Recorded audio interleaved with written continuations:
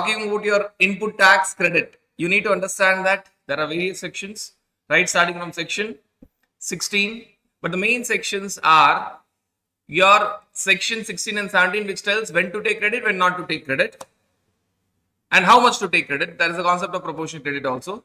Then section 18, which is very special cases. ITC in special circumstances. Something is happening, one-time situation. It is not a recurring situation. It will not be a recurring situation. 19, 20, 21 talks about very special case, job worker and input service distributor.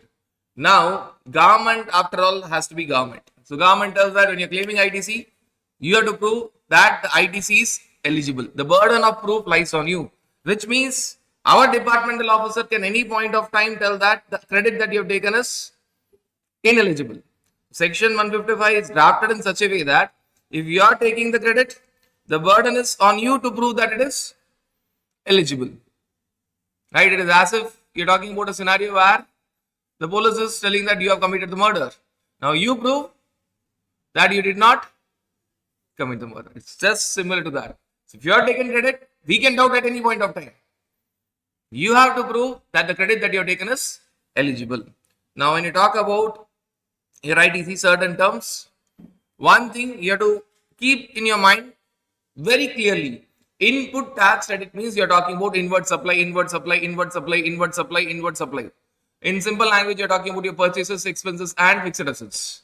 You should not think of sales. You should not mix your output tax and input tax credit. So when you are talking about your supply, when you are talking about your output supply payment and all, it's all your sales or outward supply. It is all about inward supply. Now, inward supply of what? Either inputs or capital goods or input services. So your inward supply, purchases end or expenses end or assets end, can be either goods or services. If it is goods, how to know whether it is inputs or capital goods? Very simple way. Inputs means anything other than capital goods. In accounting language, these goods are going to your manufacturing account, trading account and profit and loss account. What is capital goods? Capital goods means the goods which have been capitalized in your books of accounts, which means they are going to your balance sheet. They are going to your balance sheet. And what do you mean by input service? Now for input service, they tell that no differentiation.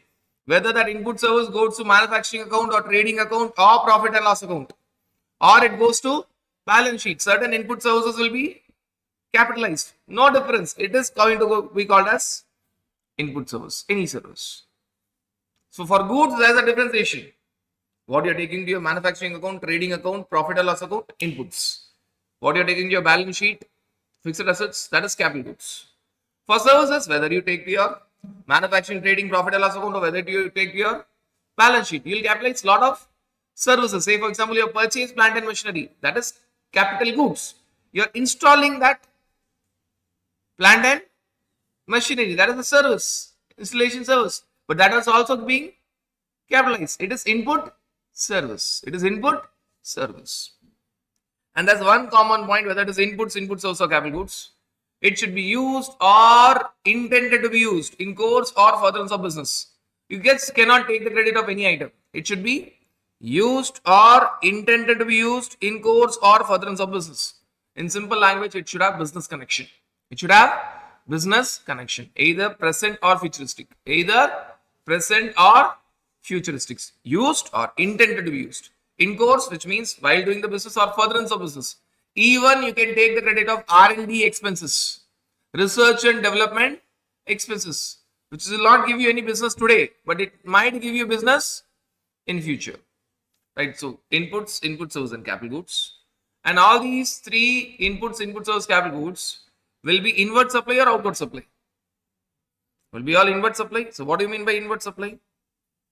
Inward supply means receipt or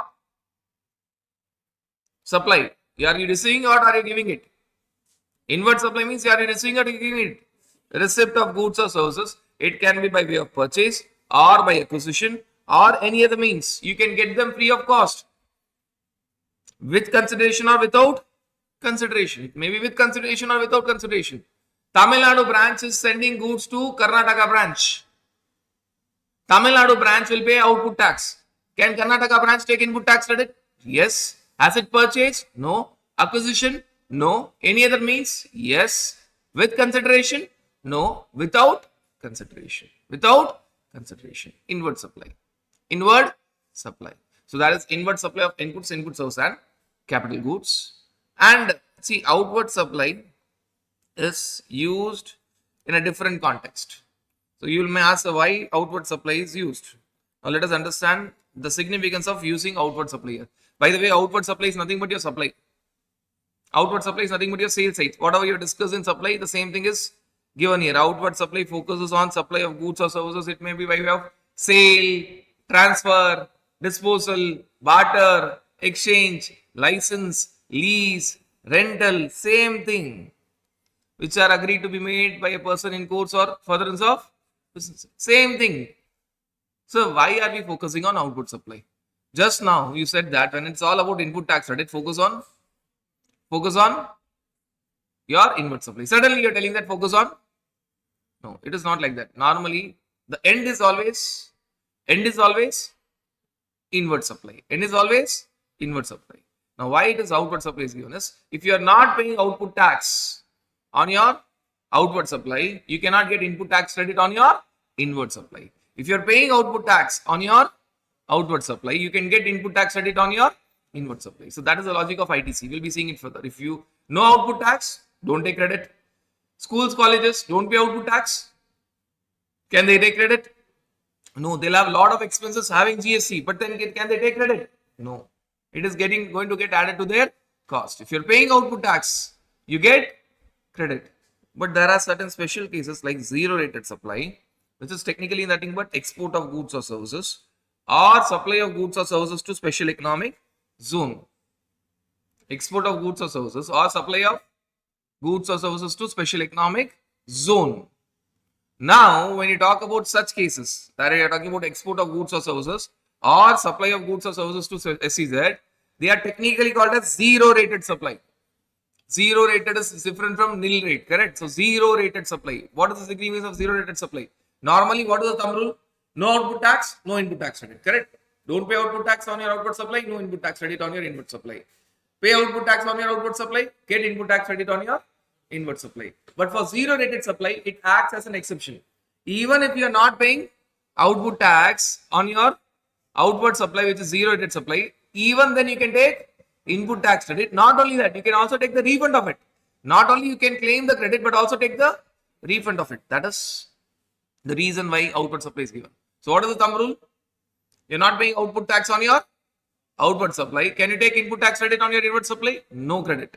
If you're paying output tax on your outward supply, take input tax credit on your inward supply. Exception. When you talk about zero rated supply, even if you're not paying output tax on your zero rated outward supply, still you can take credit, input tax credit on your inward supply. Not only you can take credit, you can also apply for refund. You can also apply for your refund. Now, that is the significance of outward supply. Now, let us focus back again on your inward supply. Inward supply of inputs, input services and capital goods. Now, you need to understand that there's a difference between input tax and input tax credit. Please understand that any tax on your inward supply is input tax. If you can take the credit, it becomes input tax credit. If you're not eligible to take the credit, it gets added to your cost. Any tax on your purchase invoice, expenses invoice or asset invoice is input tax. You can take the credit, it becomes input tax credit. There is high possibility. Say for example, if you purchase motor vehicles for passengers, is there input tax on your purchase of motor vehicles? Yes. But can you take the credit? No. So there is input tax on purchase of motor vehicle for passengers. But can you take the credit? No. It gets added to your cost. So you need to differentiate your input tax and input tax credit. Input tax credit is very simple. Input tax credit means credit of input tax. If you are allowed the credit of input tax, that is input tax credit. If you are allowed the credit of input tax, that is input tax credit. If you can take the credit, welcome to the world of input tax credit. If you cannot take the credit, it gets added to the cost. I'll again repeat this simple thing. You have purchased motor vehicle for passengers for your business. On that purchase, whether there will be input tax, whether there will be GST? Yes. Is it your input tax? Yes. But can you take the credit? No. So that is input tax, but it is not input tax credit. It gets added to your cost. It gets added to your cost. Now, input tax means what? Input tax means any tax. A supplier, if I'm purchasing from you all, what all taxes you can charge? You can charge either CGST or SGST or IGST. Whenever I purchase, supposing I'm in Tamil Nadu, you're also in Tamil Nadu. If I purchase from you, you'll charge CGST, SGST. Can I take the credit of it? For you, it is output tax because you're selling it. For me, it is input tax. If I can take the credit, it becomes input tax credit. I'm purchasing from Maharashtra. I'm in Tamil Nadu. I'm purchasing from Maharashtra. What are you going to charge? IGST. For you, it is output tax. For me, it is input tax. If I can take the credit, then it is input tax credit. If I cannot take the credit, that is the input tax, but it is added to the cost. It is added to the cost. Right. So it is tax charged. Can I import goods?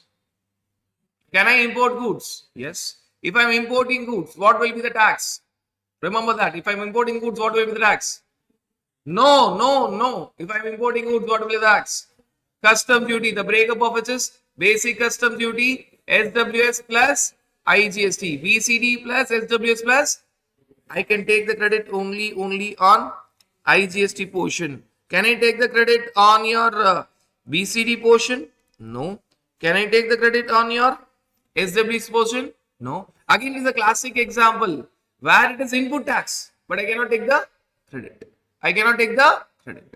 On what I can take the credit? Only on IGST portion. I repeat, when you are importing goods, what is the tax? It is not GST, it is customs duty. Breakup of which is BCD plus SWS plus IGST. BCD, SWS, I cannot take the credit, it gets added to the cost. IGST, I can take the credit. Second question. If at all I am telling that it is supposing I am purchasing something which is under RCM. RCM is input tax or output tax? If I am paying RCM, if you have supplied to me, if I am paying RCM, is it input tax or output tax? RCM is input tax. RCM is paid by recipient. Recipient is always receiving it. Inward supply. So RCM is what? RCM is what? Input tax. And we have discussed this. RCM always pay by one hand, cash ledger, then get the credit in other hand, credit ledger. First pay by cash, then get in credit. First pay by cash, then get in credit. Clear? So your RCM is what? It is not output tax. It is input tax. It is not output tax. It is input tax. So first what you will do? You will pay it by cash. See, you are the supplier, I am the recipient. I am paying RCM. Normally, you will collect tax from me, but in RCM case, I will pay RCM. The fact is, it is still my inward supply. It is not my outward supply. You have sold, I have purchased. It is still my inward supply. I will pay tax under RCM, then I will take the credit. I will pay by cash ledger, I will take the credit in credit ledger. It will happen in the same month. Pay by cash ledger, take in credit ledger. It will happen in the same month. But first I have to pay by cash. Then I will get in credit ledger. Rather, in payment chapter, we have discussed this. There are certain things where you cannot pay by credit ledger. In that list, there was interest, penalty, late fees, any other payment, composition tax, TDS, TCS, and RCM. RCM is not output tax payable, it is input tax. Pay by cash first, and if you are eligible for credit, get in credit ledger. If you are not eligible for credit, you pay by cash, it becomes your cost. It becomes your cost. 99% you'll pay by cash and get in credit ledger. But if you're not eligible, you'll pay by cash, but you will not get in credit ledger. So what is input tax? Supplier charging CGST, HGST, or supplier charging IGST. If I'm importing goods, BCD, SWS is not input tax, but IGST is input tax. If I'm paying under RCM, RCM is input tax. I'll pay by cash, I'll get the credit in credit ledger. Now, finally, what is not included in input tax? And this is very clear when we are seeing composition scheme. If I am purchasing from you, if you are under composition scheme dealer, I am not under composition scheme. I am purchasing from you, you are under composition scheme. You are under composition scheme. What is the document that you will give? Bill of supply. Can you collect tax from me? Can you collect tax from me? As a composition scheme dealer, you have to pay 1%, 5% or 6% from your pocket. Can you collect tax from me? On your bill of supply, whether there will be any tax? No. Can I take credit? No. As a composition scheme dealer, you cannot take credit, you cannot collect tax. Also, if I am purchasing from you, I cannot take credit. Why? You have given me bill of supply. On that bill of supply, there will be no tax. Why? As a composition scheme dealer, you cannot collect tax from your customer. You have to pay from your pocket. So if I see the purchase invoice, I will not find any GST. I will not find any GST. So is it my input tax? No.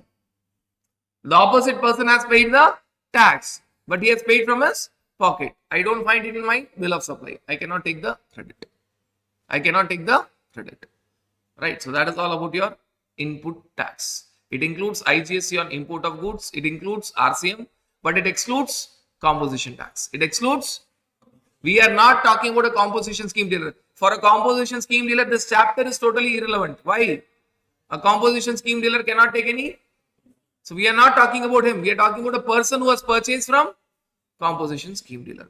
And if I can take the credit, that is input tax on my purchase invoice, expenses invoice or asset invoice. If I can take the credit, it is input tax credit. If I cannot take the credit, it is added to my cost. And in input tax, you need to understand that there are two steps. First, take the credit, then use the credit. First, take the credit, then for taking the credit, there are certain conditions, including time limit.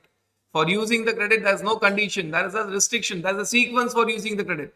There is a sequence for using the credit. And once I take the credit in time, I can use it at any point of time. After 1 year, after 10 years, after 15 years, after 30 years. There is no time limit. What is the time limit? There are two different things. Availment and utilization. Availing is getting the credit. For getting the credit, there are a lot of conditions. There are a lot of conditions. And when you satisfy the conditions, you will get the credit. One of the condition is time limit. One of the condition is, so you have to take in time. But for using the credit, there are no conditions. There is a sequence. You have to follow the sequence. Is there any time limit for using the credit? If I have taken the credit in time, I can use it in the same month, next year, after 10 years, after 15 years, after 30 years, I can use it at any point of time. So you have to be very clear, there are two steps. Availment of credit, first take it, then use it. For availing, things are different. For utilization, things are different. Right? This is not part of definition. This is the understanding of input tax credit. Availing the credit and using the credit. And who can take the credit?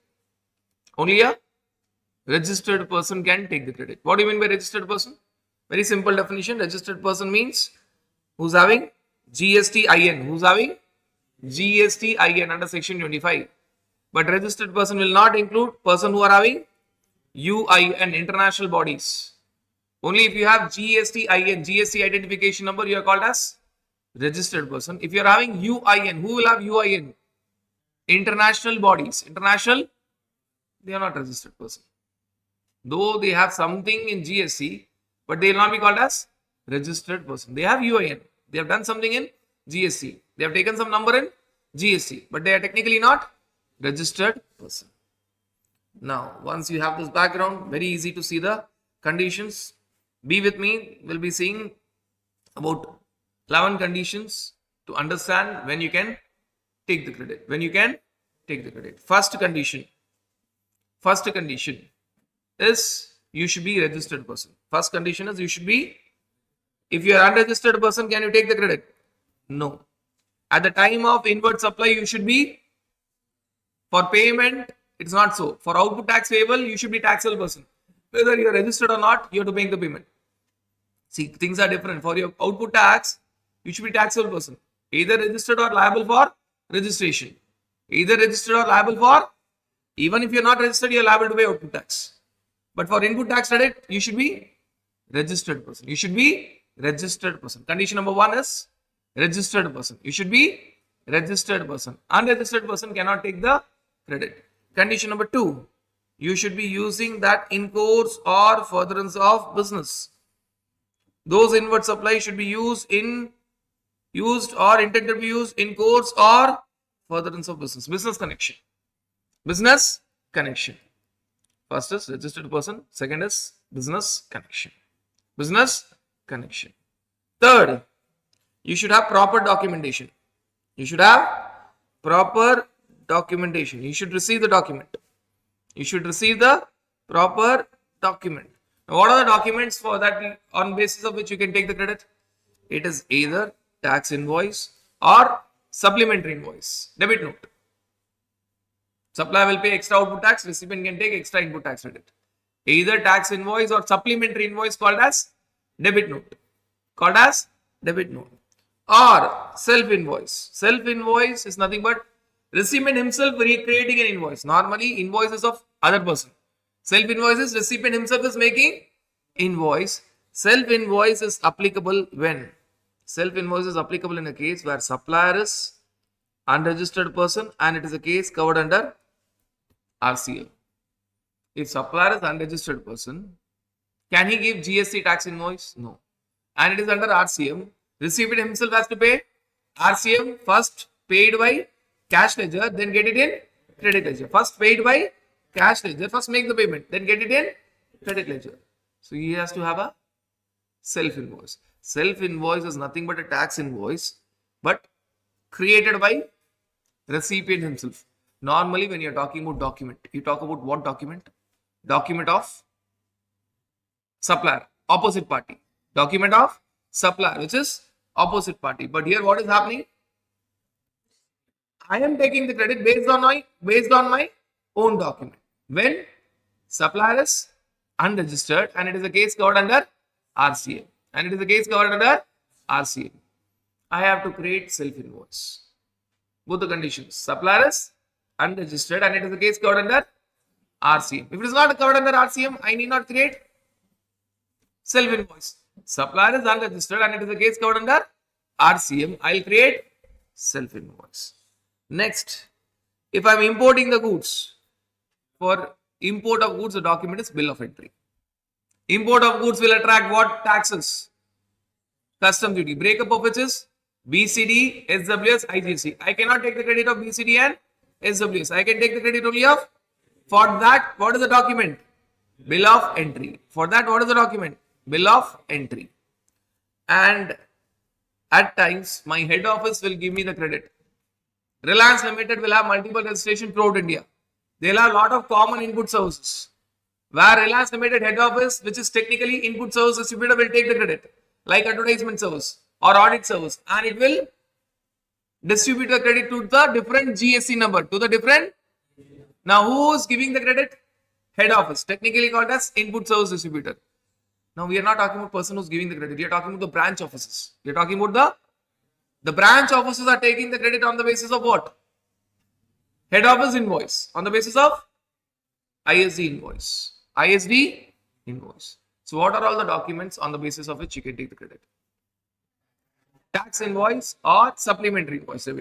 Basic documents. These are all general documents. Special documents. Self invoice when? Supplier is unregistered but plus RCM. Then bill of entry when?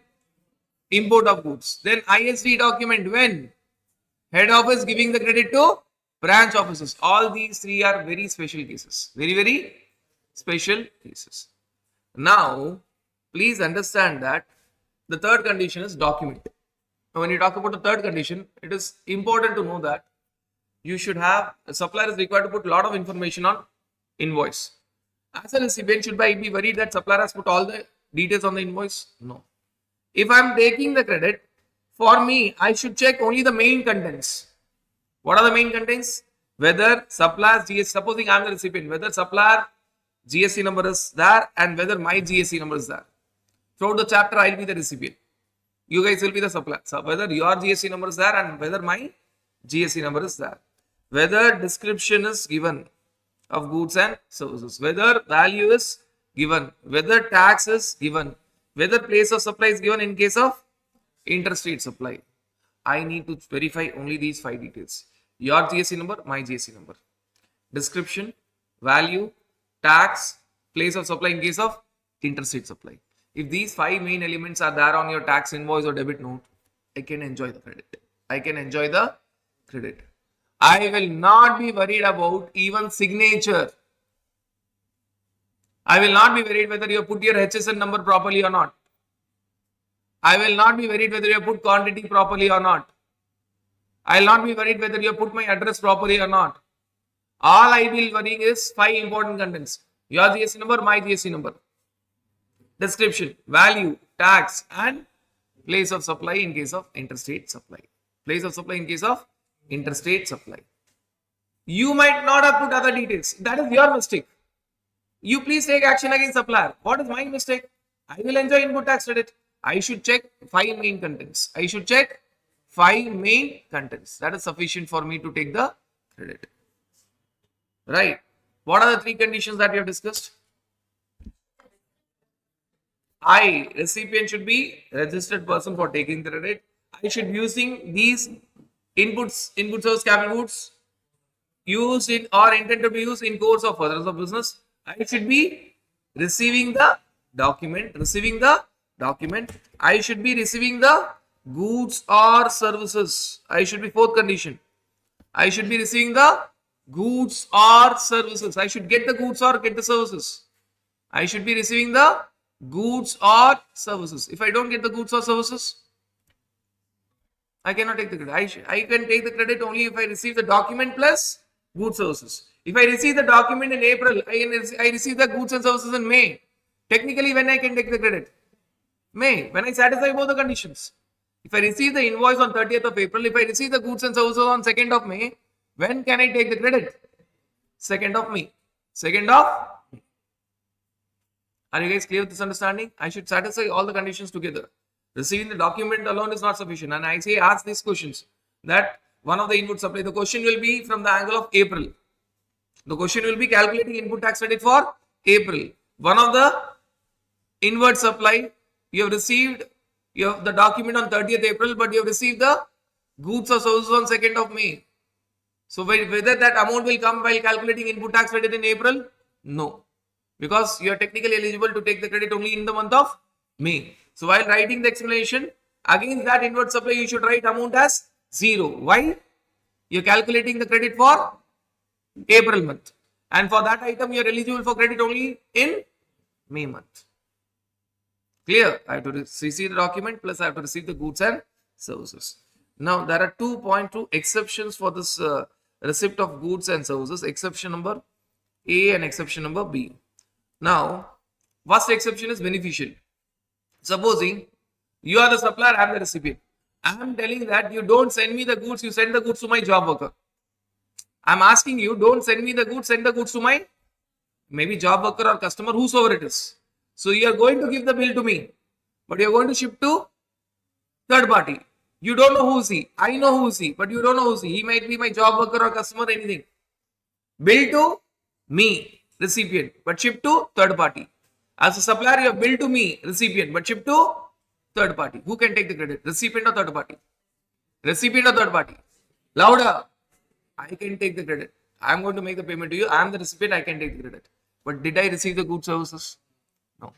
Then in that case, receipt of goods or services by third party is equal to receipt of goods or services by me. So when the third party is receiving the goods or services, it is equal to I am receiving the goods and services because he is receiving on my behalf. So receipt of goods or services by third party, receipt of goods or services by third party is equal to receipt of goods or services by me. I can take the credit. I can take the credit. Physically, I have not received the goods or services. Who has received it?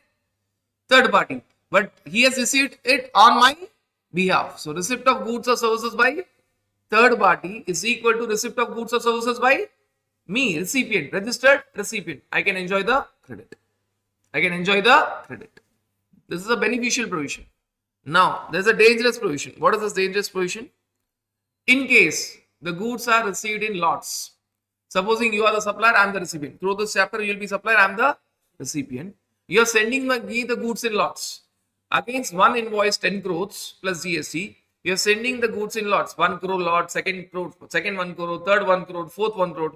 You are sending in 10 lots. Invoices of 10 crore plus GST, but you are sending that in 10 lots. 1 crore plus 1 crore, next truck 1 crore. After 10 days, another truck 1 crore. So after 10 days, another truck 1 crore. When I can take the credit? I can take the credit only on receipt of last lot or last installment.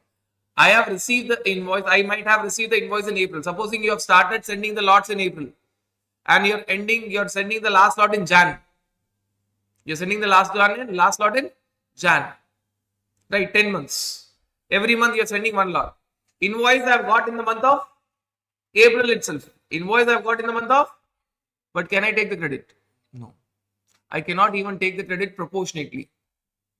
As I've received 1 crore lot, can I take proportionate credit? No. Even proportionate credit is not allowed.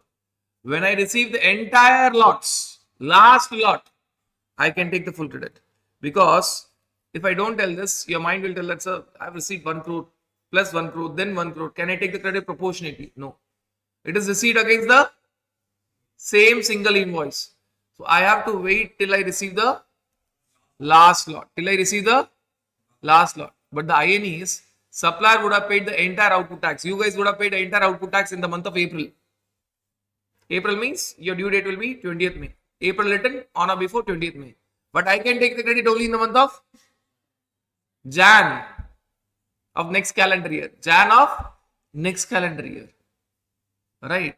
For you, your time of supply will be April. For me, I am eligible for credit in January of next calendar year. So government treats separately supplier and recipient. Government takes output tax. Well, in the beginning, entire 10 crores. Output tax will be paid somewhere in the month of April. An entire 10 crores. Input tax credit I can take. 10 crores is the value. GST will be on 10 crores. So if it is 5%, 10 crores multiplied by 5%. 10 crores multiplied by 5%. 50 lakhs. So that 50 lakhs output tax will pay in April. But input tax credit I can take only in Jan of next calendar year. Your output tax is dependent on your time of supply. But my input tax credit is dependent on the provisions of ITC. So I can take it only in the last lot or installment. Please understand the first point, beneficial point is applicable both for goods and services. The disadvantageous point is only for goods. For services in lots, I can take the credit in the beginning itself. When I receive the invoice, I can take the credit because it is intangible. Only for goods, I have to wait till last lot or last installment. Beneficial provision is applicable both for goods and services. See, what is the simple summary of this? If I receive the goods services, I can take the credit. Receipt of goods services by third person is equal to receipt of goods services by me. I can take the credit, both for goods and services.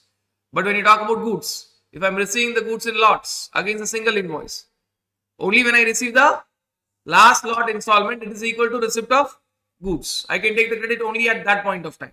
But this is applicable only and only for goods, not for services. So that is this fourth condition. Fifth condition, I have to file my return for taking the credit. I have to file my GSTR 3B, not supplier's GSTR 3B, my GSTR 3B. I will get the credit only when I file my return under section 39, that is GSTR 3B. I will not get the credit otherwise. I have to file my return. I can have 100 crore rupees as credit in my books of accounts. But if I am not filing my return, I will not get the credit. For me to get the credit, I should get in electronic credit ledger. And how will I get the credit in electronic credit ledger? By filing my return. As per my books, my eligible credit is 10 crores. But is that the credit as per GST law? No. My books will have 10 crores credit and all. Forget about it. How much credit I will have in my electronic credit ledger? Only that amount which I filed in my return. So I have to file my return for my credit to be appearing in electronic credit ledger. Government will recognize your input tax credit. What is there in your electronic credit ledger? So there are two credits available. One in my books, one in my credit ledger. GST law focuses on what? Books credit or credit ledger credit? How will I get the credit in credit ledger? By filing my return. If I don't file my return, I will not get the credit. That is condition number 5. What are the 5 conditions that we have discussed? Registered business, document, goods services, return. Registered business, document, goods, services, return. Just remember the keywords. Sixth condition, I cannot claim depreciation on GST portion. I cannot claim depreciation on, now people read this in a very incorrect way. It is not telling that I cannot claim depreciation. I can claim depreciation, but only the basic price. Supposing my machinery cost is 10 crore plus 1 crore 80 lakhs GST. 10 crore plus 1 crore 80 lakhs GST. That is 18%. I can claim depreciation on 10 crores. On 1 crore 80 lakhs, either I claim depreciation or I take credit. Can I claim depreciation? Yes. They are not talking about basic price 10 crores. 10 crores, obviously I will claim depreciation. They are only talking about GST portion. They are only talking about on GST portion 1 crore 80 lakh, either I treat it as cost and claim depreciation, or I don't treat it as cost. Even in my books of accounts, I take it under credit and I claim credit. It cannot be both my cost and credit. See, on my input tax, there are only two options. Either it becomes my credit or it is added to my cost. I cannot enjoy both. I cannot enjoy both. So on 1 crore 80 lakhs, if I am claiming depreciation, which means in total I am claiming depreciation on 11 crore 80 lakhs. 10 crores anyways I am going to claim depreciation. If I am claiming depreciation on 10 crore plus 1 crore 80 lakhs, totally 11 crore 80 lakhs, I will not get the credit. But if I am claiming depreciation only on 10 crores, the basic price, 10 crores, I am not claiming depreciation on 1 crore 80 lakhs. Can I take the credit? Yes. Now, this is read very confusingly that for those, if I want to take credit on capital goods, I should not claim depreciation. Absurd. On capital goods, obviously you claim depreciation. What is the point? On capital goods, on basic price, you always claim the depreciation. On GST portion, if you treat it as cost and claim depreciation, no input tax credit. If you don't treat it as cost and you even in your books of accounts you take under credit head, that is current assets, you can claim the credit even in GST. You don't treat it as cost. You don't treat it as cost even in your books of accounts and income tax. Next, there's a time limit for you to take the credit, and this time limit is same in your 3 chapters: return filing chapter, document chapter, credit note, and ITC chapter. Same time limit: return filing, rectification of return, credit note. That's a time limit for you to give credit note, beyond which you cannot give credit note, and claiming ITC. Claiming ITC.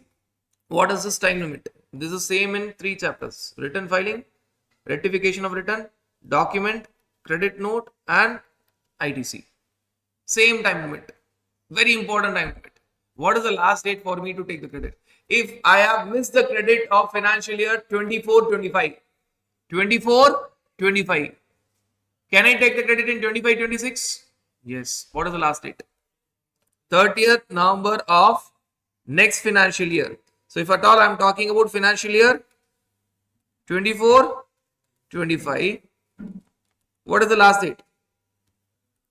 30th November 2025, or actual date of filing of annual return. Assume I have filed annual return on 25th October 2025. So what is the last date? 25th October. 25th. By the way, this last date means within this last date I should get the credit in my credit ledger. So what is the last date now in this example? 30th November 2025, or annual return for that financial year. Annual return for which financial year? 24-25, which I filed on 25th October 2025. So which is earlier? Which is earlier? Which I filed on 25th October 2025. So which is earlier? 25th October is earlier. What is the last return in which I can take the credit? Can I take the credit in October return? No, because October return will be filed in November. Can I take the credit in September return? Yes, September 2025 I can take the credit, but that should be filed on or before?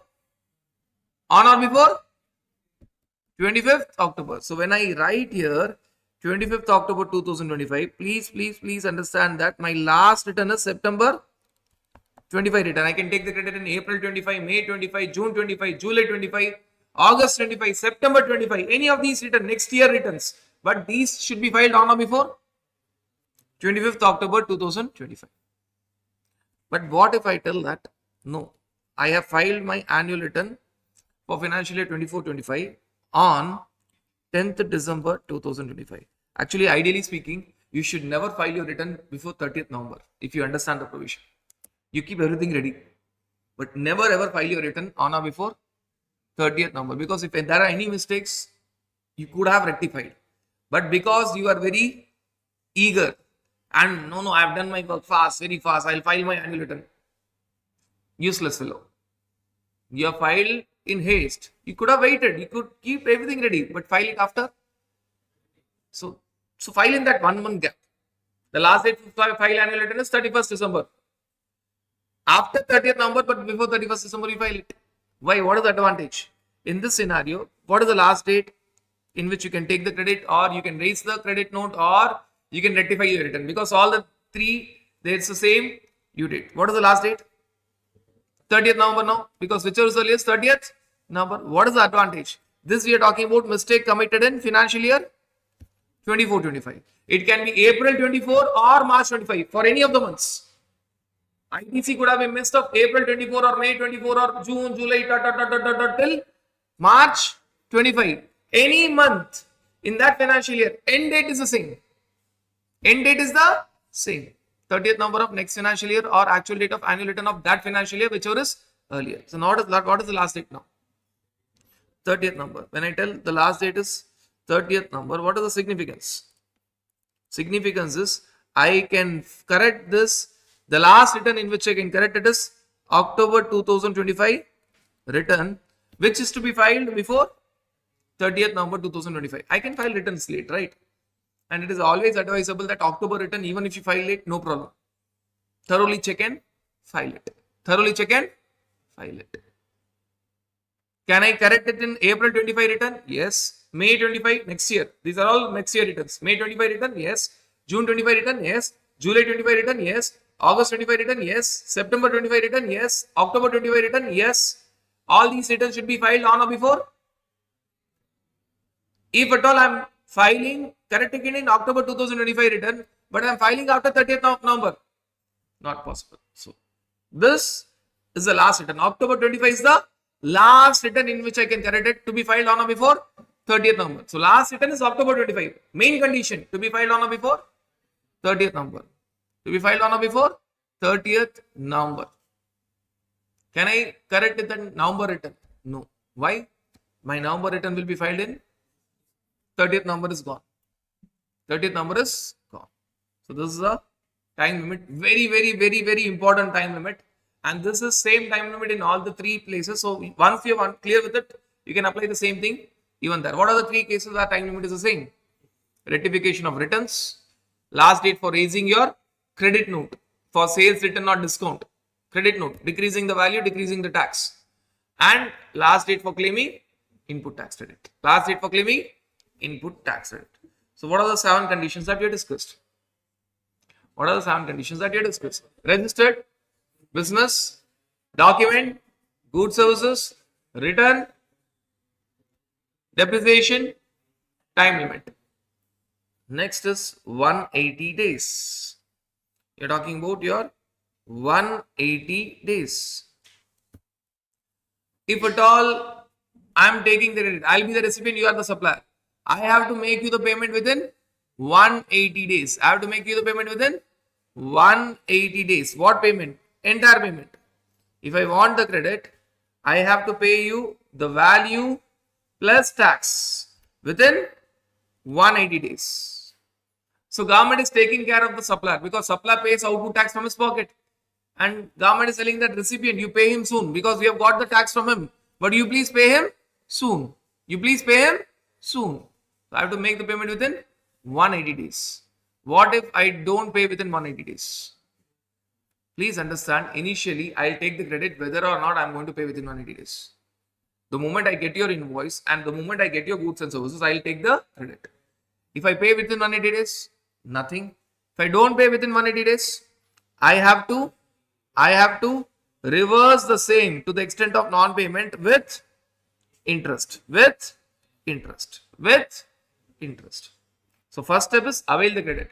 Second step is if I don't pay within 180 days, I have to reverse it with interest. Third, as and when I make the payment, can I re-avail the credit? Yes.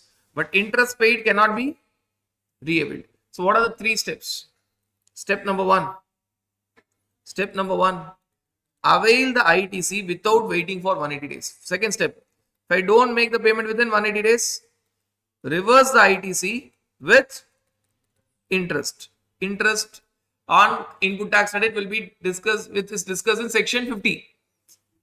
It's discussed in section 50. Third, I may make the payment to the supplier after 2 years, 3 years, correct? As and when finally I make the payment, I will re-avail the ITC. But wait, interest paid will be cost. I cannot re-avail. Interest paid will be cost. Step number one, the moment I receive the goods, receive the document, take the credit. Receive the goods services, receive the document, take credit. If I make the payment within 180 days, no issues. If I don't make the payment, reverse it with interest. As and when I remake the payment, finally I make the payment after 2 years or 3 years or 4 years, can I re-avail the credit? Yes, but I cannot re-avail the interest. Interest paid will be a cost. And please understand that there is no time limit for re-availment. Time limit is only for availment. There's no time limit for. So that time limit that we've discussed, 30th November of next financial year or actual date of annual return, that is only for availment. First time availment. It is not that for. So after 2-3 years, I am paying the entire amount to supplier. Can I avail the credit after re-avail the credit after 2-3 years? Yes, because it is not availment. It is re-availment. It is not availment. It is re-availment. There's no time limit for re-availment. There's no time limit for re-availment. Are you guys clear with this understanding? So this is condition number 8. Condition number 9. Condition number 9. If supplier has done fraud, recipient cannot take the credit of that tax. If supplier has committed fraud and tried to pass on the credit to the recipient. If supplier has committed fraud and tried to pass on the credit to the recipient. Who has done fraud? I have not done fraud as a recipient. You have done fraud. You have been asked to pay some payment of tax to the government. Now what are you trying to do? You're telling that, see, I have committed fraud. Taxes to be paid to the government with interest penalty. I will give you an invoice or debit note for the tax portion. So there's no loss for you. I'll pay the tax. You take the input tax credit. Net effect is 0. You pay me that credit amount because anyways you can enjoy the input tax credit. This can be happening with related party transaction or closed customers. Now it is said that no, I cannot avail ITC. Officer with great difficulty has found that supplier has committed some fraud. Correct? Instead of paying 18%, supplier was not paying anything. Purposefully. Officer found that you have to pay and he is giving you an order. Right? Now you are paying 18% tax plus interest plus penalty. Interest and penalty is always your cost. But what you are trying to do with your tax? You are trying to give me tax invoice or debit note for that 18% tax. Why? You tell that you please at least pay me that tax amount. Anyways, I can enjoy the credit. The government is very clear. This supplier has committed a fraud and he is now paying this 18% tax out of demand order. He is not paying willfully, he is paying forcefully. Now, if he pays output tax and I get credit and I pay him the tax amount, the entire work of officer is of no use. Officer with great difficulty has caught the supplier. Now it is said to me that no, this tax is paid by the supplier not willfully but forcefully. This output tax paid by the supplier is not willfully but forcefully. As a recipient, I may not be participant to the fraud. I may or may not be, but I cannot take the credit. Who is committing fraud? Be very clear. Supplier has committed fraud, paid the output tax forcefully. As a recipient, I cannot take the input tax. That fraud is defined in 3 sections. Section 74, Section 129, Section 130. Section 74, 129 and 130. We will be seeing it further. 74, 129 and 130. Right. So now, how many conditions we have seen? 9. What are the conditions? Registered, business, document, goods services, return, depreciation, time limit, 180 days, fraud. 180 days, fraud. 10th condition. I can take the input tax credit only if I get in my GSTR 2B. As a supplier, you're going to file GSTR 1 or IFF, correct? Italy or mini-Italy. Outward supplies. Italy or mini-Italy. Your outward supply is my inward supply. I'll get that in GSTR 2A and GSTR 2B. Actually, I'll get in GSTR 2A as well as GSTR 2B. But what is relevant for credit? What is relevant for credit? It's not GSTR 2A, it is GSTR. So what is the difference between 2A and 2B? I'll get the credit details of inward supply both in 2A and 2B. But what is the difference? 2A is dynamic. It keeps changing. 2B is static. 2B is static. 2A is dynamic. 2B is static. Supposing you are my two suppliers, supplier 1 and supplier 2. You have filed your IFF or GSTR 1 for the month of April. For the month of April.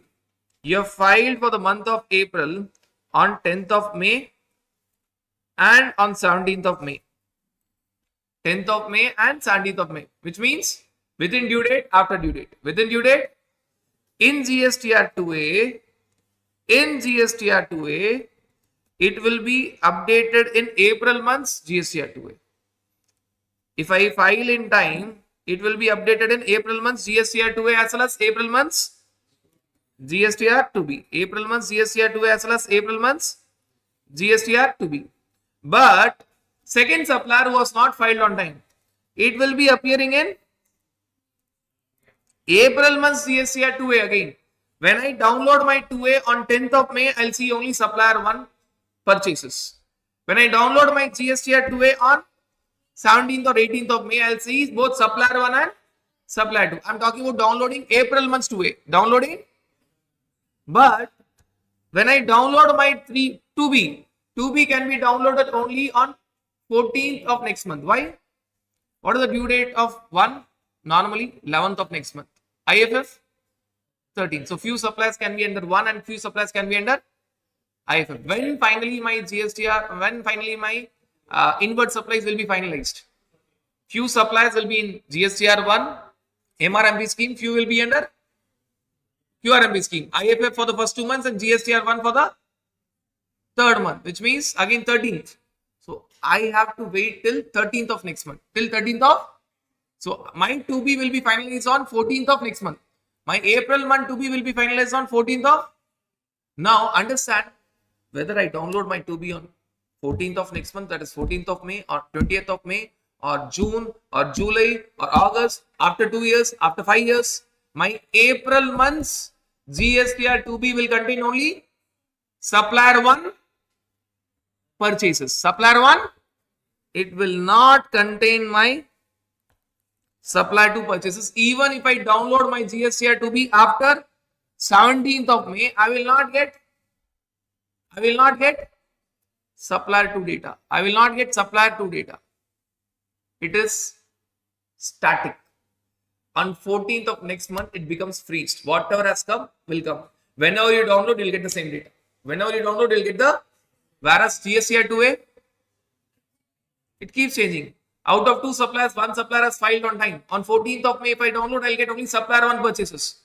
On 18th of May, if I download, I'll get supplier 1 purchase plus supplier 2 purchase. It keeps changing. It keeps changing. 2A will be helpful for your annual return, but not for ITC. For ITC, what is relevant? 2B. So then where will supplier 2 data come? Supplier 2 data will come. I can take the credit, but not in April. I can take the credit in. Why? It is after due date of April, but before due date of May. It is after due date of April, but before due date of May. Are you guys clear with this understanding? If I change this data Assuming that April month's GSTR1 or IFF, I have not filed on 17th of May. I have filed very late. I have filed very late on 21st of June. Then, any change in the answer? 2A, no change. 2A, whenever I download, it keeps updating. Finally, answer will be April only. But I have to download after 21st of June. Till 21st of June, when I download 2A of April, I'll get only supplier 1. On 22nd of June, if I download my April month's 2A, I'll get supplier 1 and supplier 2. But what about 2B? The moment after 14th May is gone, whenever I download April month's 2B, I'll get only supply 1 detail. Even if I download on 22nd of June, my GSTR 2B of April, I'll get only supplier 1. Where this supplier 2 data will go? June or July? Think and answer. After which due date, before which due date? After due date of May, but before due date of June. After due date of May, but before due date of June. So it will be reflected in not July. After due date of May, that is due date of May is 11th or 13th of June, correct? But before due date of, after due date of May, but before due date of June. June month's due date is 11th July or 13th July. So it is between that time. So it will be reflected in June months to be. I can take the credit in June month. For this supplier 2, I can take the credit in June month. I can take the credit in for supplier 1, when I can take the credit. For purchase from supplier 1, both the purchases are made in the month of April. Both the purchases are made in the month of April, correct? For purchase from supplier 1, I can take the credit in which month? April 1. For purchase from supplier 2, which is made again in the month of April, which is again made in the month of April. But he has filed his GSTR1 or IFF very late. When can I take the credit? June month. With this example, understand the implication. ICA does ask these questions. Right? I have purchased both from supplier 1 and supplier 2 in the month of April. I have received the goods in the month of April. I have received the document in the month of April. I am technically eligible to take the credit in the month of April. But supplier 1 has filed his GSTR1 or IFF on time. For April month, it is on or before 11th of May or 13th of May. He has filed on time. I can take the credit in April itself, correct? Supplier 2 has not filed his GSTR1 or IFF on time. He has filed it very late. My 2A will keep updating. Forget about 2A because 2A is relevant for annual return, not for ITC. For ITC, 2B is relevant. When will I get that in 2B of which month? I'll get in 2B of Y. It is after due date of May, but before due date of June. After due date of 1 and IFF of May, but before due date of 1 and IFF of June. So when will I get that credit? June month's 2B. When I download June month 2B, I'll get it. April month 2B, I'll not get supplier 2. May month 2B, I'll not get supplier 2. When will I get? June month 2B. I can take the credit only in the month of June. Though I purchase in April, but I can take the credit only in the month of June. Are you guys clear with this understanding? So that is the significance of GSTR 2B. I can take the credit only if it appears in my GSTR 2B. My GSTR 2B. But there is an exception. What is that exception? That this 2B is not relevant for few cases. What are the few cases?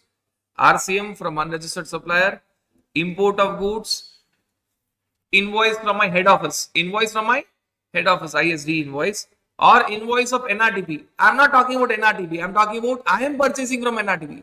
We are not discussing about NRTP. We are discussing about a recipient purchasing from NRTP. A recipient who's purchasing from NRTP. So what is the significance? These 4 items, whether they appear in 2B or they don't appear in 2B, I can always take the credit in the same month. I need not worry about it.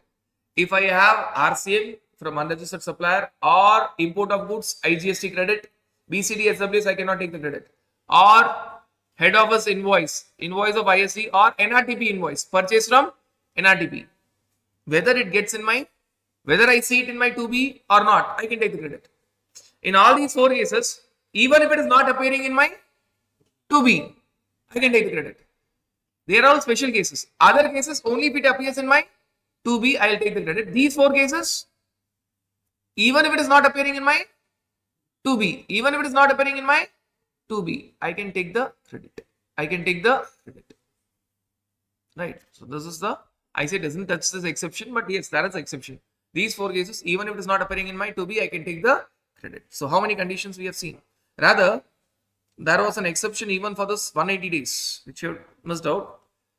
Exception means normally for getting the credit, for retaining the credit, I have to make the payment within 180 days. This 180 days criteria is not relevant for RCM. For Schedule 1 supplies, free supplies, when there is no consideration, there cannot be any payment. When there is no consideration, there cannot be any payment. So this 180 days is not relevant for RCM. In RCM, I'll pay the credit, I'll pay RCM by cash ledger, I'll get the credit in credit ledger. Whether I'm making the payment to the supplier within 180 days is not at all relevant. It is not relevant for Schedule 1 supplies. Why? There is no consideration. When there is no consideration, there cannot be any payment. There cannot be any payment. It is also not relevant for recipient making the payment to third party on behalf of supplier. This we have seen in valuation chapter. This we have seen in. Now let me explain that same example again. Supposing you are the supplier, I am the recipient. Our contract is 10 lakhs. But you have asked me to pay 1 lakh to third party on your behalf. You asked me to make the payment. You have asked me to make the payment. So finally, how I make the payment? 1 lakh to third party and 9 lakhs to you. 1 lakh to third party and 9 lakhs to you. But GST will be on what? 10 lakhs. Why? Payment by recipient to supplier 9 lakh plus payment by recipient to third party on behalf of supplier 1 lakh. So GST will be on 10 lakhs. They are telling that 180 days criteria is relevant for GST on 9 lakhs. GST on 9 lakhs. It is not applicable for GST portion on 1 lakh. Why? It is already paid. It is already, I have already paid to the third party. This 180 days criteria is applicable. But for what? First of all, answer me this question. GST will be on 9 lakhs or 10 lakhs? Valuation chapter. 9 lakhs or 10 lakhs? 10 lakhs. This is 180 criteria. 180 days criteria is not at all applicable for this entire transaction. No. It is applicable, but for GST portion on 9 lakhs. GST portion calculated on, it is not applicable for, why 1 lakh is already paid. So there's no need to worry about it. Actually, you need not even see this. By default itself, even if you try to apply it, 1 lakh is already paid. Pro rata basis will calculate. Supposing I have to pay supplier 10 lakhs, I have paid 5 lakhs within 180 days. What will happen? Will I reverse the entire credit or I will reverse the credit only proportionately to the extent of 5 lakhs? Pro rata basis. GST on 10 lakhs will be 1,80,000. So I paid 50%, 5 lakh plus 90,000. I'll reverse the credit of what? GST invoice value was 10 lakh plus 1,80,000. 11,80,000. 1,80,000 is GST. I paid you 5,90,000 within 180 days. 5,90,000 within 180 days. Will I reverse entire 1,80,000 credit? No. I'll reverse only 90,000. So the balance 5,90,000 multiplied by 18 divided by 118 will give me 90,000. I'll reverse only 90,000 proportionately. Same way you could have applied it. Same way you could have applied it. So, how many conditions we have seen? 10. What are they? Registered, business, document, goods services, return, depreciation, time limit, 180 days, 2B. 180 days, fraud, 2B. 180 days, fraud, 2B. There is actually a 11th condition, which is a time bomb, which is not applicable as of now because rules are not yet notified. Actually, there's a condition, but very happy that it is not yet notified and it has come long back. But even government till now has not notified the rules because it is very dangerous provision. Even after getting in 2B, I should check a lot of things. Getting in 2B is not sufficient. Even if I get, I should see whether the supplier is good supplier or bad supplier. After getting in 2B, I should evaluate supplier is a good supplier or it's not applicable. So let us forget about it. Now, the last condition, 11th condition.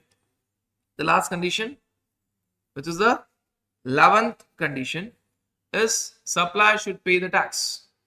Supplier should pay the tax. So only if supplier is paying the tax, only and only if supplier is paying the tax, I can take the credit.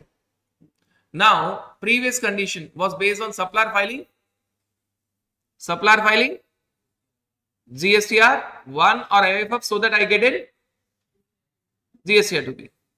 So previous condition was also based on supplier, but supplier filing 1 or IFF. Now it is supplier should pay the tax. Supplier should pay the tax, but there is a difference. And 10th condition and 11th condition we are trying to differentiate.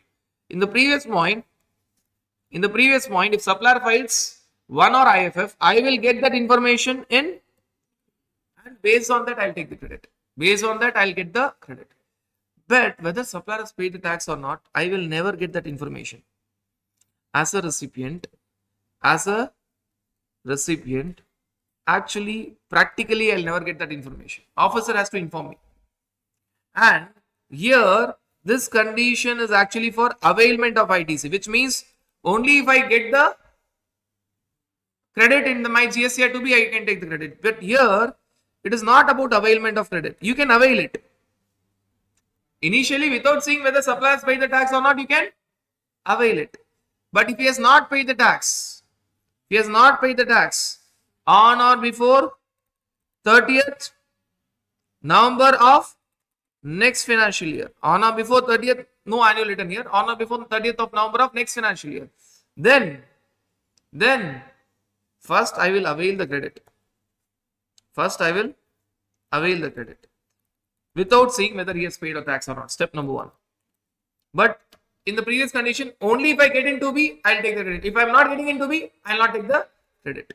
Second, if the supplier has not paid the tax, on or before 30th November of next financial year, I have to reverse the credit with interest. This information who will give me? Only officer has to give me. I cannot actually find it out. And as and when he finally makes the payment of tax to the government, can I re-avail the credit? Yes, I can re-avail the credit, but I cannot re-avail the interest. Initially, I will avail the ITC. If supplier did not pay the tax to the government on or before 30th November of next financial year, I'll reverse it with interest, and interest in this case will be calculated from 1st December of next financial year. Interest will start from 1st December of next financial year. And finally, when supplier finally makes the payment of tax, this information will be given by supplier to me that, see, because of me you have reversed with interest, government and officer gave me notice, I have paid the tax. If you have reversed it, now please re-avail the credit. So I'll re-avail the ITC, but interest will be a cost. Now there's a clear-cut difference between these two conditions. Both of them, there's a common point in both. Both of them are dependent on supply doing something. One, I can see it real time, I will decide real time. If supplier files this outward supply in GSTR 1 IFF, I'll get in my 2B. Based on that, I'll take the credit. Right. Second, it's a real time. It's all about availment. No reversal, no re-availment. It's all about availment. Second, if supplier is paying the output tax, I will not know. So initially, whether supplier has paid output tax or not, I will take the credit. But if someone informs me, officer informs me that he has not paid output tax till 30th November of next financial year, I have to reverse with interest from 1st December of next financial year. As and when I get the information that supplier has finally paid the output tax, what I will do? I will re-avail the credit. Re-availment, no time limit. Point number 1, re-availment, no time limit. Point number 2, I cannot re-avail interest portion. These points are the 11th condition. Now, you have to understand out of these 11 conditions, totally how many conditions are there now?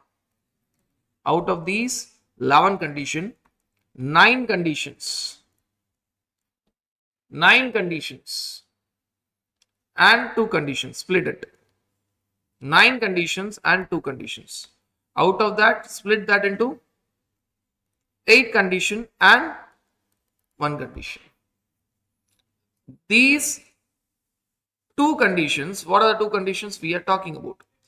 These two conditions we are talking about: recipient not making the payment to the supplier of price plus GST within 180 days, and supplier not paying the output tax GST portion, not paying the output tax on or before 30th November of next financial year.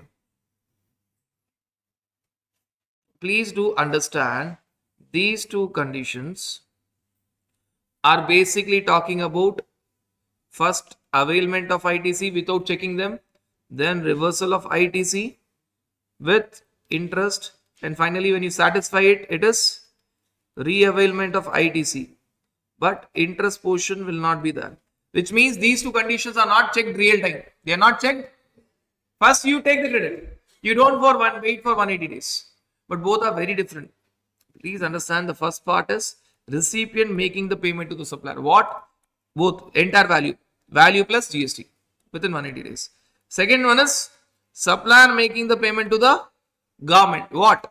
Only the output tax GST portion within 30th November of next financial year. You will not wait real time. You will not wait real time. You will take the credit. Then you will check whether you have done it or not. If you have done, no worries. If you have not done, reverse with interest. Finally, when you do it, re-avail the credit, but no re-availment of interest.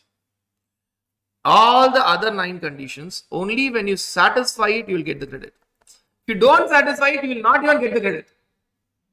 These 2 conditions, you will not see real time. You will see afterwards. But all the other 9 conditions, you have to satisfy. Then and that, you have to satisfy. If you don't satisfy, you will not get the credit. Forget about reversal and re-availment and all. If you don't satisfy, no credit. If I have not received the goods, no credit. If I have not received the document, no credit. If I have not received in GST 2B, no credit. Is the difference clear? These 9 conditions, only if I satisfy, I will get the credit. Other 2 conditions, I am not going to check now. I am going to check later. I am going to check later. So in this 9 conditions, you have written it as 8 plus 1. So what is this 1? This 1 condition is you getting that in GSTR 2B. Why is it so, sir? Because in all these 3 cases, it is applicable only for FCM case. It is not applicable for RCM case. But in all these 8 conditions, balance 8 conditions, it is applicable for FCM as well as RCM. Rather than biatting differently, life is very simple if you have a clarity of chart. There are totally 11 conditions. 9, check it real time. Only if you satisfy, take the credit. 2, don't check it real time. Later. You take the credit now, you check it later. You check it later. Out of 11 conditions, 8 conditions are applicable for both FCM cases and RCM cases. But these 3 conditions, 2B, 180 days and payment of tax by supplier, they are applicable only for FCM cases. They are not applicable for RCM cases. They are not applicable for RCM cases. Are you guys clear with this understanding? Once you satisfy all these conditions, once you satisfy all these 11 conditions, you will take the credit. You will take the credit. And when you are taking the credit,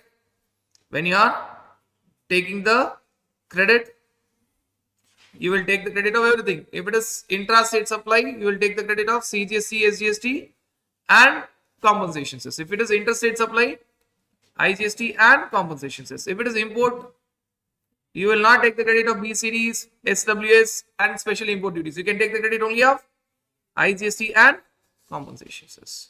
Once you avail the credit, you will use the credit. What is the formula for utilization? We have discussed it already. What is the formula for utilization? Remember your elder brother?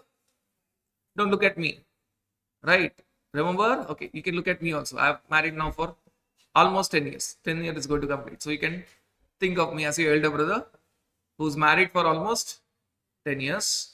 Then mom and wife. So first Your elder brother is IGST.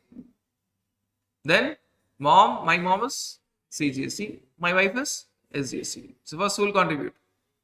IGST credit. First for myself, IGST output. Then for, I'll not take the risk. Balance portion. CGST credit, SGST credit, any ratio. That is the point where you have to intellectually apply and see trial and error basis, which is the best portion. Which is the best portion. Otherwise, it is a straight cut sequence. Second, if once IGST credit becomes 0, then you will touch CGST credit. First for CGST output. Next for IGST output. But never for SGST output. Last, SGST credit. Last portion. The Y portion will come. Last SGST credit. First for SGST output. Undoubtedly. Balance IGST output for our husband. If there is any other balance, SGST credit will never be used for CGST output. CGST output. Clear? Clear? Now, if you get the highest complicated question, which ICA is asked, how to work out? Step number 1. Make things very clear. Step number 1, it should be calculating gross output tax. Very basic question. They will give you interstate supply, intrastate supply, calculate CGST, SGST, IGST. Right. Second, they'll be giving certain expenses which attracts RCM. Calculate RCM. And please do not work like ICA in the same table. Work separate table. Output, gross output tax, separate table. RCM, separate table. Third, input tax credit including RCM input tax credit. Input tax credit including RCM input tax credit. And that is the reason first work out RCM. First work out RCM. Because RCM, what you'll do? You pay by one hand and you get the credit in. You pay by cash one hand, you get the credit in other hand. You pay by cash one hand, you get the credit in other hand. So please be very clear, careful with the sequence. Lastly,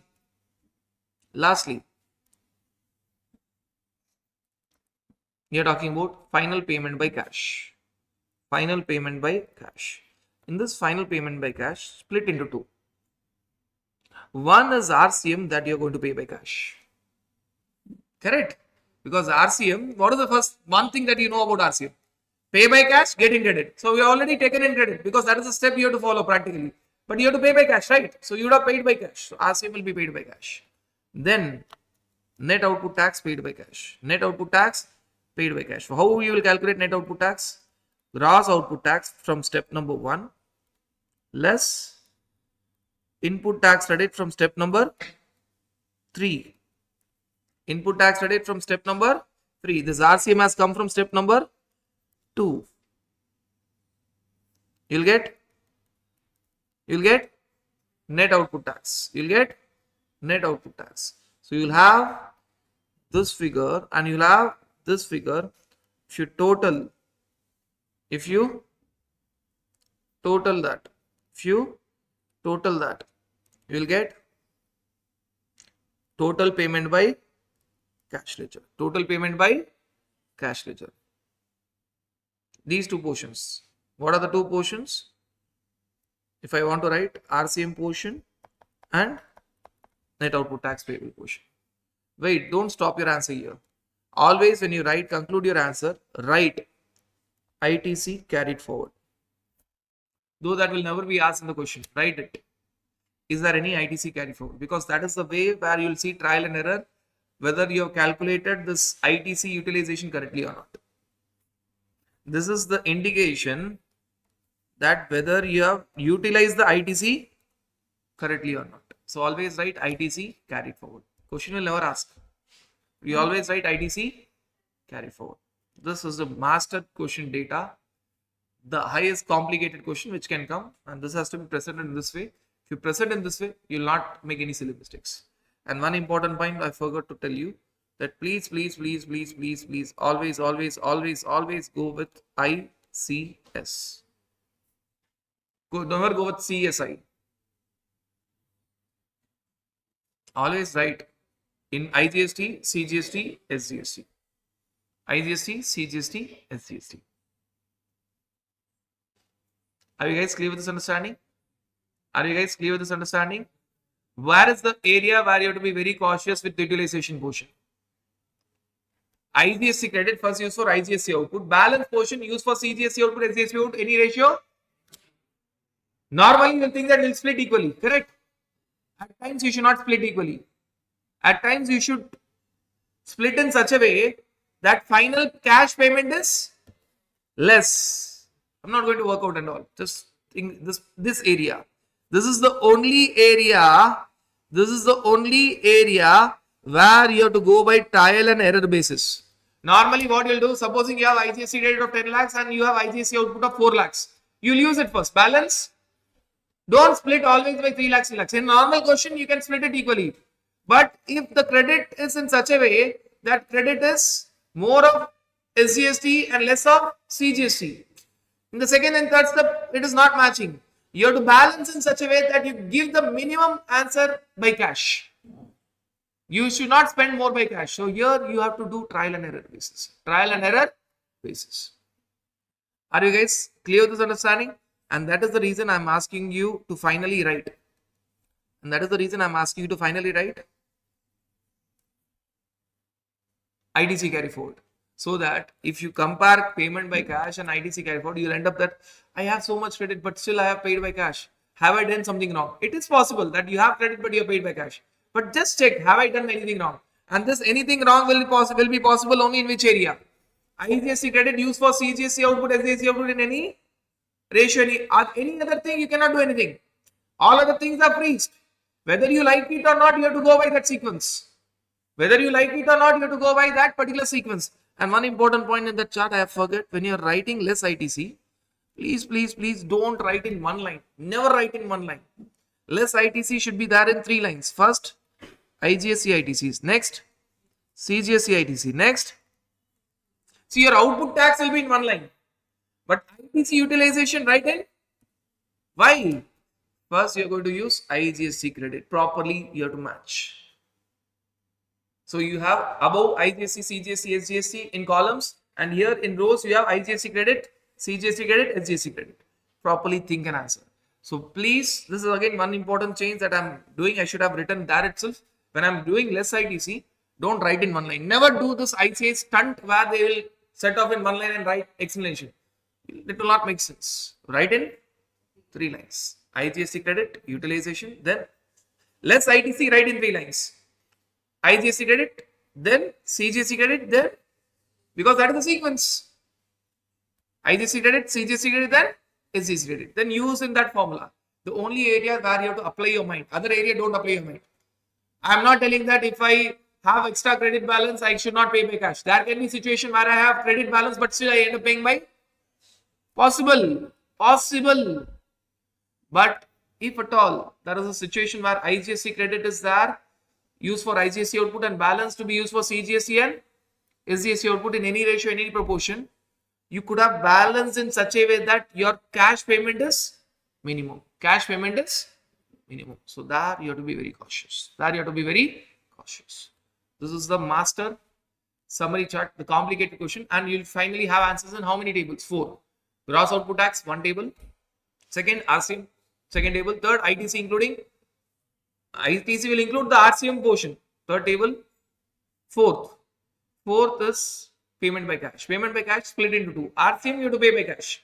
You have taken the credit, but first you have to pay by cash. That area. Then net output tax. Net output tax is gross output tax taken from first table. This RCM is taken from second table. Gross output tax taken from first table. Less ITC taken from third table, which includes RCM ITC. Net output tax. When you are doing less ITC, proper sequence, 3 lines. IGST ITC, CGST ITC, SGST ITC. Then pay total payment by cash. Don't forget that. Total payment by cash is RCM portion plus net output tax payable portion. And always write ITC carry forward. What will be the ITC carry forward? ITC carry forward, how you will find it? Your ITC carry forward, you will find it from what was the available ITC, how much you have used. This will be the balance ITC carry forward. Balance ITC carry forward. So that short question you will get. Utilization is a short question. Short question. Obviously, when ICA gives a question, ICA makes the question very simple. ICA gives only this area. Only this area. Generally. Gross output tax, less ITC, net output tax, payment by cash. Payment by cash, RCM itself is not there. It's only net output tax payable and ITC carry forward. So ICA focuses only on this area. But if it is a question which involves all these aspects, yes, there are questions which involve all these aspects. If ICA increases the number of marks, say from 4-5 marks to 8 marks, then it might give all these datas and ask you to work out all the steps. Don't work out in one table. Have it differently. Even it is easy for the evaluator. Secondly, you don't end up making silly mistakes. This is a standard table that you should have. Right? So that is everything about your ITC availment and ITC utilization. Availment and your utilization. Now when you talk about your blocked ITC, first area is all about your motor vehicles, aircraft and vessel. Motor vehicles, aircraft and vessel. Now please understand that when you talk about the motor vehicles, aircrafts and vessels. Motor vehicles, aircrafts and vessels. Split motor vehicles and aircrafts and vessels first. Motor vehicles split into 3 parts. Motor vehicles, you call it as special motor vehicles. Motor vehicles used for goods, motor vehicles used for passengers. Special motor vehicles are such motor vehicles like your dumpers, tippers, tractors. They are not used for transportation of goods or transportation of passengers. Special motor vehicles will always have full credit. Goods motor vehicle will always have full credit. Even in passenger motor vehicle, if you're talking about a scenario where it is having seating capacity more than or equal to 14. More than or equal to 14. If it is less than or equal to 13, no credit. If it is more than or equal to 14, will you take the credit? You're talking about bus or minibus where the seating capacity is 14 or more than 14. 14 or more than 14. You can take the credit. If the seating capacity is 13 or less than 13, 13 including driver, 13 or less than 13, you cannot take the credit. You cannot take the credit. But there are 3 exceptions. When I tell exception, what it means? Exception means you can take the credit. What are the 3 cases where you can take the credit? First, transportation services, transportation of passenger services. Second, you are talking about driving schools. Third, you are talking about further supply. In all these 3 sectors, transportation of passenger sector or driving school or further supply means purchasing and selling. Without motor vehicle, you cannot do business. Without motor vehicles, you cannot do business. Can you tell a dealer of a 2-wheeler telling that you cannot take the credit? He will tell that this is my main item, stock. Can you tell Chamundi driving school not to take the credit? He will tell that this car is the main item for my business, take the credit. Can you tell Red Taxi not to take the credit? Red Taxi company will tell this is my main business. How can you tell me not to take the credit? So what are the 3 sectors where motor vehicle is must? Even if the motor vehicle is less than or equal to 13 passengers, it is must for doing the business. It is must for doing the business. What are they? So accommodation of passengers, driving schools and further supply. Further supply means selling that, purchasing and selling that motor vehicle or renting that motor vehicle. Further supply. Further supply. What about aircrafts and vessels? Aircraft and vessels directly starts with not taking the credit. Directly they tell that first itself they tell no taking the credit. Then they give exception. Now can Indigo take the credit? Indigo Airlines? Yes. Transportation of passengers. Transportation of passengers. It can take the credit. Right. So then in what case aircrafts and vessels will not get the credit? I'll give you an example. Reliance Limited purchasing an aeroplane for transportation of its managing director Mukesh Ambani for business purposes. Be it business purposes, but no credit. Why? Is it covered by transportation of passenger? No. Is it covered by your driving school? No. Is it covered by further supply? No. No credit. Rajmouli, the director cum producer, is purchasing a helicopter for transportation of its crew members to a distant area of shooting location. Can the production house of Rajmouli take the credit? No. It is not covered in transportation of passenger, driving school and further supply. Kingfisher Limited purchases a cruise for its business purposes. Can it take the credit? No. It is not covered in transportation of passenger, driving school or further supply. Are you guys clear with this understanding? Right. Now, we are talking about purchase of these motor vehicles, aircrafts and vessels. What about the related services? Related services. Are you guys clear with this understanding of motor vehicle, aircrafts and vessel? Now, the next part is pretty simple. I have the first category of motor vehicle or aircraft or vessel. Second category of motor vehicle, aircraft or vessel. First category is eligible and second category is ineligible. The first category, if it is eligible, I can enjoy everything. Second category, if it is ineligible, I will not get any credit. So if at all first category is eligible, it means, supposing I am talking about auto for transportation of goods, not passengers. A company is purchasing a auto for transportation of goods. Can it take the credit? Yes, it is very much clear. Right, it is eligible. And second category, supposing I am talking about company purchasing a car for its managing director or for its employees. No credit. No credit. Now, in the first category, whether I purchase it or take it on rent or lease or hiring, or I have general insurance service on it, or I have repair and maintenance service on it.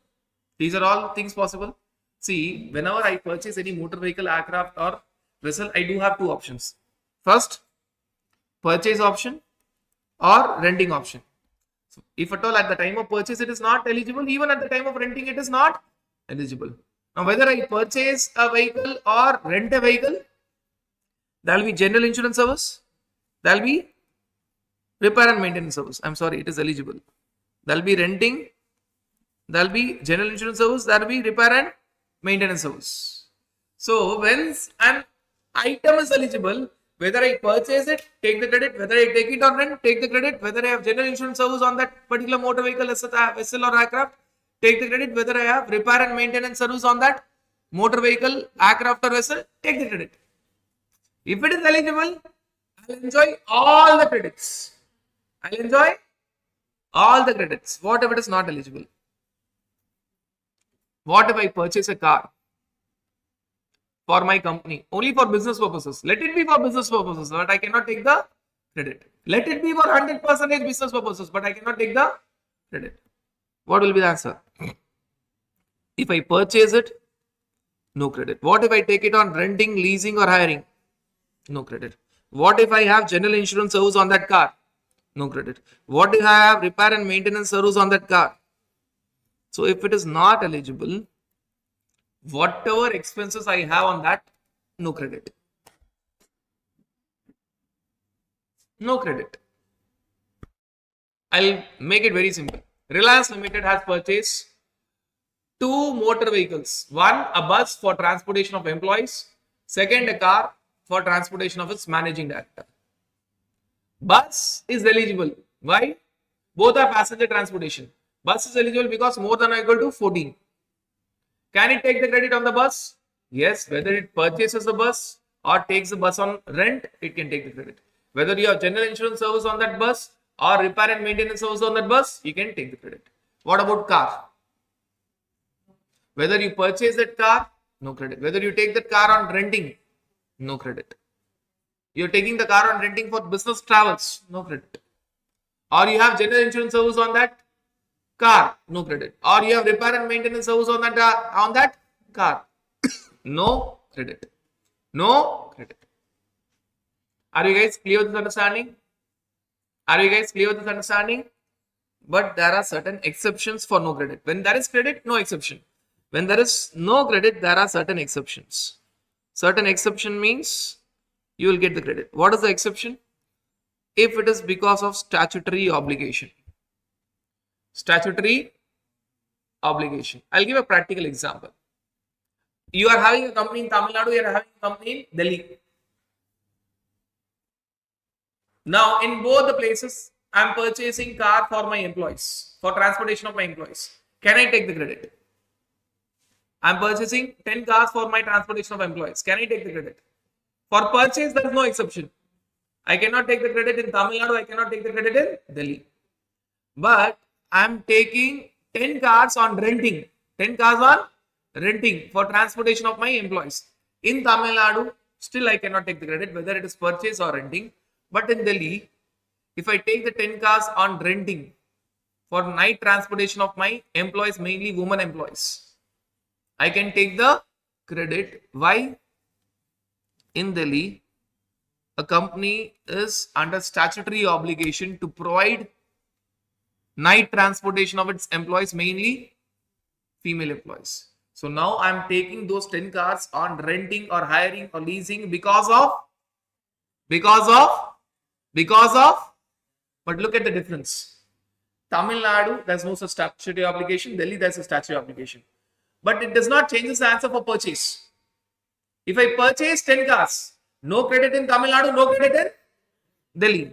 But if I take the 10 cars on renting, no credit in Tamil Nadu even now.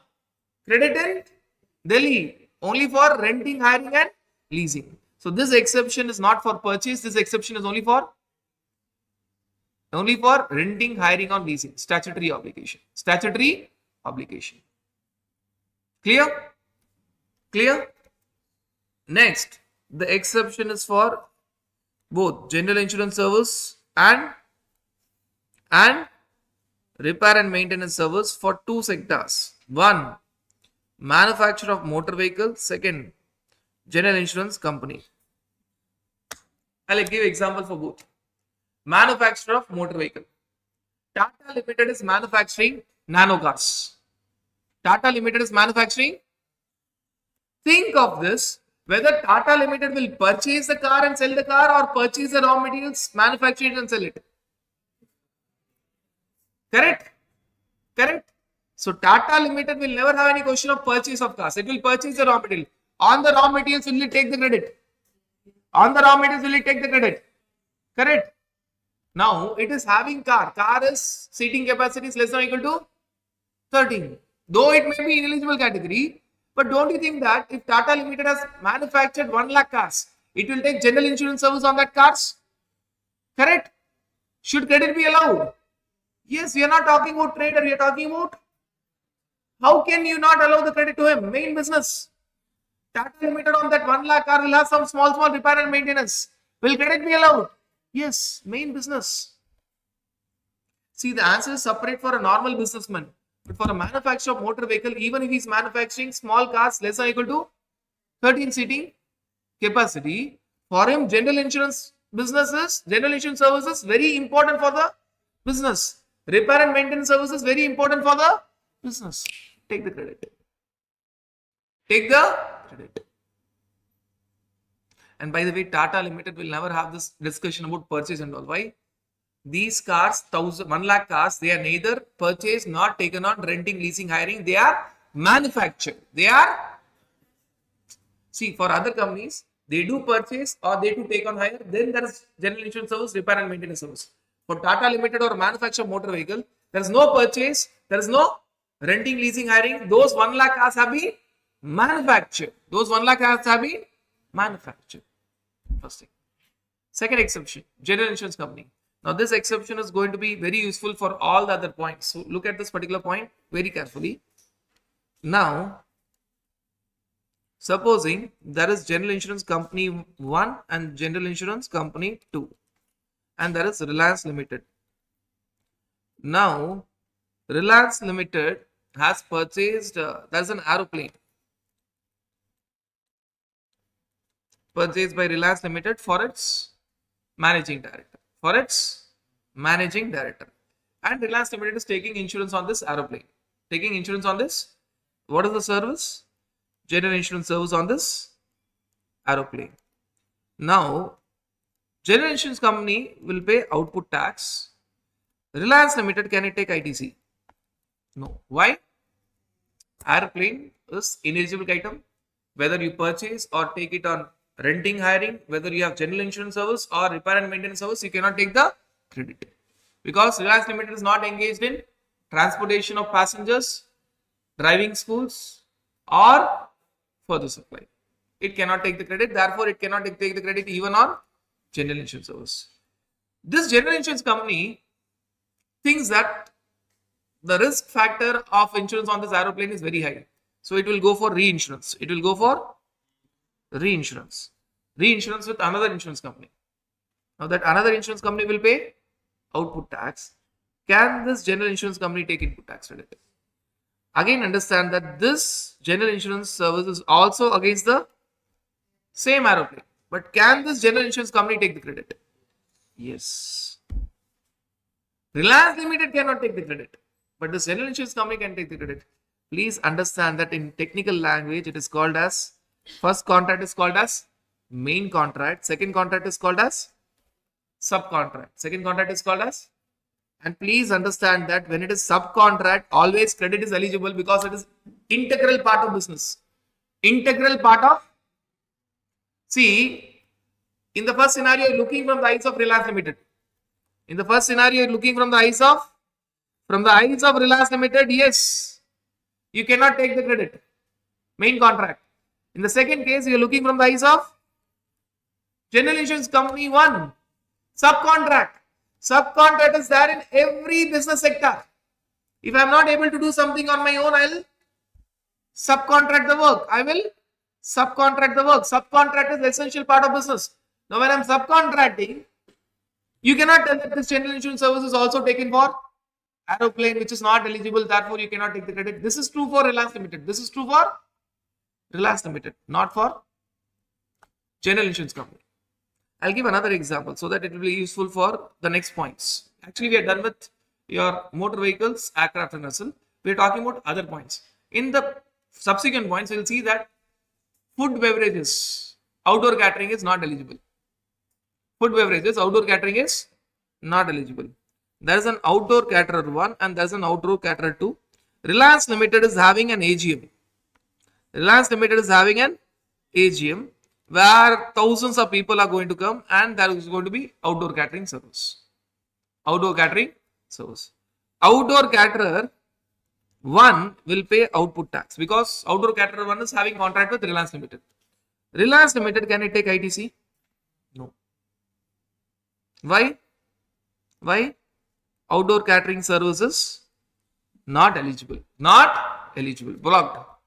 Now, outdoor caterer 1 took the contract that I'll provide the outdoor catering service for 5,000 people. But outdoor caterer 1 tells that no, I cannot do it on my own. I will take the help of another caterer. So he takes the help of another caterer. He will be having separate contract with another caterer. Supposing he is charging 1 crore from Reliance Limited, he may pay 30 lakhs to outdoor caterer 2, subcontract. But for subcontract, who's the supplier? Who's the supplier? Outdoor caterer 2. Outdoor caterer 2 becomes the supplier. He is going to collect 30 lakhs. He is going to collect, supposing outdoor caterer 1 is going to collect 1 crore, out of which he is going to pay 30 lakhs to outdoor caterer 2. Who's the supplier? Outdoor caterer 2 is the supplier. He will pay output tax. Can outdoor caterer 1 take input tax credit? Yes. Because here you are talking about for Reliance Limited main contract, no credit. But for outdoor caterer 1, it is the subcontract. Very important for any business. Very important for any business. Take credit. Take credit. Whenever there is a block credit, always there will be an exception. What will be that exception? Subcontract. If it is subcontract, can you take the credit? Yes. But you have to understand why it is allowed. Main contract, the restriction is on Reliance Limited. The main recipient cannot take the credit for the first contract. But for the second contract, who's the supplier?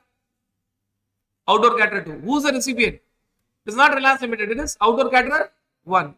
Can he take the credit? Yes. Subcontract, he can take the credit. Subcontract, he can take the credit. So first part, we have discussed everything about your motor vehicles, vessels and aircrafts. Everything. All the points about your motor vehicles, vessels and aircrafts. Second part, we are talking about individual consumption. There are certain lists. There is a certain list. What is the first list?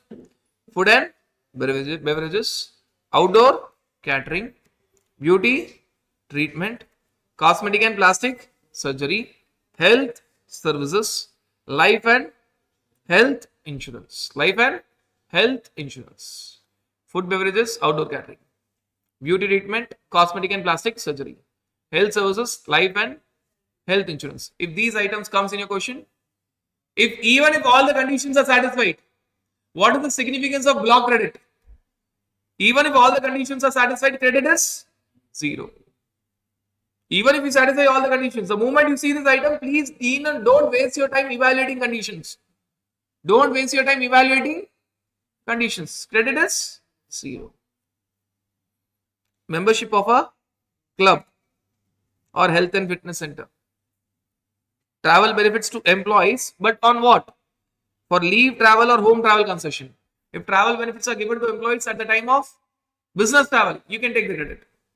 Travel benefits to employees on vacation, on leave travel concession or home travel concession. Right. So 6 plus 2. 6 plus, you have these 6 points and these 2 points. Please understand, generally there is no credit. Generally there is no credit. Exception. Exception are 2S. Subcontract, statutory obligation. And both the Yes we already discussed. When it is subcontract, whether you will get the credit. When it is subcontract, whether you will get the credit. Yes. You discussed with outdoor catering.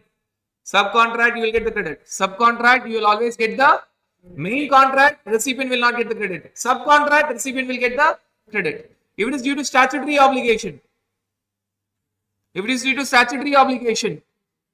will you get the credit? Yes. If you are not doing by choice, you are doing by force, because there is a law in India. Supposing there is a factory. In factory, you have to provide food to the laborers.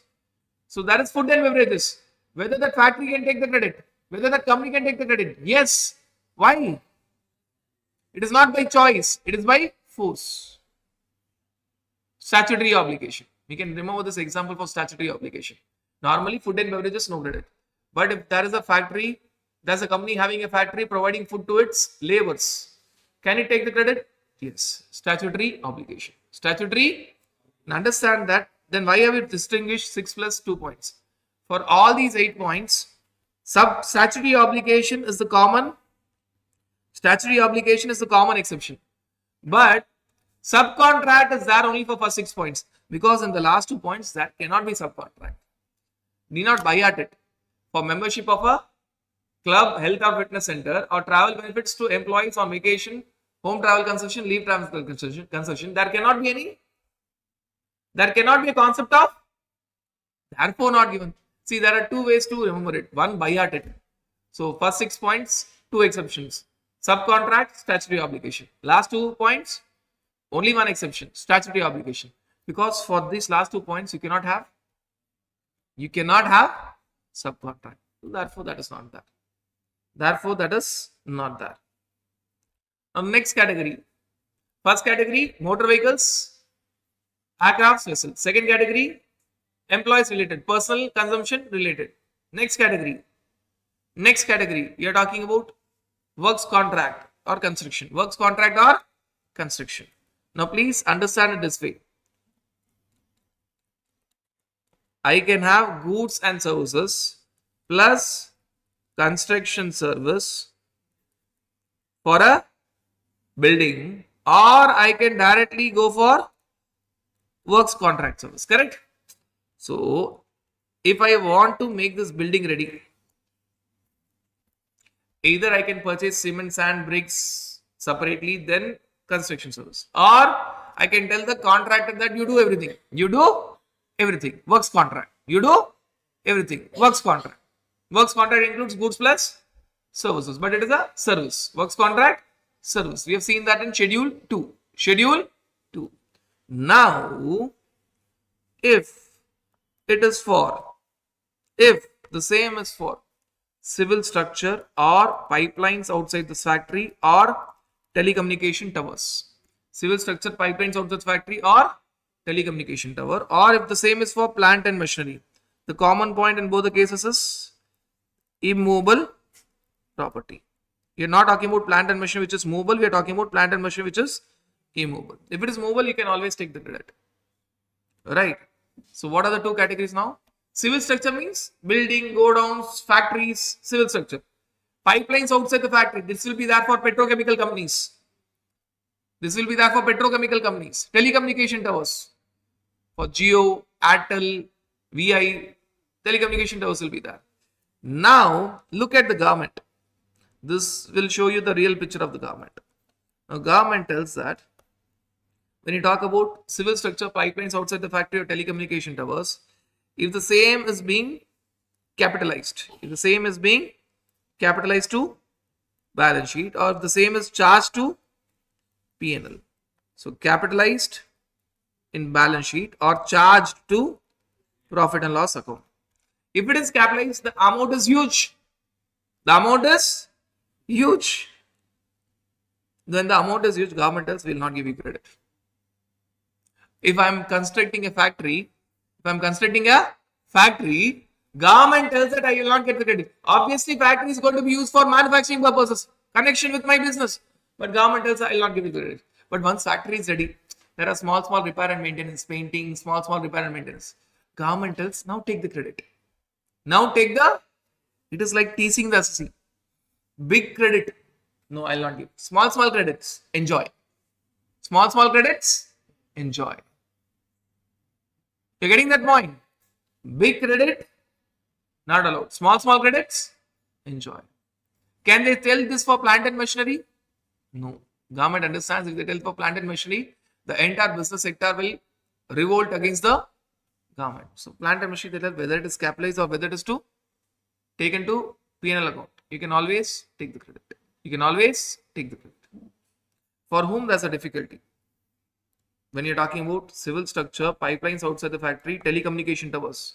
This difficulty is not only for a businessman constructing a factory or a godown or a hotel, or say even ICA constructing this premises, or Jio company, telecommunication towers, or Reliance Petrochemical company, pipelines outside the factory.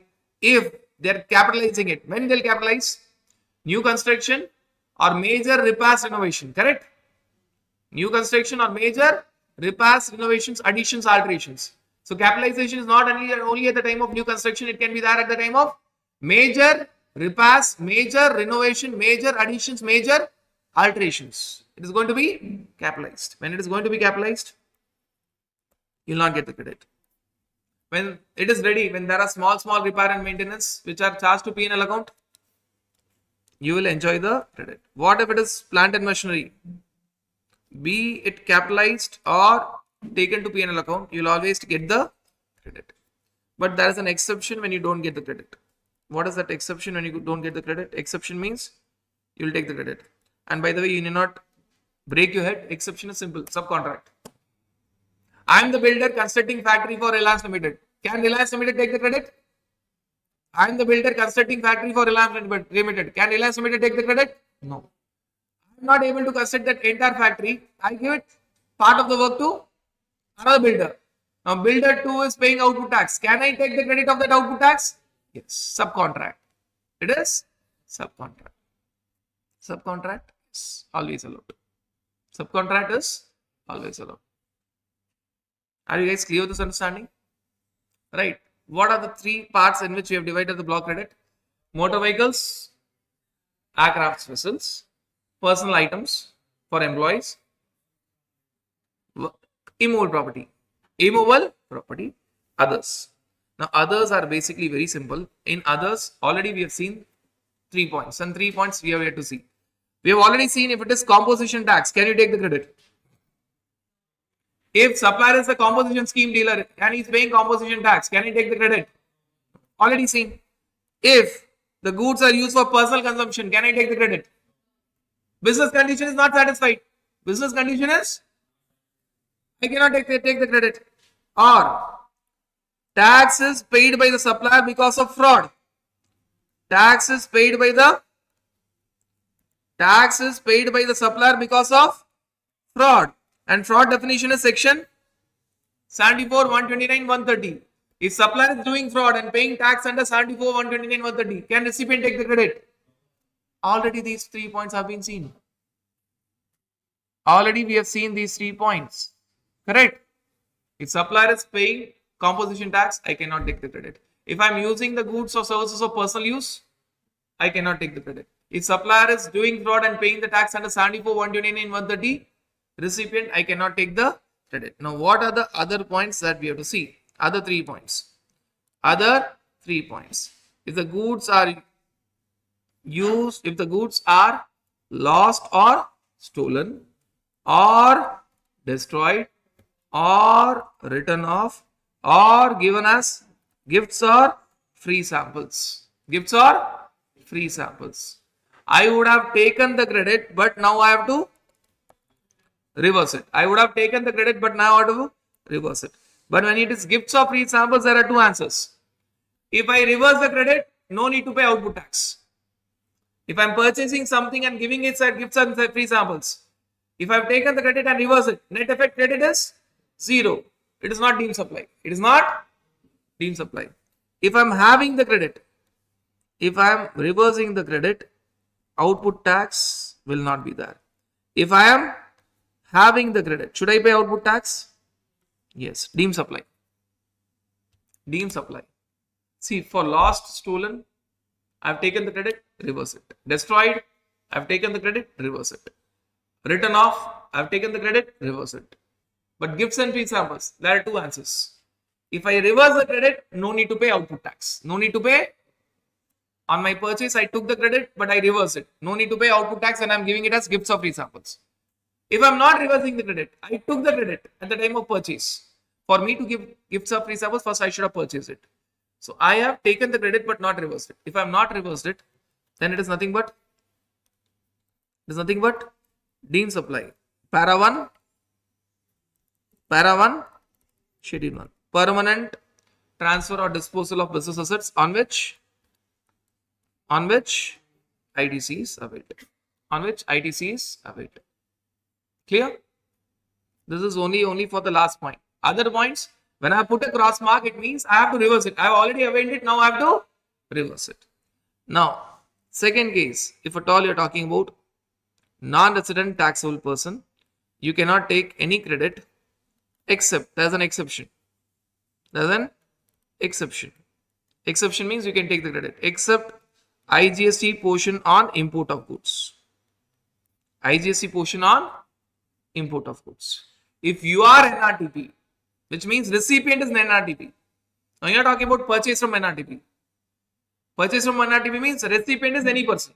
But now you are talking about recipient himself is NRTP, no credit. No credit except for IGST portion on import of goods. Not any IGST. IGST portion on import of goods. IGST portion on. Now this you need to understand with this particular understanding that the persons can be regular taxable person, casual taxable person, composition taxable person or NRTP, correct? If it is regular taxable person or casual taxable person, normal scenarios you will enjoy all the credit. Normal scenarios enjoy all the composition taxable person, normal scenarios no credit. You will enjoy all the credit. There is only one exception here. Except purchase from composition scheme dealer, no credit. Correct? And for composition taxable person, no credit. No exception. No credit. No exception.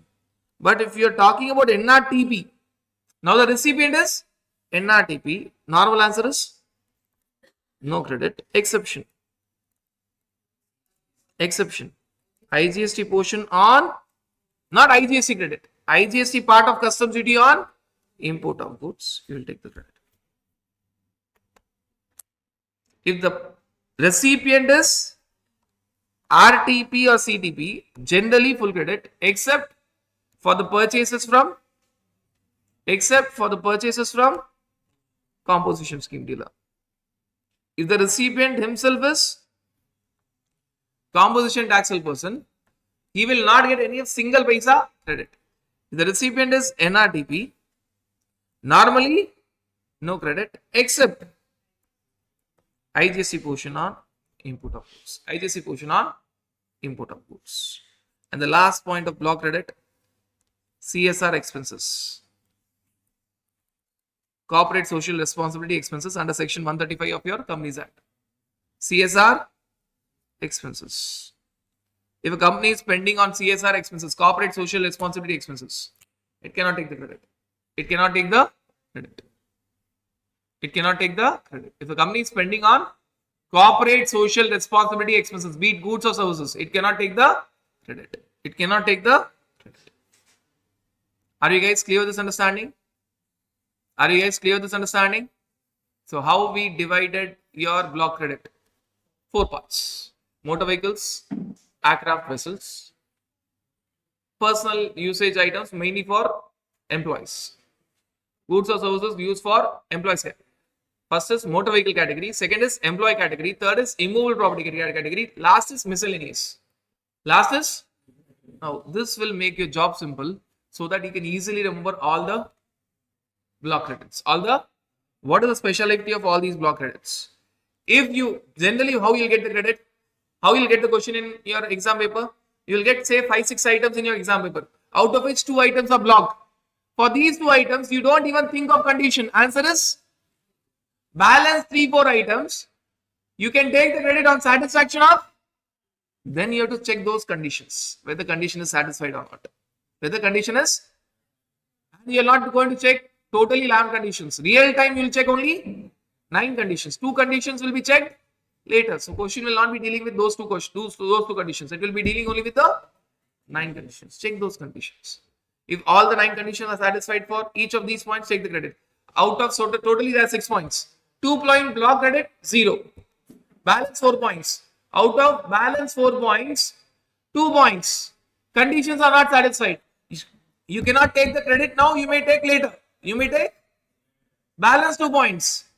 Not block credit. Conditions are satisfied now. You will finally take the credit in that month itself. In that month itself. That is how you have to work out your question. That is everything about your availment of credit. Actually, availment of credit is fully discussed when you discuss block credit with conditions. First step is block credit with conditions. So first step should always be block credit, not the conditions. Not the conditions. Now when you talk about the concept of proportionate credit, which is again given within section 17. What is the concept of proportionate credit? See, please understand, always you will not get full credit. Assuming that I am dealing with multiple products, one being taxable, one being exempt. Right? I will not get full credit. Now there are certain input services, capital goods, which are used only for taxable outward supply. I will get full credit. There are certain input services, capital goods, which are only used for my outward supply, which is exempt. Outward supply, which is exempt. If I am paying output tax, take credit. If I am not paying output tax, no credit. But there will be certain common items. There will be certain common items. So if at all I am having 2 outward supplies, outward supply 1, outward supply 2.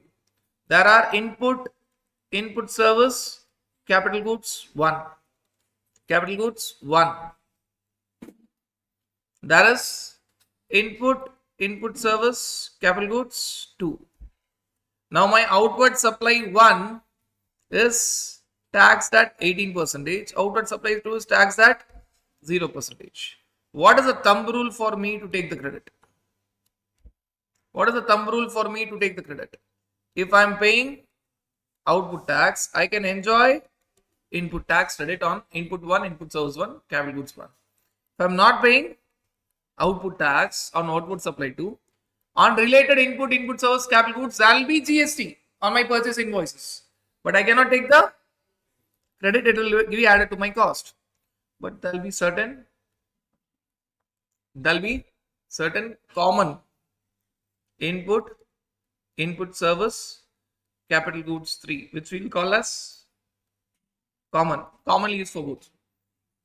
What will happen for this common items? What will happen for this common items? I cannot tell that I will take full credit. I cannot tell that I will not have any credit. So here comes the concept of proportionate credit. I'll have the credit but not fully. I'll have the credit but not fully. Clear? The concept or the logic of proportionate ITC. Proportionate ITC. And it is not only for your outward supply being taxable and exempt. This could be even true for your outward supply is taxable, but plus it is only and only for business purposes, or outward supply 2 is exempt, or it is for non-business purposes. Input service 1, capital goods 1 used only for business purposes, take full credit. Input 2, input service 2, capital goods 2 used only for non-business purposes, no credit. But there are certain common input service, capital goods 3, which are used for business as well as personal purposes, non-business purposes, proportionate credit. Proportionate credit. So that's the logic of your proportionate credit. Proportionate credit. So when you can enjoy full credit? When you can enjoy full credit? Only when it is used only for outward supply which is taxable, plus only for business purposes. Only in that scenario, full credit. Only in that scenario, and which was given in this example. Only for outward supply which is fully taxable, and only for a case where it is fully used for business purposes. Only in that case, full credit. If it is used for an outward supply which is exempt, or now it is not and, it is or, it is used for non-business purposes, no credit. If there is something common, certain categories of input services, capital goods used for both outward supply which is taxable and outward supply which is exempt, proportionate credit, or common input services, capital goods which is used for both business purposes and non-business purposes, there is nothing but proportionate credit. Proportionate credit. See, this entire proportionate credit is discussed in your rule 42, 43. 42, 43. But for banking sector,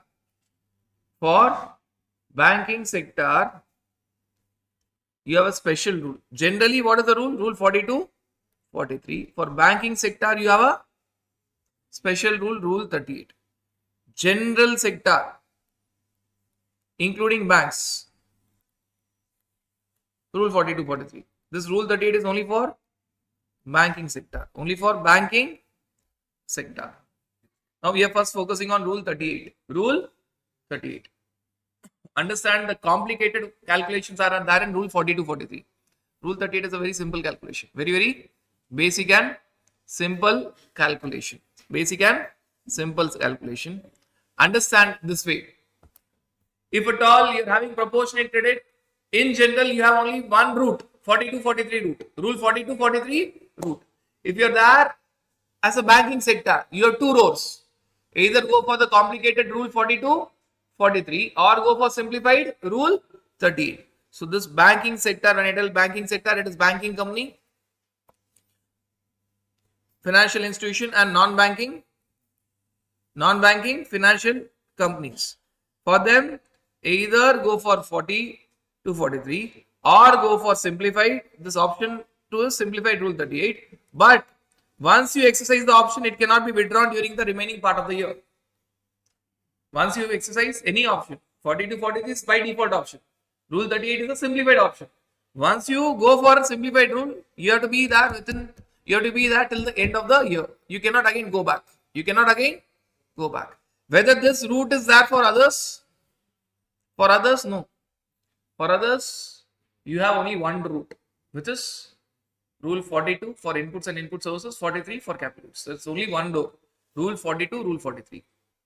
For banks, either Rule 42, 43 or Rule 38 or Rule 38.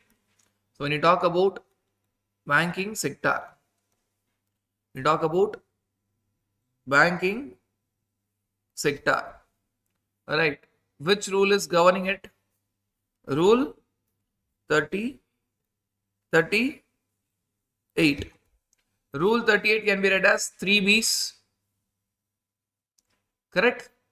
If you use your calculator and if you press 3 and 8, it will be read as 3B. Correct? 3B. So banking sector, 3 B's. What are the 3 B's of banking sector? First, blocked. Second, you're talking about the balance category. And third, you're talking about branch to branch. So first, you're talking about block category. This is the last final leftover portion, balance category. This is branch to branch category. Nothing but distinct persons. Nothing but distinct persons. If it is blocked category, blocked category, no one will get the credit. Even banks will not get the credit, even under simple scheme. No one will get the credit. Block credit means no one will get the credit. Block category, we have seen. What is the block category? No one will get the credit. Branch to branch, distinct person. Mumbai branch of a bank is providing services to Bangalore branch of another bank. So we are talking about Bangalore branch. Mumbai will pay output tax. Bangalore will take credit, 100% credit. Balance category, 50%. That's it. If at all banks or financial institutions or non-banking financial company decides to ignore the complicated rule 42, 43 and go for simplified rule 38, their life is very simple. And this is actually applicable for all. It's not only for inputs and input services, it is applicable for inputs, input services and capital goods, everything. So what you have to do? You have to bifurcate. Take your input services, capital goods, see if it is blocked, 0. Second, see if it is branch to branch, that is distinct person, take 100%. Balance, leftover portion, everything, 100, leftover portion, everything, 50%. Leftover portion, everything, 50%. So if at all by any chance you get this question, you will be the luckiest person, because the questions will be in such a way that you have certain input services, capital goods, which are non-business purposes or blocked. Non-business is included in block credit. Block credit, input taxes 2000, but credit will be 0. Next, you're talking about branch to branch. One branch, head office is giving to the branch office. Branch of a bank giving services to branch of the same bank. We are talking about the recipient branch. What will be the answer? What will be the answer? Input taxes 1000. You'll get 100%. So here it is 0% credit. Here it is 100%. All the balance supplies. All the balance supplies. What will be the answer? What will be the answer? You'll get input taxes. Input tax, this GST treated as input tax. GST on the invoice is nothing but input tax. Now here you can differentiate meaning of input tax and input tax credit. Correct? There is input tax on my invoice, but I don't get entire credit. So how much credit I'll get? 7,000 multiplied by 50%. So what is the total credit that I'll get? 4,500. 4,500. A very, very simple and efficient way to remember your banking sector proportionate credit. And see the coincidence. Banking sector B, 3 B's. 3 B's, 38 is the rule number. Rule number also coincidentally is 38. Right? Blocked, balance. Obviously, it is not called as branch to branch, but distinct person nothing but one branch to another branch. Branch to branch. Block 0 for everyone, even 0 here. Branch to branch 100%. Leftover category. Balance 50%. Balance. There cannot be any simple question in input tax credit other than this. Right. So that is all about your proportionate credit for Banking sector. They have two doors, complicated door 42, 43 or simplified door rule 38. Once they select rule 38, they have to be there in rule 38 till the end of the financial year. Then they can again switch over. Why banks have proportionate credit? What is the main income of bank? What is the main income of bank? Interest on loan exempted. What is the other income of bank? Processing fees, documentation charges, NEP charges, RTGS charges, checkbook issuance charges, etc., etc., etc. That is all taxable. So one stream is exempt, one stream is. So they'll have common input services, capital goods, where there'll be proportionate credit. Where there'll be proportionate credit. Clear? Clear? Where there'll be proportionate credit. So that's everything about your banking sector special rule, rule 38. So when you talk about the concept of proportionate credit, it is discussed in your section 17 read along with rule 42, 43 in general. For banking sector, there's a special provision, rule 38. So when you talk about proportionate credit, why it comes? It is because you are having certain inputs, input services or capital goods which are partly used for business purposes and partly used for non-business purposes, or you have certain inputs, input services, capital goods which are partly used for making taxable supplies and partly used for making exempt supplies. Always understand that your zero rated supply will always be coming along with taxable supply. Why? Even if you don't pay output tax on zero rated supply, you can still get input tax credit. So they will be always along with your taxable supply. So that is the reason you have your proportionate credit under rule 42 and 43. First, we'll try to understand your rule 42, which is for your common inputs and common input services. Let us understand here that your total ITC on your inputs and input services. We are not talking about capital goods now. 42 discusses only about inputs and input services. Total input tax credit on your inputs and input services. Let us assume that it is 10 lakhs. Now, out of which there will be part of input and input services which is not eligible, block category, which is not eligible. Say we'll keep this 2 lakhs. Block category includes exclusively used for non-business purposes or exclusively used for exempt supply. Either blocked or used only for non-business purposes or used only for exempt supply. Now, out of that, you have a part of input and input services which is exclusively used for business purposes and exclusively used for taxable supply, including zero rated supply. Let's assume that is amounting to 3 lakhs. What is the balance credit? Balance ITC on your input and input services. Your balance ITC that will be there will be 5 lakhs. Understand what will happen.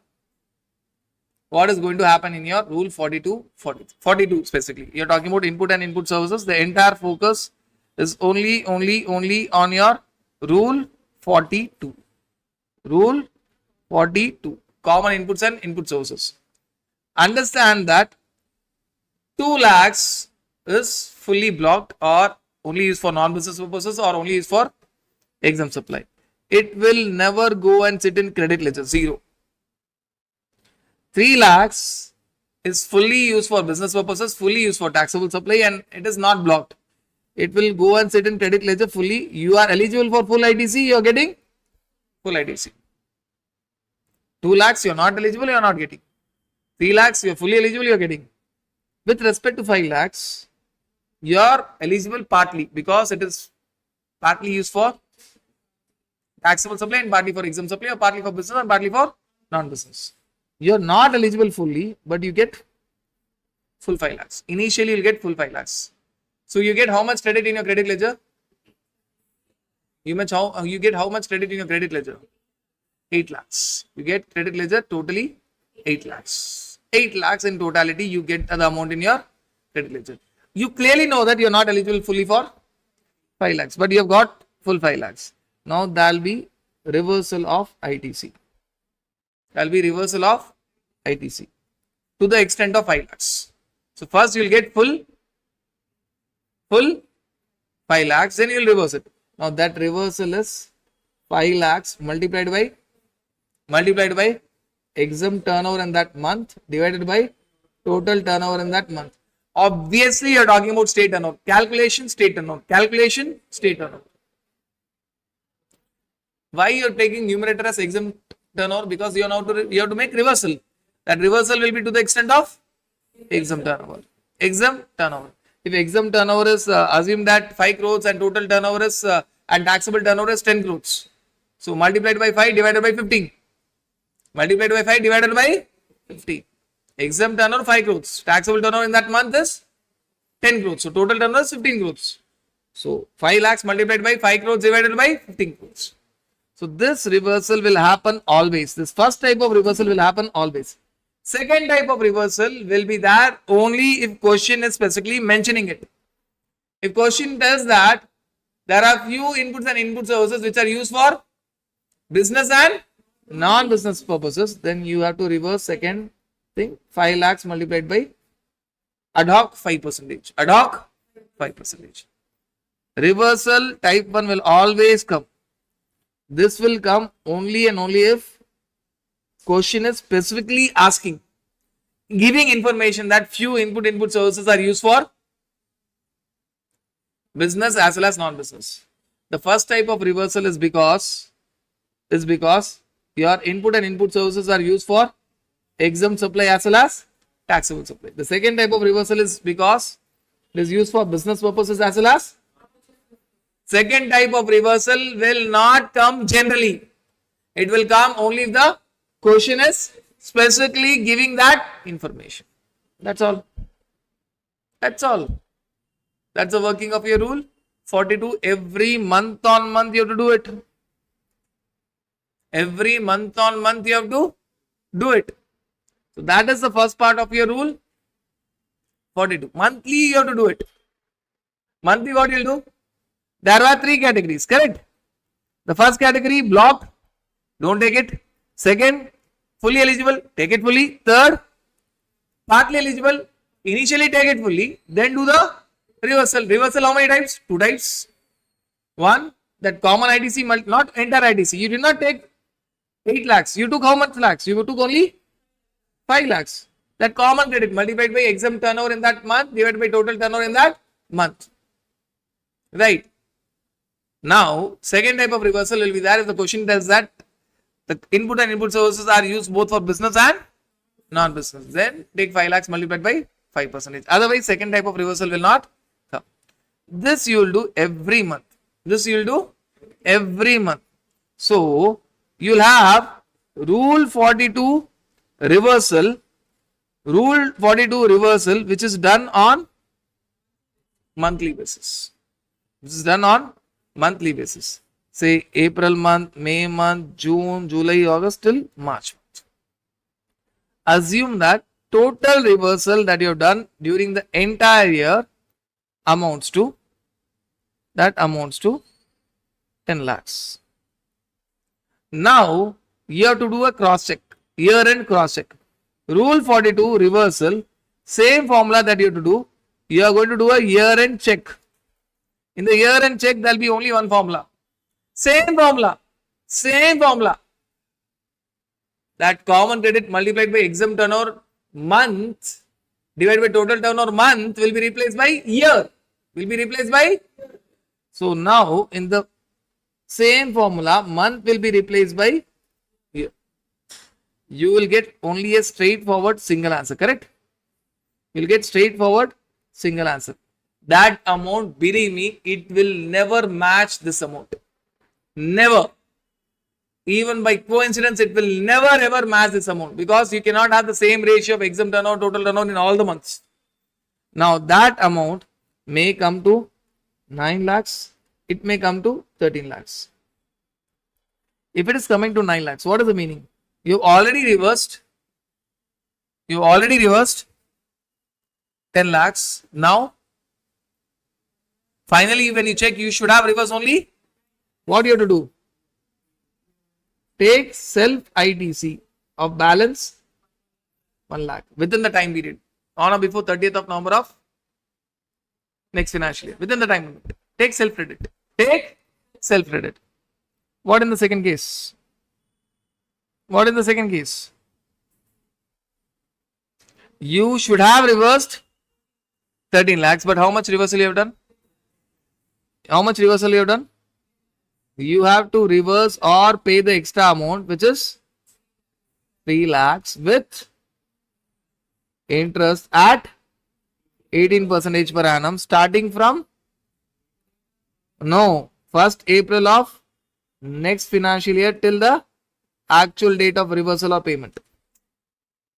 They don't tell that you have to reverse right from the date of availment because you are following the formula. So interest will start from where? 1st April of next financial year. They are expecting you to do that reversal sitting at 31st March midnight, which is not possible, which means obviously you will end up paying some interest.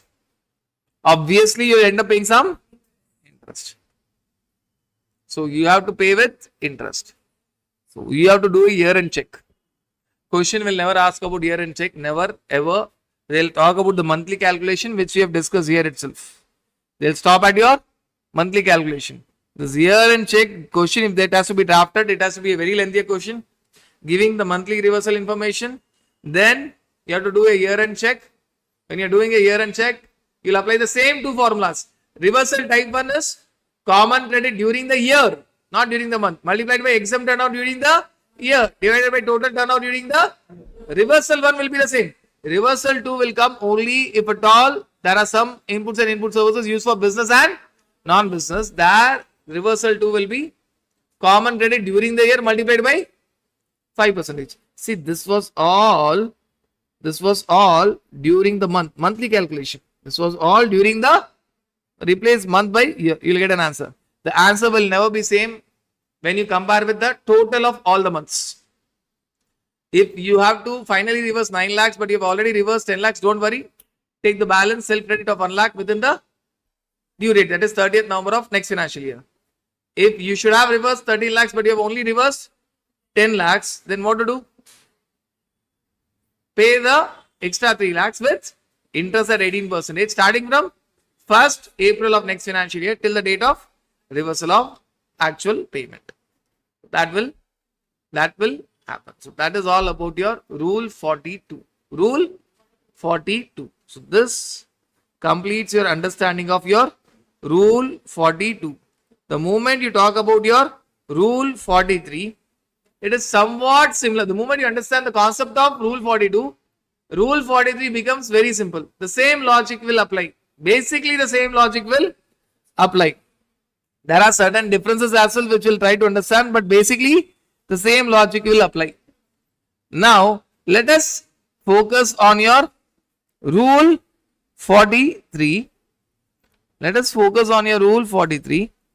Assume that your total ITC on all the capital goods is same 10 lakhs. Out of which capital goods 1 was either blocked or non-business usage or exclusively used for exempt supply. That was capital goods 1. We'll take the same numbers, 2 lakhs. Capital goods 2, it was fully used for business purposes and fully used for taxable supply. Capital goods 2. Let us assume that that is 3 lakhs. Now, balance ITC. Balance ITC, which is of capital goods 3. What will your balance ITC? 5 lakhs. Balance ITC of capital goods 3 will be 5 lakhs. Same numbers I have taken.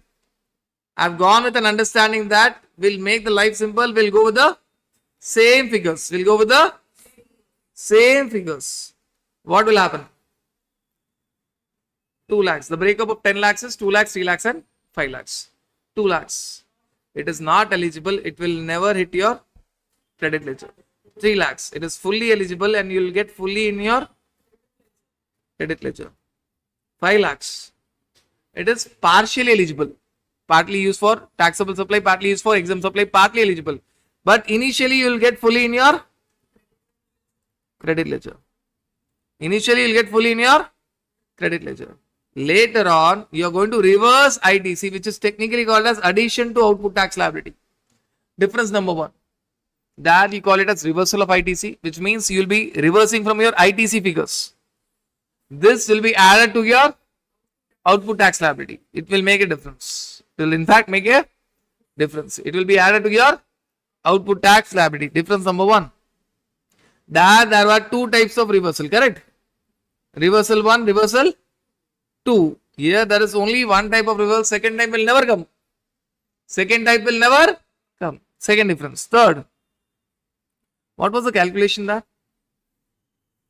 Take your 5 lakhs. Multiplied by exempt turnover divided by exempt turnover in that month divided by total turnover in that month. It seems to be same, but there is one addition. 1 divided by 60. You have to do that reversal for this month and do it continuously for next 59 months. You have to keep a track. Now, out of this figure, this will be a constant figure. This will be a variable. It will keep on changing every month. Because your exempt turnover of every month divided by total turnover of every month will keep changing. Right. So, what are the differences that you can evidently find?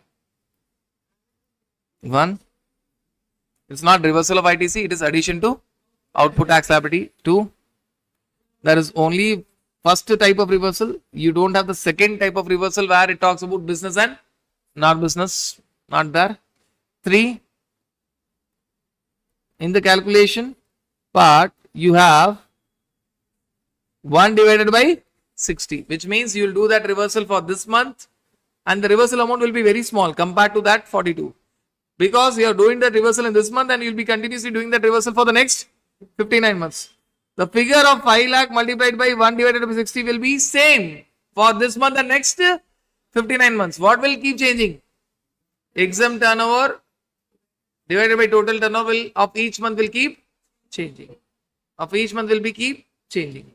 And the last difference, there is no year-end check. There is no requirement.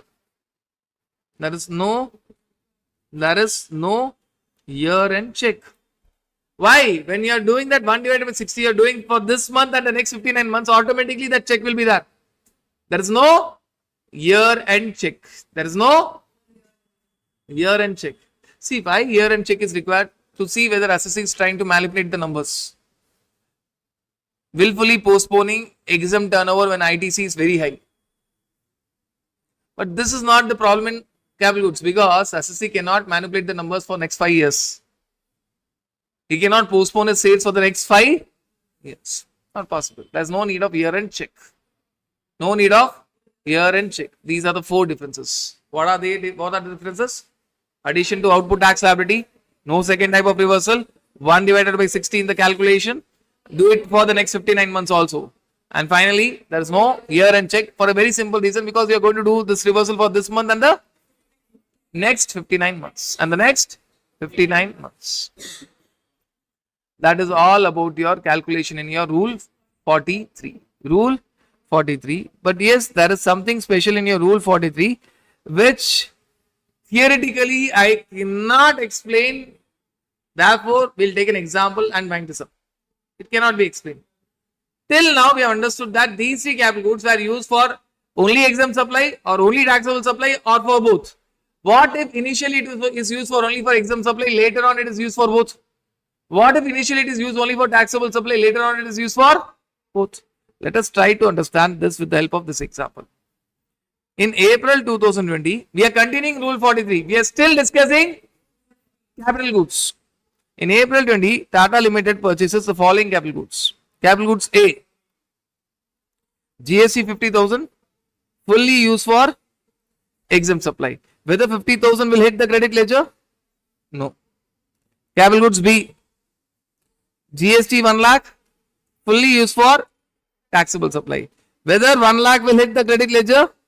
Yes. Capital goods C, GST 1,50,000 used for both taxable supply and exempt supply. Whether entire 1,50,000 will hit the credit ledger?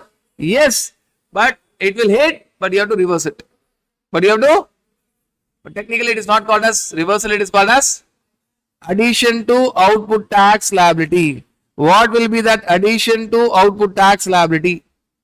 That addition to output tax liability will be 1,50,000 multiplied by 1 divided by 60 multiplied by exempt turnover divided by total turnover. This is given in 2 steps. 1,50,000 multiplied by 1 divided by 60 will give you 2,500. That 2,500 multiplied by exempt turnover. What is the question? Exempt turnover is 1 crore. Taxable turnover is 2 crores. So the ratio is 1:3. So 1,50,000 multiplied by 1 divided by 60 multiplied by 1 crore divided by 3 crores. What will be the addition to output tax liability? This will be the addition to output tax liability, 833. And by the way, understand that, don't think that you took the credit of 1,50,000 and you're reversing only. No, because this reversal will be for this month and the next 59 months. Why we took that 1,50,000 multiplied by 1 divided by 60? Because that is a constant number. That 2,500 will be reversed every month, but not fully. 2,500 multiplied by that month's exempt turnover divided by that month's total turnover for this month and the next 59 months. Clear? We'll stick to April calculation. In April, how much credit you got? In total, 2,50,000. How much you added to your output tax liability? 833. 833. This actually we have completed the moment we discuss the basics of Rule 43. Now we are trying to understand something special. We'll move to next month. In the next month, May 2020, Tata Limited purchased few extra capital goods. Capital goods D, GST which is having 2 lakhs, it is used only for taxable supply. On capital goods D, will it take full 2 lakhs credit in a credit ledger? Yes. Yes. The fifth capital goods it purchased, capital goods E, GST on which is 2,50,000, which is used for both taxable supply and exempt supply. Common capital goods, will you get entire 2,50,000 credit? Yes, entire amount will hit your credit ledger. Entire amount will hit your, till now it is a normal question. Now comes the interesting part. Suddenly, you see your capital goods B, which was initially used only and only for your taxable supply. Now it is used for both taxable supply and exempt supply. It becomes common. It becomes common. Now, your capital goods B, whether you have already got the amount in your credit ledger? Yes. Will you get it again in your credit ledger? No. This 1 lakh, you will not get again in your credit ledger. You will get only 2 lakh and 2,50,000. This 1 lakh you have already got in the month of, but still you are calculating with that 1 lakh for a particular purpose. Now, what are the common capital goods as of now? What are the common capital goods? Common capital goods are capital goods C right from the beginning, capital goods E, and suddenly capital goods B. What is the credit on capital goods? C, B and E.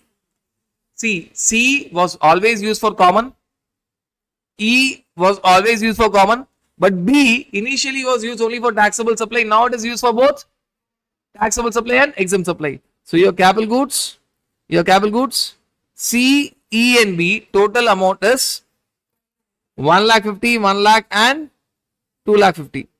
It is totally 5 lakh. It is totally 5 lakh. Mind you, what amount you got in your credit ledger in this month?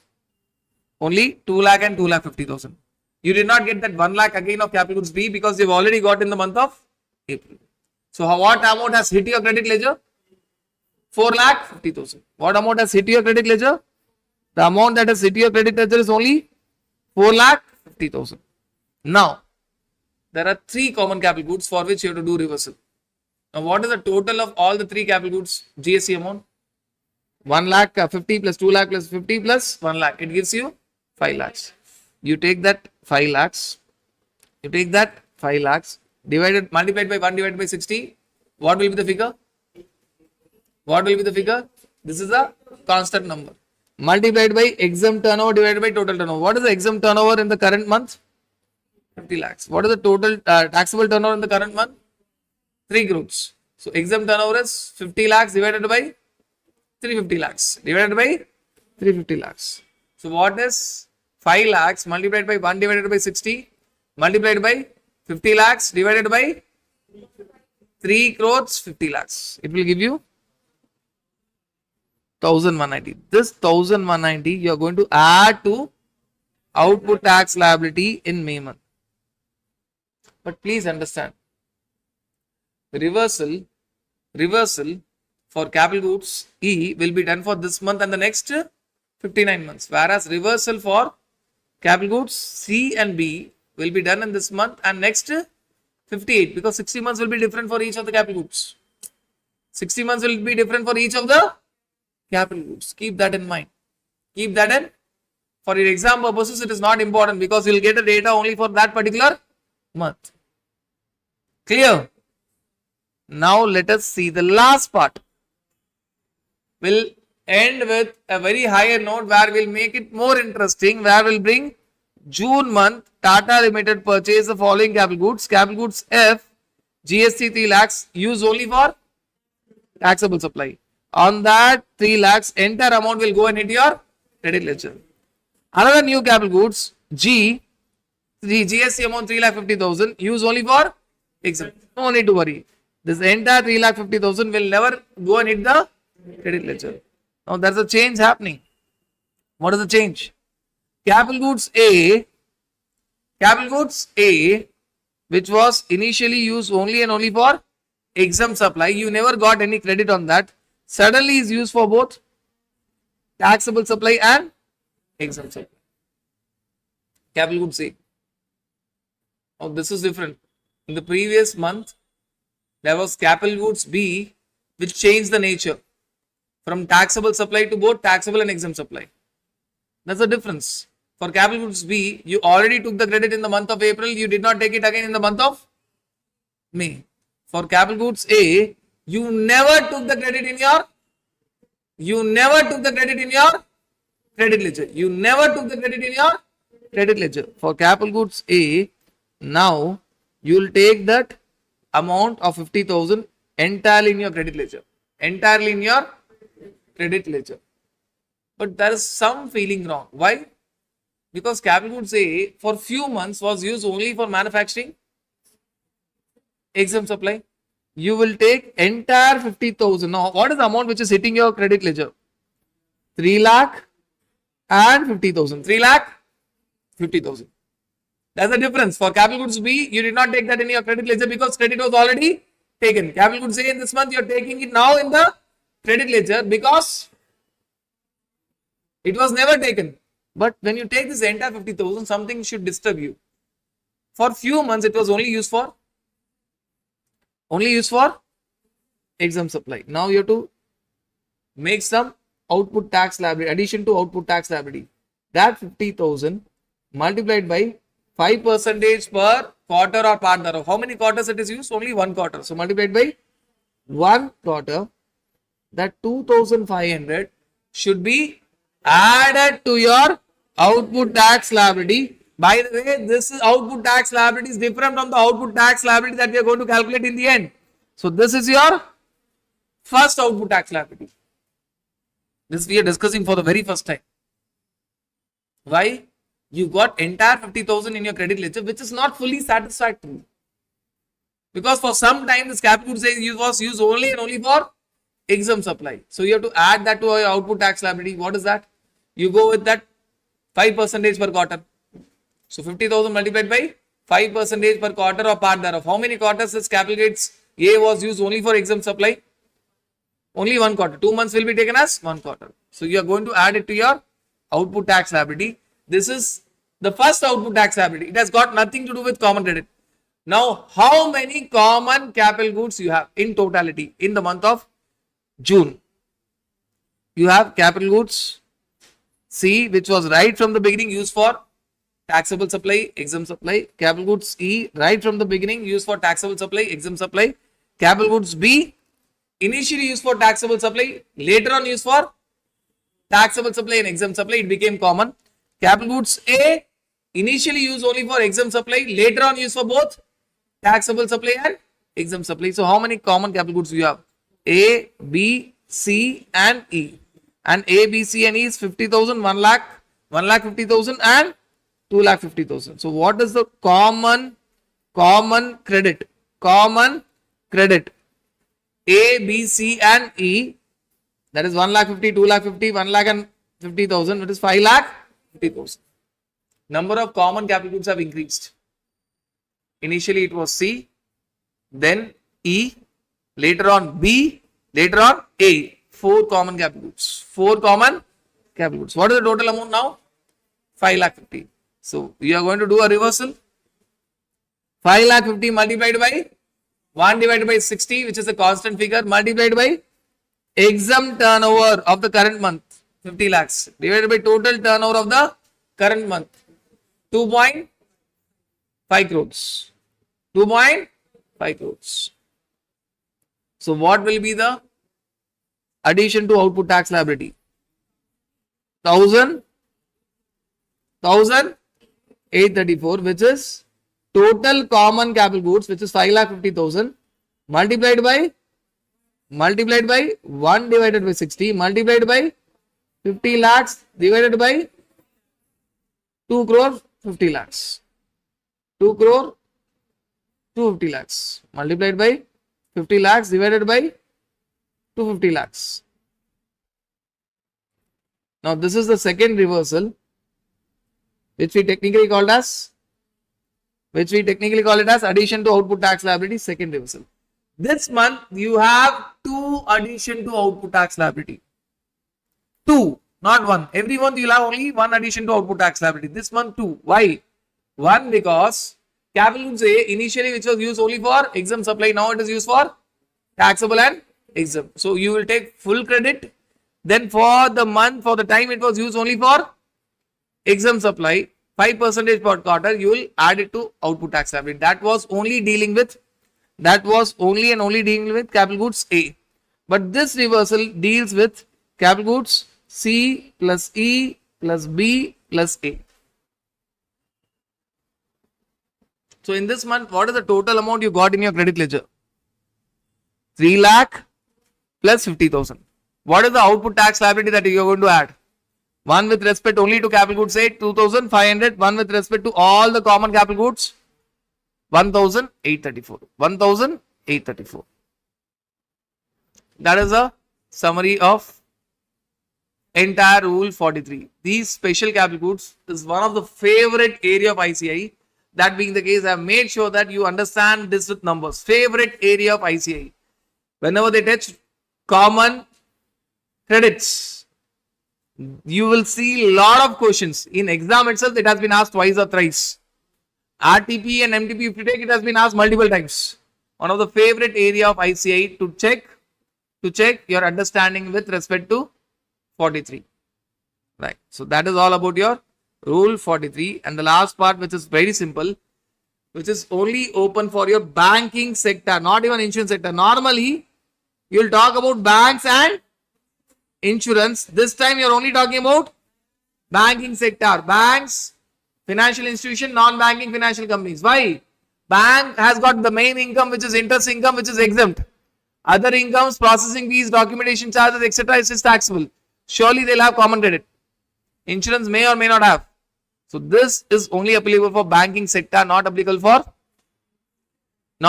insurance sector. Normally banks and insurance will always come together, but here it is only for banking sector. Rule 38. Banks have an option to go for the complicated Rule 42, 43 that we have discussed. Otherwise, go for a simple Rule 38. Simple Rule 38. But once they exercise this option of simple rule 38, they cannot withdraw during the balance part of the financial year. Now, how to remember banking sector? You're talking about your banking sector. Banking sector will be split into 3 Bs. And by the way, rule itself is rule 38. 3 Bs, rule 38. So if you write these 3 Bs, you will get rule 38. Rule 38. What are the 3 Bs that is relevant for your banking sector? Special case. Normal case is rule 42, 43. You're talking about a special case. Rule 38. 3 Bs, you split that into blocked, branch to branch, that is distinct person, branch to branch, that is distinct person, and balance.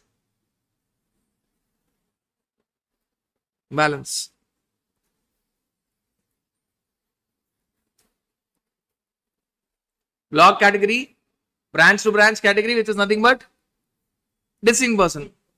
A lot of times you will find that Mumbai branch of a bank is giving services to the local branch. So branch to branch, distinct person. Block category, you will not get any credit. No one gets a credit, not even banks in special cases. Branch to branch get 100% credit. Balance get 50% credit. Balance get 50% credit. And this is true not only for inputs and input services. This is true for input services as well as very simple calculation. If it is block, take that separately, no credit.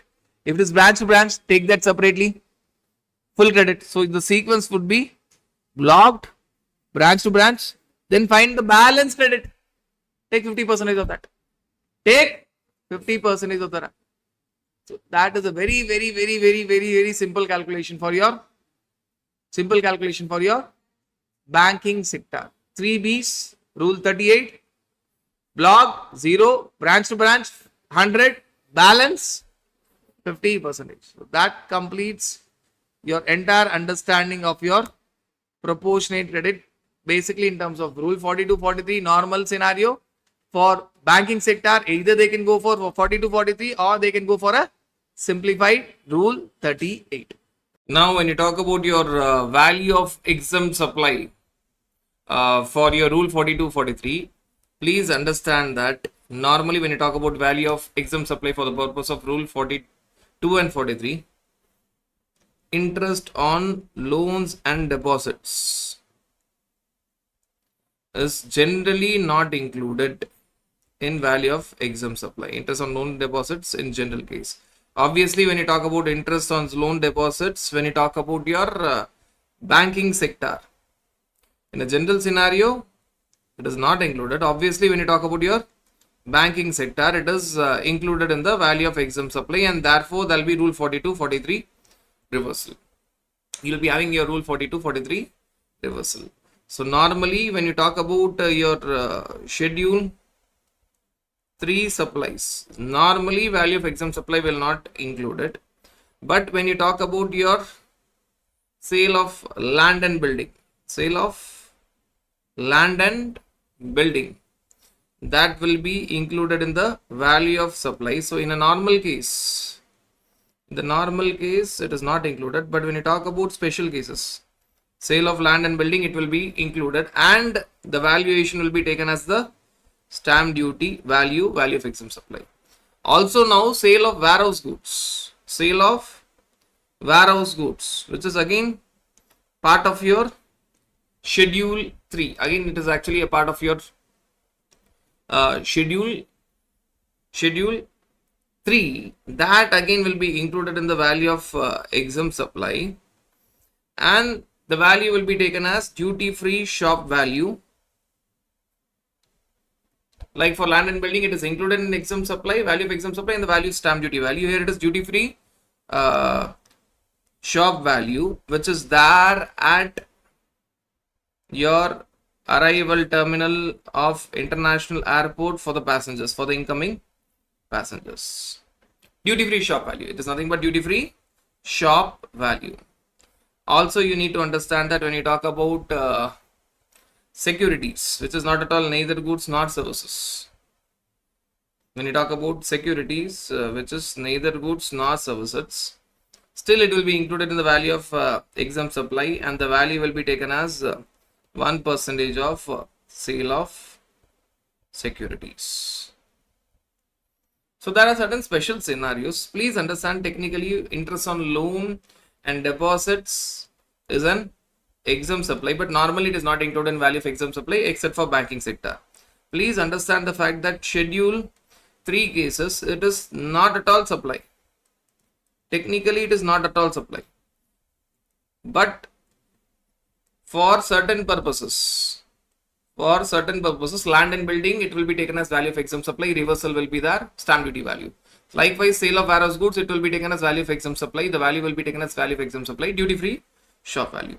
And securities, which is technically neither goods nor services, but still for the purpose of rule 42-43 reversal, the sale of securities will be included in value of exempt supply, and the sale value will not be taken as the entire sale value, it is 1% of the sale value, which means reversal will be there for sale of securities, but not big reversal, small reversal. If you have sold securities for 10 crores, reversal will not be based on 10 crores, reversal will be based only on 10 lakhs.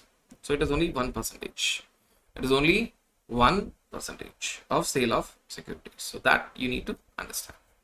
Now you are talking about section 18. Section 18, which talks about ITC in special circumstances.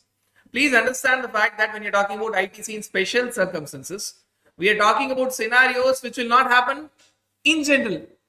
Very rare occasions you'll find them. Very rare occasions you are going to find them. ITC in special circumstances. Now let us try to understand this ITC in special circumstances. The first part of it, you're talking about some switchover. Supposing your earlier there under your composition scheme, now you are switching over to regular scheme. Or earlier your outward supply was exempt supply, now it becomes taxable supply. Or earlier you are not registered, now you are going to get registered. Now when you are going to get registered, there are two possibilities. Either it is a case of voluntary registration or you are liable for registration. If you are liable for registration, you should have applied within. If you don't apply within 30 days, this benefit is not available. This 30 days is very crucial in registration chapter, and it's not only in registration chapter, it is connected in ITC chapter, it is connected in return filing chapter, it is connected in many other chapters. This 30 days, crucial factor. 30 days is very crucial factor. Even document chapter, for that matter, revised tax invoice. So 30 days is very crucial. If you're liable, you should have applied for registration within 30 days. You should have applied for registration within 30 days. Now, what is the exact opposite scenario? Regular scheme to composition scheme. Taxable supply, exempt supply. You are registered, now you are cancelling your registration, correct? This could be the exact opposite scenario. Supposing this event happens on 1st of October and this event happens on 1st of April. What will happen? Now please understand that in the first scenario, both are actually mirror image. You're just converting them into opposite, correct? What will happen in the first scenario? Earlier, you were not eligible for taking the credit, correct? Because either you are under composition scheme or your outward supply was exempt supply or you are not registered. In all the three cases, you are not eligible for input tax credit. Now you are eligible for ITC. Correct? Because you are under regular scheme, your outward supply is taxable supply and you are registered. And in the reverse case, earlier you are eligible for ITC because you are under regular scheme, outward supply is taxable supply and you are registered. And later on you will not be eligible because you are under composition scheme or your outward supply becomes exempt supply or you are cancelling your registration. Now the issue is not about what is going to happen in future. The issue is all about stock. On the date of conversion, there will be some stock, correct? There will be some stock. Here it is stock as on 30th September and here it will be stock as on 31st March. Correct?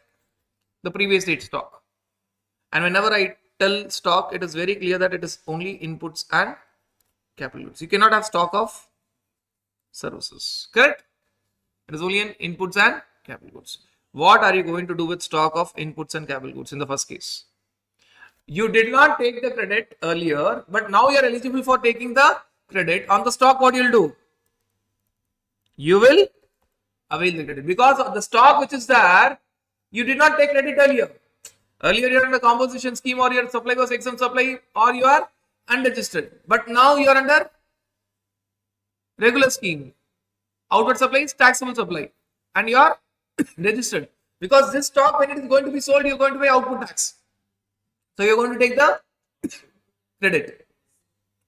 What will happen in the reverse case? Earlier you were eligible for credit, you took the credit. But now onwards you cannot take the credit because you have switched over to composition scheme or your outward supply has become exempt supply or you cancel your registration. So that is a stock on which you have taken the credit, but you are not going to pay any output tax later. Correct? So what to do? What to do? Reverse credit. Are we guys clear with this understanding? Are we guys clear with this understanding? Now government is government. Government loves availment of credit or government loves reversal of credit? Government loves availment of credit or government loves reversal of credit? Now you will see this real faces of the government. So easy to remember. When you are availing the credit, in two cases you can avail the credit of inputs and capital goods. But in case of new registration, you can avail the credit only of inputs, not of capital goods. In the first two cases, composition scheme to regular scheme, inputs and capital goods. Exempt supply to taxable supply, inputs and capital goods. But when you are taking new registration, you can take the credit only of inputs, not of capital goods. So obviously, if you understand this, in the reverse scenario, when you are cancelling your registration, what should happen? You should reverse on only inputs, not on no. Reversal in all the three cases is on inputs and capital goods. See, when it is reversal in all the three cases, see, left hand side you have three cases, right hand side you have three cases, correct? Left hand side you have three cases, right hand side you have three cases. When it is the availment, in the first two cases, you can avail on inputs and capital goods. In the last case, registration, you can avail only on inputs. When it is reversal, in all the three cases, so I'm not only talking about cancellation of registration, in all three cases, you have to reverse on inputs and capital goods. So then why have you written only cancellation of registration? Because you are only comparing registration.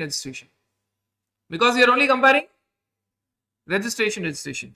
If I were to tell in a very simple manner, when you talk about availment here is on inputs and capital goods. And availment here is only on inputs, not on capital goods. Whereas reversal in all the three cases is on inputs as well as capital goods. Reversal in all the three cases is on inputs and capital goods. Clear? First difference. Government doesn't stop here. Government tells if you are availing the credit, you can avail the credit only on last 1 year old stock. If the stock is more than 1 year old, forget about the credit. Supposing I have 1 lakh stock, out of which 80,000 is last 1 year, 20,000 is older than 1 year. Then I can take the credit only on 80,000 units, not on 20,000 units. But when it is all about reversal, whether the stock is 1 year old or not is not alert. If it is 1 lakh stock, 80,000 is last 1 year old and 20,000 is more than 1 year old. You reverse on entire 1 lakh and this 1 year is relevant for both inputs and capital goods. Both inputs and capital goods. Clear? Government doesn't stop here. When it is availment, if you want the credit, please come within 30 days plus extension. You come soon, 30 days plus extension. Come fatafat. Take the credit. If you're coming late, no credit. But if it is all about reversal, there's a time limit. But you're not bothered. You come within time, you come after time, no worries. If you're coming late, don't worry. We'll reverse it with interest. Government is telling that no worries. We'll take the reversal of ITC with interest. There they are very specific of the time limit. Come within 30 days plus extension. Otherwise, we'll not give you the credit. But reversal, in one case, it is 60 days. Whether you come or not in time for your regular scheme to composition scheme, it is within 60 days. Whether you come on time or not, don't worry. We will reverse it. If you don't come on time, we will reverse it with interest. We will take the reversal with interest. Wait, it doesn't stop here. When you talk about your availment, government tells that if the value is more than 2 lakhs, we will go with CMA certificate. If you're taking more than 2 lakh credit, we have a doubt. How can we trust you? You're taking so much credit. We want CMA certificate. But government tells that no. Whatever is the value, that is 2 lakhs or 10 lakhs or 1 crore or 2 crores. We don't want any CMA certificate. We'll check ourselves. It's all about coming of money. We will check ourselves. If you have done wrong reversal, we'll collect that amount with interest. No need of CMA certificate. Are you guys clear with this understanding? Right. So if you see these differences, conceptually it is the same. In the first case, it is all about availment of credit on the stock. In the second case, it is all about reversal of credit on the stock. Correct? But there are certain differences, like in availment, when you are taking the availment of credit, in the first two cases, it is on inputs and capital goods, but in the last case, it is only on inputs. Whereas at the time of reversal, in all the three cases, reversal is on inputs and capital goods. When you're talking about availment, your stock should not be older than 1 year. It's all relevant for calculation part. But when you're talking about reversal, whether it is old than 1 year or not, this 1 year criteria is not at all considered. Whether it is more than 1 year old or not, we are not even bothered. Whether it is within 1 year or more than 1 year, you have to reverse on entire thing. But it's all about availment. You come fast, come within time, 30 days plus extension. Otherwise, you will not get the credit. But when it is all about reversal, whether you come in time or not, you have to reverse it. If you're coming late, reverse it with interest. When it is all about availment, if the amount is more than 2 lakhs, we don't trust you. You come along with CMA certificate. Reversal. Whatever is the amount, 2 lakhs, 10 lakhs, 2 crores, 10 crores. No need of CMA certificate. We will check ourselves. And if you think the difference stops here, it is not. Think of reversal of credit. I am now only focusing on reversal of credit because this will be workable only in reversal of credit. Supposing you have to reverse the credit of 10 lakhs. You have to reverse the credit of 10 lakhs. Already in your credit ledger, you have 8 lakhs. See, obviously, understand that it will not be only one line working, it will be IGST, CGST, SGST. But I'm making the concept simple. Always, whenever it is set off and all, it will be IGST, CGST and SGST. Right? This is the first scenario. Second scenario, you have to reverse ITC of 10 lakhs. And in your credit ledger, there is, say, 13 lakhs.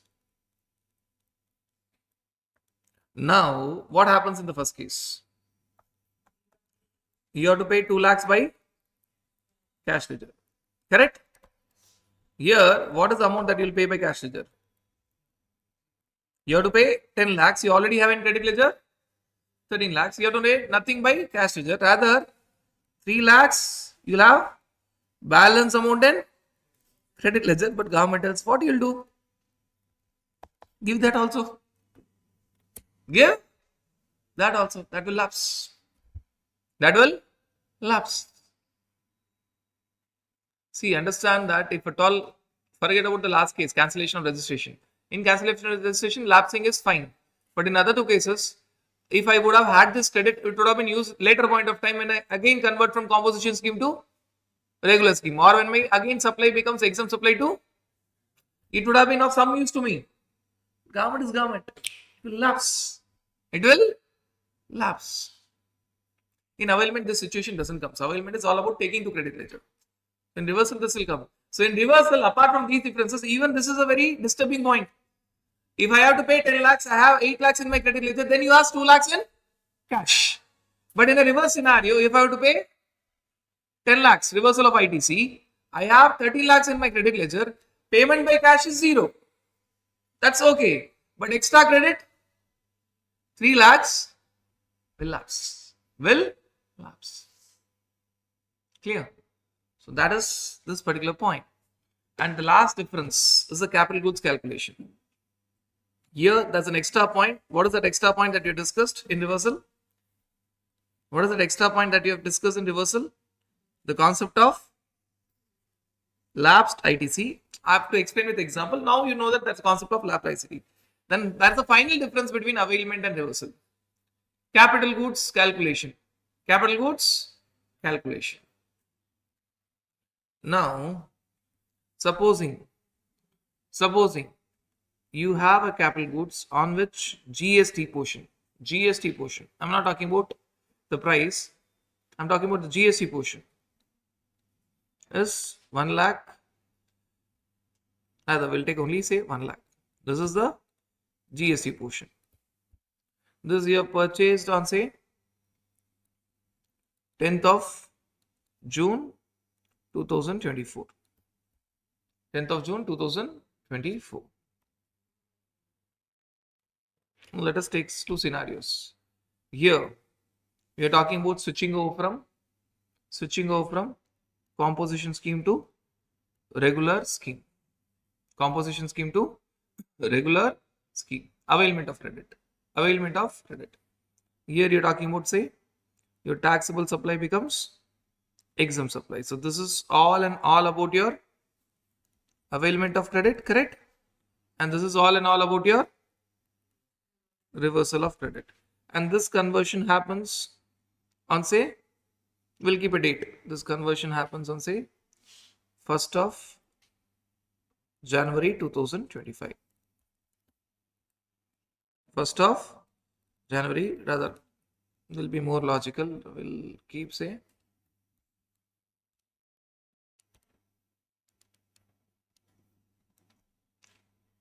6th of Feb 2025. 6th of Feb 2025. Now, how much credit you will avail? Availment goes with subtraction method. Your availment of credit goes with subtraction method, and your reversal of credit goes with multiplication method. Both are different. Now, subtraction method is what? What is the availment of credit that will happen here? Availment of credit is 1 lakh minus 1 lakh multiplied by 5% multiplied by number of quarters. Subtraction method is based on quarters. It's based on quarters. So your availment of ITC is 1 lakh subtracted by 5% per quarter or part thereof. 5% per quarter or part thereof. How many quarters? How many quarters?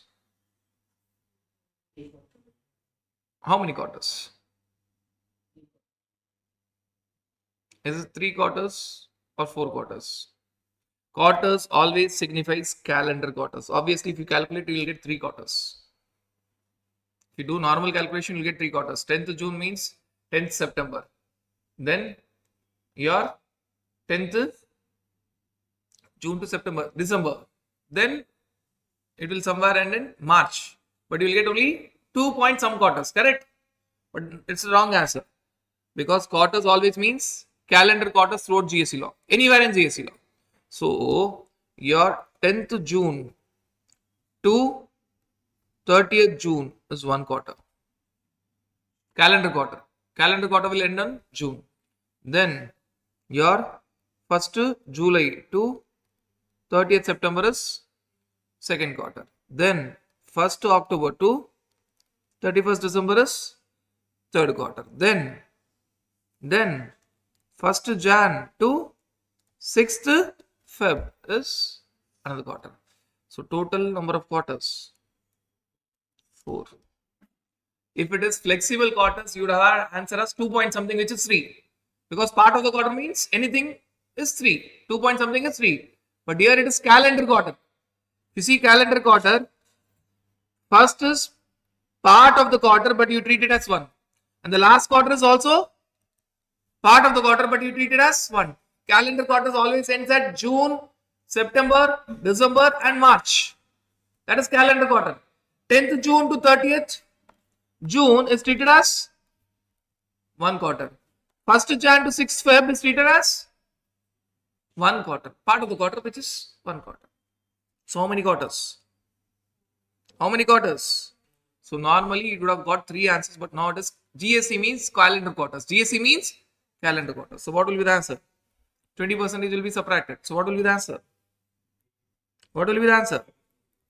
80,000. Correct? But when you talk about your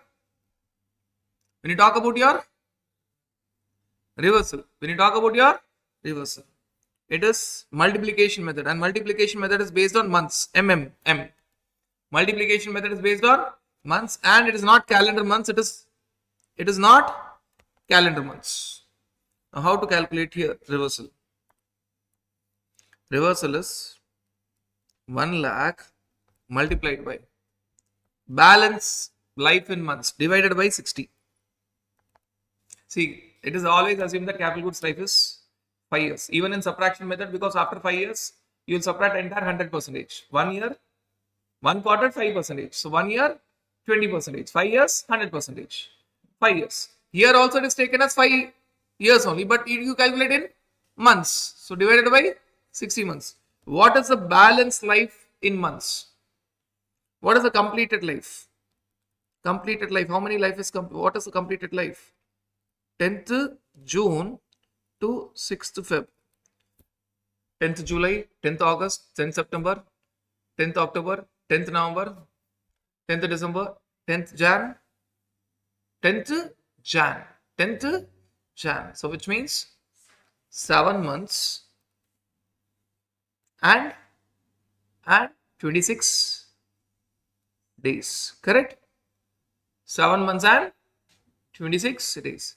Whether it is 7 months 2 days or 7 months 26 days, it will be treated as. Whether it is 7 months 2 days or 7 months 26 days, it will be treated as 8 months. I repeat, whether it is 7 months 26 days or 7 months 2 days, it will be treated as 8 months. So what is the balance life? What is the balance life? 60 months minus 8 months. What is the balance life? What is the balance life? Sorry, 50. 60 months minus 8 months. What is the balance life? 52 months. So what you will take? 52. 1 lakh multiplied by balance life divided by 60. How to find balance life? First find completed life. What is the completed life? 7 months, 26 days. Whether it is 7 months, 26 days or 7 months, 2 days, it will be taken as 8 months. July, August, September, October, November, December, Jan. 7 months. Then till Feb, 26 days. So whether it is 7 months, 26 days or 7 months, 2 days, it will be taken as 8 months. So what is the balance life? Entire life is 60 months. So what is the balance life? 60 minus 8, 52. Take that. What will be the answer? 1 lakh multiplied by 52 divided by 60. 1 lakh multiplied by 52 divided by 60. 86,000. You'll find that you'll never get the same answer. When you're availing the credit with the same data, I've taken the same data, same dates, everything same data. Everything, the dates and the numbers are exactly the same. Situation is different. What is the situation in the first case? Composition scheme to regular scheme availment. Taxable supply to exempt supply reversal. But answer is different. Availment goes with subtraction method based on calendar quarters. Tax amount subtracted by tax multiplied by 5% multiplied by number of quarters. Number of completed quarters. Quarter is calendar quarter. Quarter is calendar quarter. And reversal goes with multiplication method, normal months, not calendar months. Normal months, not. So normal months calculation you do. What is the formula? Tax multiplied by balance life divided by 60. How to find balance life? First find completed life. If the completed life is 7 months, 2 days, or 7 months, 26 days, it is 8 months. Balance life is 60 minus 8, 52. You'll get a different answer. Are you guys clear with this understanding? Are you guys clear with this understanding? So this is the last difference when you talk about your availment and reversal. Now, there can be actually 4 situations here. There can be actually totally 4 situations arising here. 4 situations arising here. What are the 4 situations arising here? One, you're talking about taking new registration. Rather, first we'll make it simple. One, you're talking about switching over from composition scheme to regular scheme, or your exempt supply becomes taxable supply. Ulta, regular scheme to composition scheme, your taxable supply becomes exempt supply. This is all about availment of credit, and this is all about reversal of credit. When you are availing the credit, you are availing on inputs and capital goods. When you are reversing it, inputs and capital goods. Inputs and capital goods. But when you are seeing inputs, if I tell totally 1 lakh stock of inputs is there and 80,000 is within 1 year old. It is within 1 year old, and 20,000 is more than 1 year old. What you will do when you are availing on inputs and capital goods? When you are availing on inputs, you will avail only on 80,000 units. But when you are reversing it, you will reverse on 1 lakh units. You will reverse on 1 lakh units. And when you are availing the credit on capital goods, you will go with subtraction method. When you are doing for capital goods for reversal, you will go with, and we have seen the calculation of subtraction method and multiplication method. But the only thing that you have to take care, that even for inputs as well as capital goods, you have to take care of 1 year. If the capital goods is more than 1 year old, you will not get it. The same way, if inputs is more than 1 year old, you don't get it. The same way it's true for capital goods. But when it's all about reversal,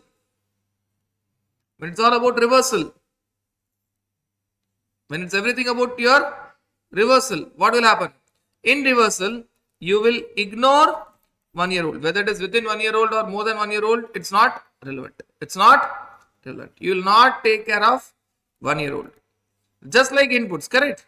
Did you take care of 1 year old? For inputs, did you take care of 1 year old? What are the inputs here in the question? What are the inputs given in the question? How much quantity of inputs you had? On the conversion date, how much quantity of inputs you had?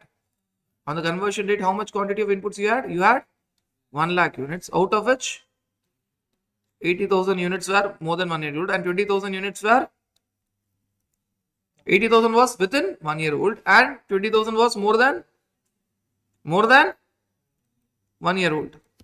So when you are availing it, you take care of 1 year, not only for inputs but also for capital goods. You have to take care even for capital goods. But when you are reversing it, you don't even bother. So why you did not take, why you took only composition scheme to regular scheme, exempt supply to taxable supply, or regular scheme to composition scheme, taxable supply to exempt supply? Because when you take new registration or when you cancel your registration, that's the difference. When you take new registration, you will work out only for inputs, you will not work out for capital goods. Again, the answer will be the same for 80,000 units. Again, you will consider 1 year for only inputs, because anyways you cannot take for capital goods. But when you are reversing it, you will reverse both for inputs and capital goods. And when you are reversing it, you will not even bother about 1 year. You are least bothered about your 1 year criteria.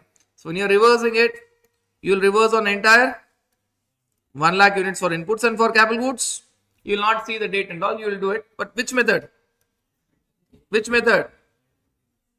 Not only that, and the last nail on the coffin, last point on the coffin, everything else. And actually, this was actually very clear. I've just given different types of questions. So there can be 4 types of questions. Two dealing, rather, these 2 things are dealing with availment of credit, correct? But for registration, only on inputs, not on capital goods. And this side, these are dealing with, these 2 on the right hand side are dealing with reversal of credit. These 2 on the right hand side are dealing with reversal of credit. So then why you have given reversal of credit in 2 parts? Because reversal of credit, whether it is regular scheme to compensation scheme or exempt supply to taxable supply or cancellation of registration is the same. No. Here in the last part, there is a clear-cut difference. This will be the first part of the answer. You will compare it with output tax payable on deemed supply. Second part of the answer, whichever is higher. Cancellation of registration, first part of the calculation, whatever you have done earlier will work out. But that is only one part of the answer. That is only why VJ Limited registered is different from VJ Limited which is not registered. And the stock that is going to be transferred is deemed supply. This is deemed supply. This is, so one part you will do the calculation for reversal of ITC in the same manner.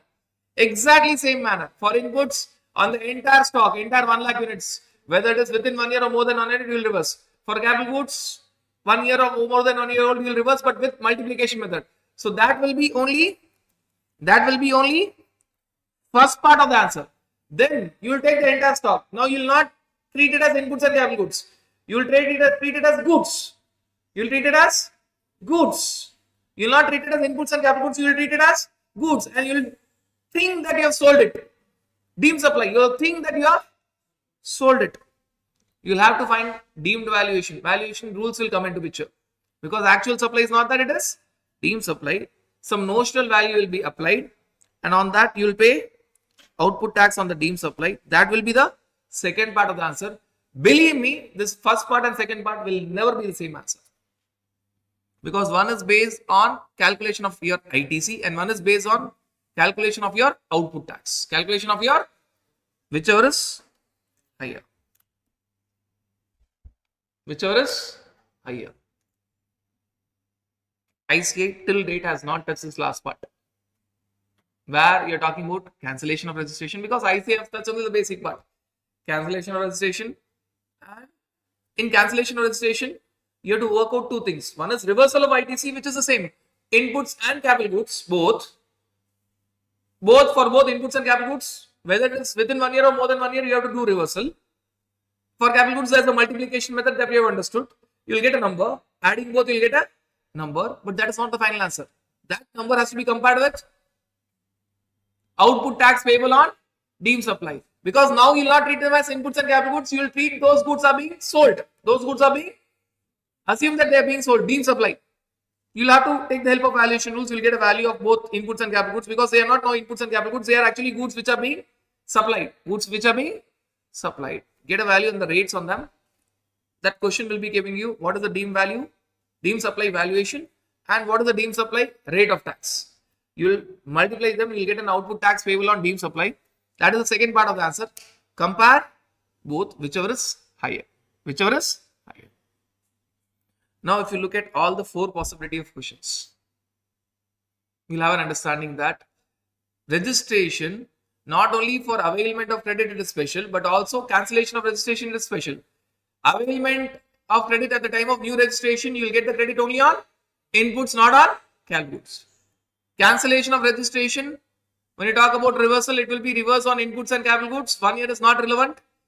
Capital goods multiplication method, but that is only one part of the answer. Compare it with output tax payable on deemed supply as per schedule 1. That is second part of the answer. Whichever is higher. Whichever is higher. So that area will be that. That area will be that.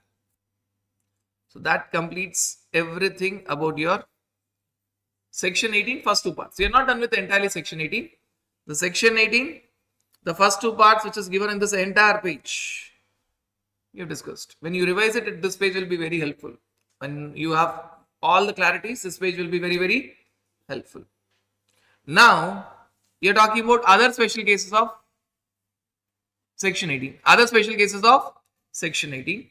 One being sale of capital goods. One being supply of capital goods, including plant and machinery. Actually, capital goods includes plant and machinery. It was not required. Supply of capital goods on which ITC is availed. Now, in general, the answer is very simple. See, sale of capital goods is outward supply.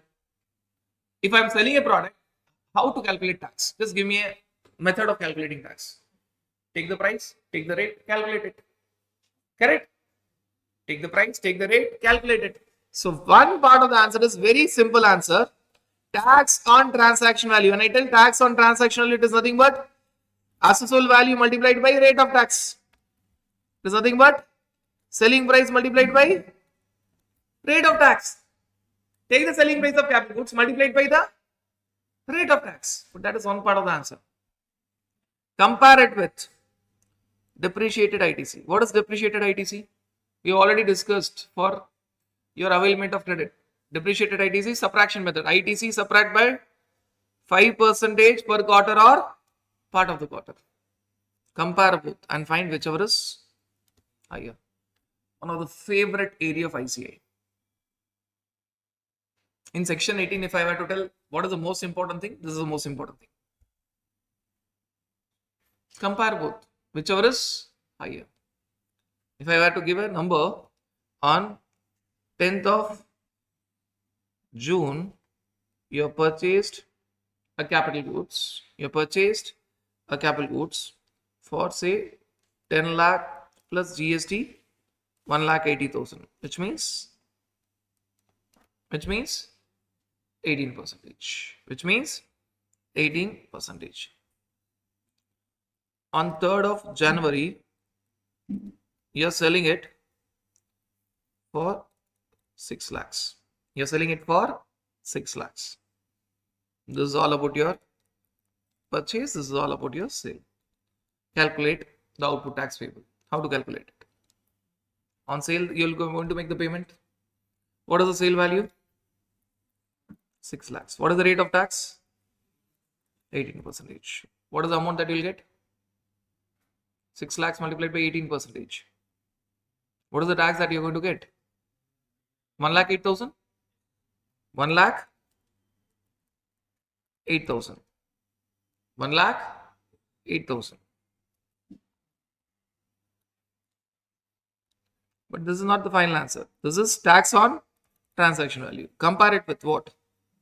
Comparison will be with what? What is the ITC? 1,80,000 subtracted by 1,80,000 multiplied by 5%. Multiplied by how many quarters? The quarter starts from June to Jan. So June will be one full quarter, correct? June will be one full quarter. 10th June to 30th June, 1 quarter. 1st September to 31st December. I'll write it as 2 quarters. 2 quarters, correct? Sorry, no, 1st July to 31st December. I'll write it as 2 quarters because there are 2 quarters. 1st July to 30th September, then 1st October to 31st December. Then 1st Jan to 3rd Jan will be one part of the quarter. 1. So 1 plus 2 plus 1. How many quarters? How many quarters? So what is the subtraction that you'll do? 20%. You subtract 20%. Now if you subtract 20%, you're going to subtract 36,000. So 1,80,000 minus 36,000. 1,44,000. Now which is higher? That's it. Whichever is higher. Whichever is higher. Are you guys clear with this understanding? Right. So this is for sale of capital goods, including plant and machinery. But what if there are special capital goods? Very simple answer. If at all there are special capital goods like refractory bricks, molds, dies, jigs and fixtures, all these items are used in job working sector. Refractory bricks, molds, dies and jigs and fixtures, condition number 1. And if they are sold as scrap, special capital goods when they are sold as scrap. You forget the complications. No subtracted ITC and all. Forget entire complication. When I sell an item, how to calculate tax? Assessable value multiplied by percentage. So it is nothing but tax on. See what is the difference? Now you don't enter into that complication of one part tax on transaction value, second part ITC minus something, compare whichever is higher. If it is special capital goods, refractory bricks, molds, dies, jigs, fixtures, plus when they are sold as scrap. When they are not sold immediately when they are purchased. When they are sold as scrap, which means fully utilized. Fully utilized. What to do? Take the selling price, multiply it with the rate. That's the tax on transaction value. Tax on transaction value. Tax on your transaction value. Are you guys clear with this understanding? Are you guys clear with this understanding? That is your supply of capital goods. Supply of your capital goods. Normally, this will be the answer. Tax on transaction value or depreciated ITC, whichever is higher. But it is special capital goods. Refractory bricks, molds, dies, jigs and fixtures. And when they are sold as scrap. When they are sold as scrap. It is just tax on transaction value. That is assessed value multiplied by percentage. That's it. Selling price multiplied by the percentage. That's only simple way out. Clear? Right. So we have seen three special cases of your ITC. This will never happen routinely. The conversions will not happen routinely. Sale of capital goods is not a routine affair. And the last part of your section 18. The last part of your section 18. Now what is happening in your last part will make your life simple. It's all about your rule 41, rule 41A. What is happening in your last part? Supposing if I tell VJ Limited is selling the business to VJ Limited, or that is VJ Limited and PJ Limited, which gets merged into say VP Limited, or that is VP Limited which gets demerged into VJ Limited and PJ Limited. You're talking about normal sale or transfer of business, merger or amalgamation, demerger. Correct? Correct? This is the case of sale or transfer of business. This is the case of merger or amalgamation. This is the case of demerger. This is the case of demerger. Now, what if I add point to it? VJ Limited in its electronic credit ledger is having 10 lakhs. In the second case, VJ Limited in its electronic credit ledger is having 20 lakhs and PJ Limited is having 30 lakhs. In the third case, VP Limited in its electronic credit ledger is having, say, 50 lakhs. Please understand that can you apply for refund of your credit? No. Only possible in two cases. What are they? Zero rated supply and inverted duty structure. Otherwise, you cannot apply for refund of credit. Now, all these left-hand side companies are going to wind up. So, having credit with them is of no use. Can they transfer it to the new companies? Can they transfer it to the new companies? Yes, they can transfer it to the new companies. So now they're talking about possibilities of transferring it to the new companies. So that is a transfer which is going to happen. So you're talking about transfer to the new company. This is also transfer to the new company. This is also transfer to the new company. What will be the amount transferred to the new company? In the first case, VJ Limited is having 10 lakhs. How much it can transfer? 10 lakhs. In the second case, what will be the amount of transfer? Both VJ Limited, PJ Limited will transfer. So what will be the amount? 20 lakhs plus 30 lakhs. It will be 50 lakhs. In the third case, 50 lakhs is to be given between VJ Limited and PJ Limited. So 50 lakhs multiplied by something divided by something, correct? 50 lakhs multiplied by something divided by something. Got that? Now that will be 50 lakhs multiplied by something divided by something. Now what is that multiplied by something and divided by something? In what proportion? In the proportion of value of assets being transferred. Value of assets being transferred. In the first two cases, simple calculation. Simple calculation. In the last case, you require a proportion because now it will be split. One between VJ Limited and one between PJ Limited. That proportion will be on the basis of value of assets transferred. Supposing the value of assets is 100 crores with VP Limited and it is transferred 40 crores to VJ Limited and 60 crores to PJ Limited. It will be transferred in the ratio of 4:6 or maybe 2:3, whatever it is. Same answer only. So 4 divided by 10, 4 divided by 10 and 6 divided by 10. So how much it will get? This will get 20 lakhs and this will get 30 lakhs.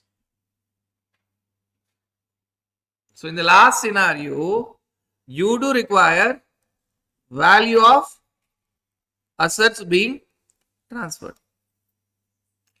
And what if I tell that out of this value of assets 100 crores, only 70 crores has got ITC. Out of total assets 100 crores, only 70 crores has got ITC, and that 70 crores portion, only if I take the ITC availed assets, it is 70 crores, and that is equally given 35 crores and 35 crores to VJ Limited, PG Limited. Whether your answer will change or it will remain the same. Out of this 100 crores, only 70 crores assets is there where ITC is available, and that 70 crores is split in the ratio of 35 crores, which means 35 crores ITC where ITC is availed and 5 crores where ITC is not availed to VJ Limited, and 35 crores where ITC is availed and balance 25 crores where ITC is not availed. Correct? It is possible. So whether your answer will change? No. The ratio is total value of assets. Now this is the area where students will make mistake. Why? We are talking about transfer of credit. And what seems more logical? What seems more logical? What seems more logical is value of assets on which? No, but this is not at all relevant. Value of assets on which ITC is available is not relevant. Value of total assets is relevant. Value of? So otherwise your ratio would have been 1:1. Your ratio would have been 1:1, which means 25 lakhs would have been transferred. But no. When you talk about value of assets,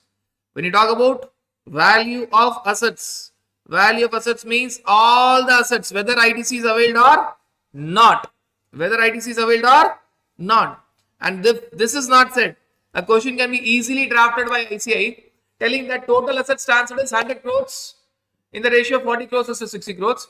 But out of that 100 crores, only 70 crores contains ITC, and that 70 crores distribution happens in the ratio of 35 crores and 35 crores. The second data is irrelevant.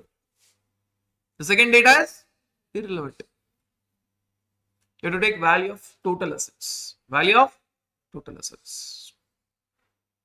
guys clear with this understanding? And in all the three cases, whatever are the three cases, in all the three cases,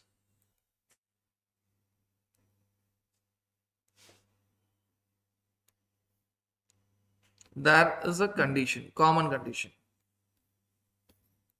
When you want to transfer the credit, there is a condition. First condition, there should be transfer of liabilities. If you want to transfer the credit, there should be transfer of liabilities. In the first case, VJ Limited to transfer all the liabilities to PJ Limited. In the second case, both VJ Limited and PJ Limited's liabilities should be transferred to VP Limited. In the third case, VP Limited liabilities should be jointly and severally transferred to VJ Limited and PJ Limited. Second condition.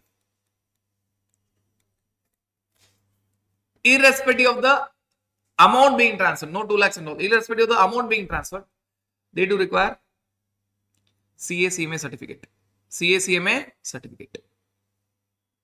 In all these three cases, the transfer of credit will be allowed from the old company to the new companies, from the old entities to the new entities. Condition number 1, the old entities should transfer all the liabilities to the new entities. Condition number 2, this transfer, there will be filed, there will be a document which is going to be filed, ITC form will be filed by the old entities, and thereafter the new entities will get the credit. So old entities will file a ITC form that should be certified by CA-CMA. CA-CMA.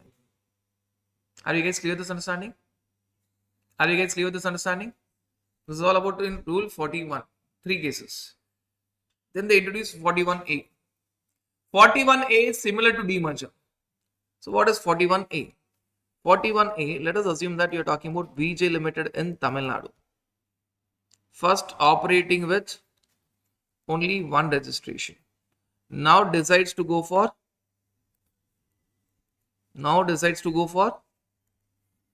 re-registration. Opting for multiple registration in the same state. Opting for multiple registration in the same state.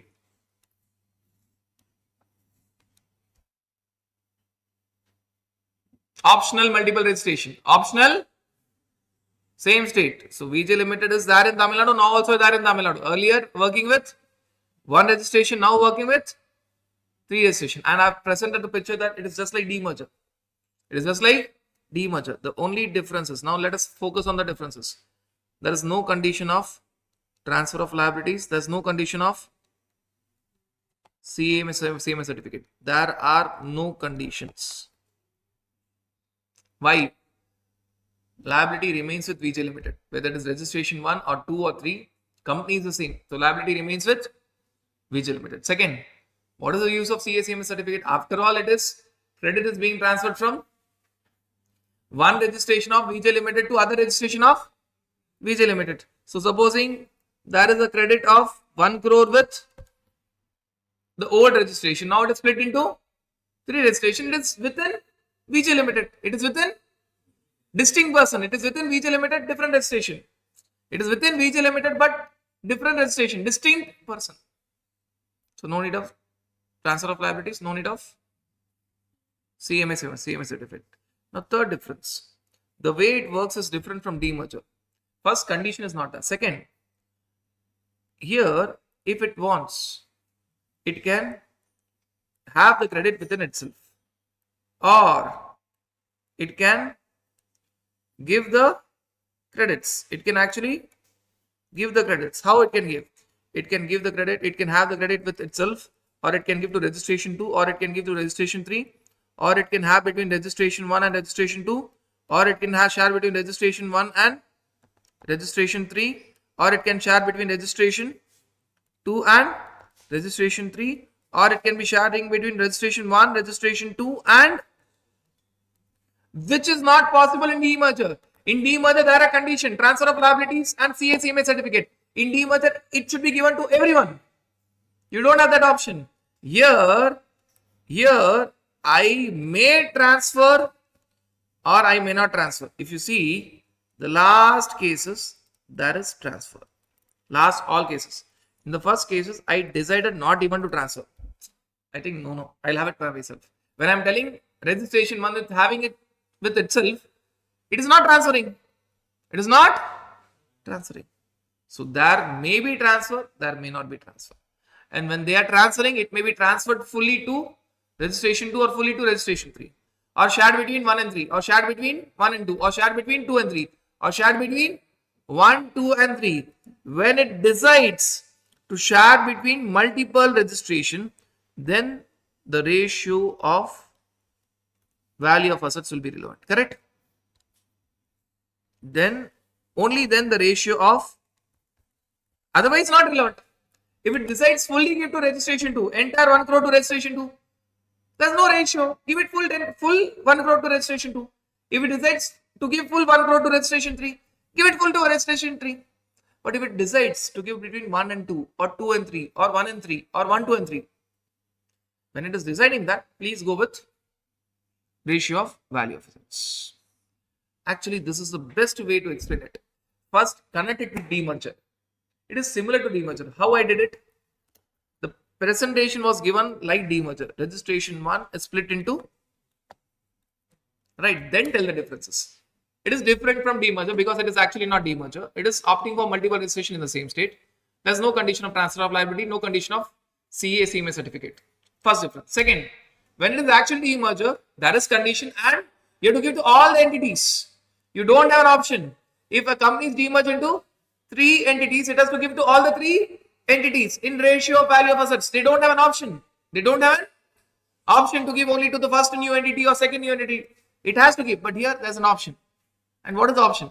Either don't transfer, or if you transfer fully to 2, fully to 3, share between 1, 2, share between 1, 3, share between 2, 3, share between 1, 2, 3. So there are so many permutation combinations, correct? So many permutation combinations. First of all, there was an option not even to transfer. Or if I transfer fully to registration 2, no need of ratio.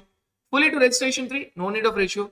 If I transfer to 1, 2, 1, 3, 2, 3 or 1, 2, 3, when I am transferring to multiple registrations, then I have to go with ratio of value of assets. Ratio of value of assets. The first 3 cases were discussed. This is actually the 4th case. The first 3 cases are discussed in Rule 41 and this is discussed in Rule 41A. This is actually very similar to demerger. This is actually very similar to demerger. Yes, there are differences which we have seen here. What are the main differences? Demerger, conditions, here no conditions. Multiple registration, no condition. Demerger to be given to all in ratio. Here I will decide to transfer or not to transfer. If I want to transfer, I have multiple options. And if I decide to give between 2 or more, then value of assets ratio will be relevant. Value of assets ratio will be relevant. That's everything about your special cases. Section 18. If I were to tell the gist of section 18, there are actually 4 special cases. 1, regular, composition to regular, exempt to taxable, new registration, availment. Second, composition, regular to composition, taxable supply becomes exempt supply, cancellation of registration, reversal. Third, sale of capital goods. Fourth, transfer of credit in case of sale, transfer, amalgamation, merger, demerger or multiple registration within the same state. Totally 4 scenarios of section 18. Look at all these 4 scenarios. One thing is common. It doesn't happen. In general mode of business, it happens very rarely. Once in a while situations. Once in a while, there are few situations which will happen once in a lifetime. Cancellation of registration will be once in a lifetime. Taking new registration will be once in a lifetime. So certain cases are once in a lifetime. Other cases are once in a while. It doesn't happen frequently. So that is the reason the heading of section 18 is ITC in special circumstances. ITC in, because it doesn't happen routinely, it will happen once in a while. That's everything about your section 18. Now talking about your ITC in case of job work. This provision is discussed in your section 19 read along with section 143 read along with rule 45 and rule 55. When you talk about your job worker, please understand that there is a principal involved who is giving the goods to job worker who is doing work on his behalf and returning it back. Now, the focus is on your principal who should be a registered person and the job worker who may be registered or who may not be registered. Now, normally what will happen? Principal will send the goods to job worker.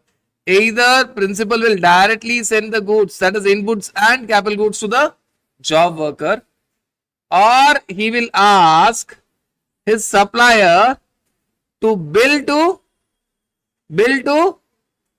principal but ship to job worker. bill to principal, billing to principal, shipping to job. So the goods will be received by job worker either directly from the principal or through the principal supplier, bill to principal, ship to job worker.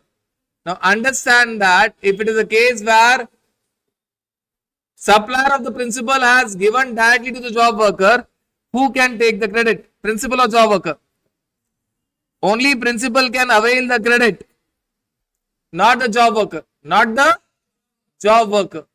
In ITC initial part we have discussed that receipt of goods by third person, which is job worker in this case, is equal to receipt of goods by yourself.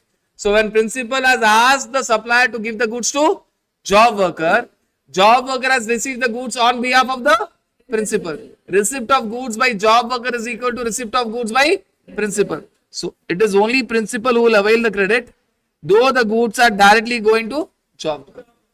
So it is receipt of goods by job worker is equal to receipt of goods by principal. Only principal will take the credit, rather bill invoice will be there only with principal. Right. Now also understand that when the goods are going to the job worker, there won't be any payment of tax, which means the document which will be there is delivery challan, not invoice. Whether the goods are directly going from principal to job worker or supplier is sending the goods directly to the job worker, in both the cases principal has to raise the delivery challan. In both the cases principal has to raise the, just because supplier is directly sending the goods to the job worker does not mean that delivery challan will not be there. It will be there with delivery challan. Yes, the supplier of the principal will give invoice to the principal and ship it to the job worker.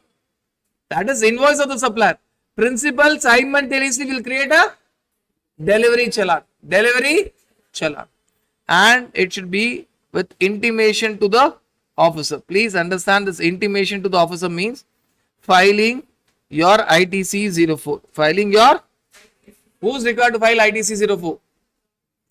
Principal, not the job worker. If your previous year aggregate turnover is up to 5 crores, yearly ITC 04. After the year is over, 25 days. 25 days. If your previous year aggregate turnover is more than 5 crores, 2 ITC 04. Half yearly ITC 04. April to September, 25th October. October to March, 25th April. Now also understand that the goods have gone to the job worker. Job worker may be registered, job worker may not be registered. Now what is the entire intention of filing your ITC 04? This is only to ensure that principal gets back the goods within, for inputs within 1 year plus 1 year, for capital goods within 3 years plus 2 years extension. This time limit is not applicable for special capital goods being molds, dies, jigs, fixtures and tools, because they cannot be identified. They cannot be identified. So you have to get back your inputs either in the same form or a different form within 1 year plus 1 year extension, capital goods within 3 years plus 2 years extension. If you don't get that back within this time, it is deemed that you have supplied the goods right from the day they were sent to the job worker directly or through supplier of the principal. It is deemed supply from that date, which means you will end up paying GST with interest. With interest. And that is the entire reason why you are going to file ITC 04. Whether you have received back the goods given to the job worker within 1 year plus 1 year or within 3 years plus 2 years. If you don't receive, it is deemed to be supplied. It is deemed to be supplied right from the date of dispatch by principal to job worker or dispatch by principal supply to the job worker. Right from that date, it will be deemed supply. You will end up paying tax with interest. You have to end up paying tax with interest. After that 1 year plus 1 year or 3 years plus 2 years, if the goods are returned back by the job worker, it will be treated as a separate supply. It will be treated as a separate supply. Now it will not be treated as a mere movement. It will be treated as a separate supply. Right. So this is the importance of receiving back the goods within time. And that is the reason why government wants you to file the details so that they can check whether you have received the goods within time. The reason for your ITC 04. ITC 04. Now also understand that when you talk about job work, and by the way, when you talk about this time limit of 1 year plus 1 year or 3 years plus 2 years, if the goods are direct, from where it will start? If the goods are sent by the principal, it will start from the date of dispatch by the principal. If the goods are directly received by the job worker from the supplier, the time limit will start from the receipt of goods by job worker. If the goods are sent by the principal, time limit will start from dispatch from the date of removal of goods from principal place. If the goods are directly received by job worker through principal supplier, it is the date of receipt by job worker. It is date of removal by principal if it is principal to job worker. If it is principal's supplier to job worker, it is date of receipt of goods by job worker. From that date, you will start calculating 1 plus 1 year or 3 plus 2 years. Now, can job worker within themselves transfer the goods to another job worker? Yes. Job worker to another job worker, another job worker to another job worker. But that will not increase the time limit. If you are giving the goods to multiple job workers, you have to get it back right from the time when you have sent it initially and get it back from the final job worker within the time of 1 plus 1 or 3 plus 2 as the case may be. This will not increase your time limit. Now, when the movement is happening from one job worker to another job worker, what is the document? Either delivery challan by the job worker or delivery challan by the principal on behalf of job worker, or you are talking about endorsement of the old delivery challan. This endorsement of the old delivery challan will work out only if the entire consignment is sent by one job worker to another job worker. Otherwise, only you have to go by the first two options. What are the first two options? DC of the job worker or DC of the principal on behalf of the job worker.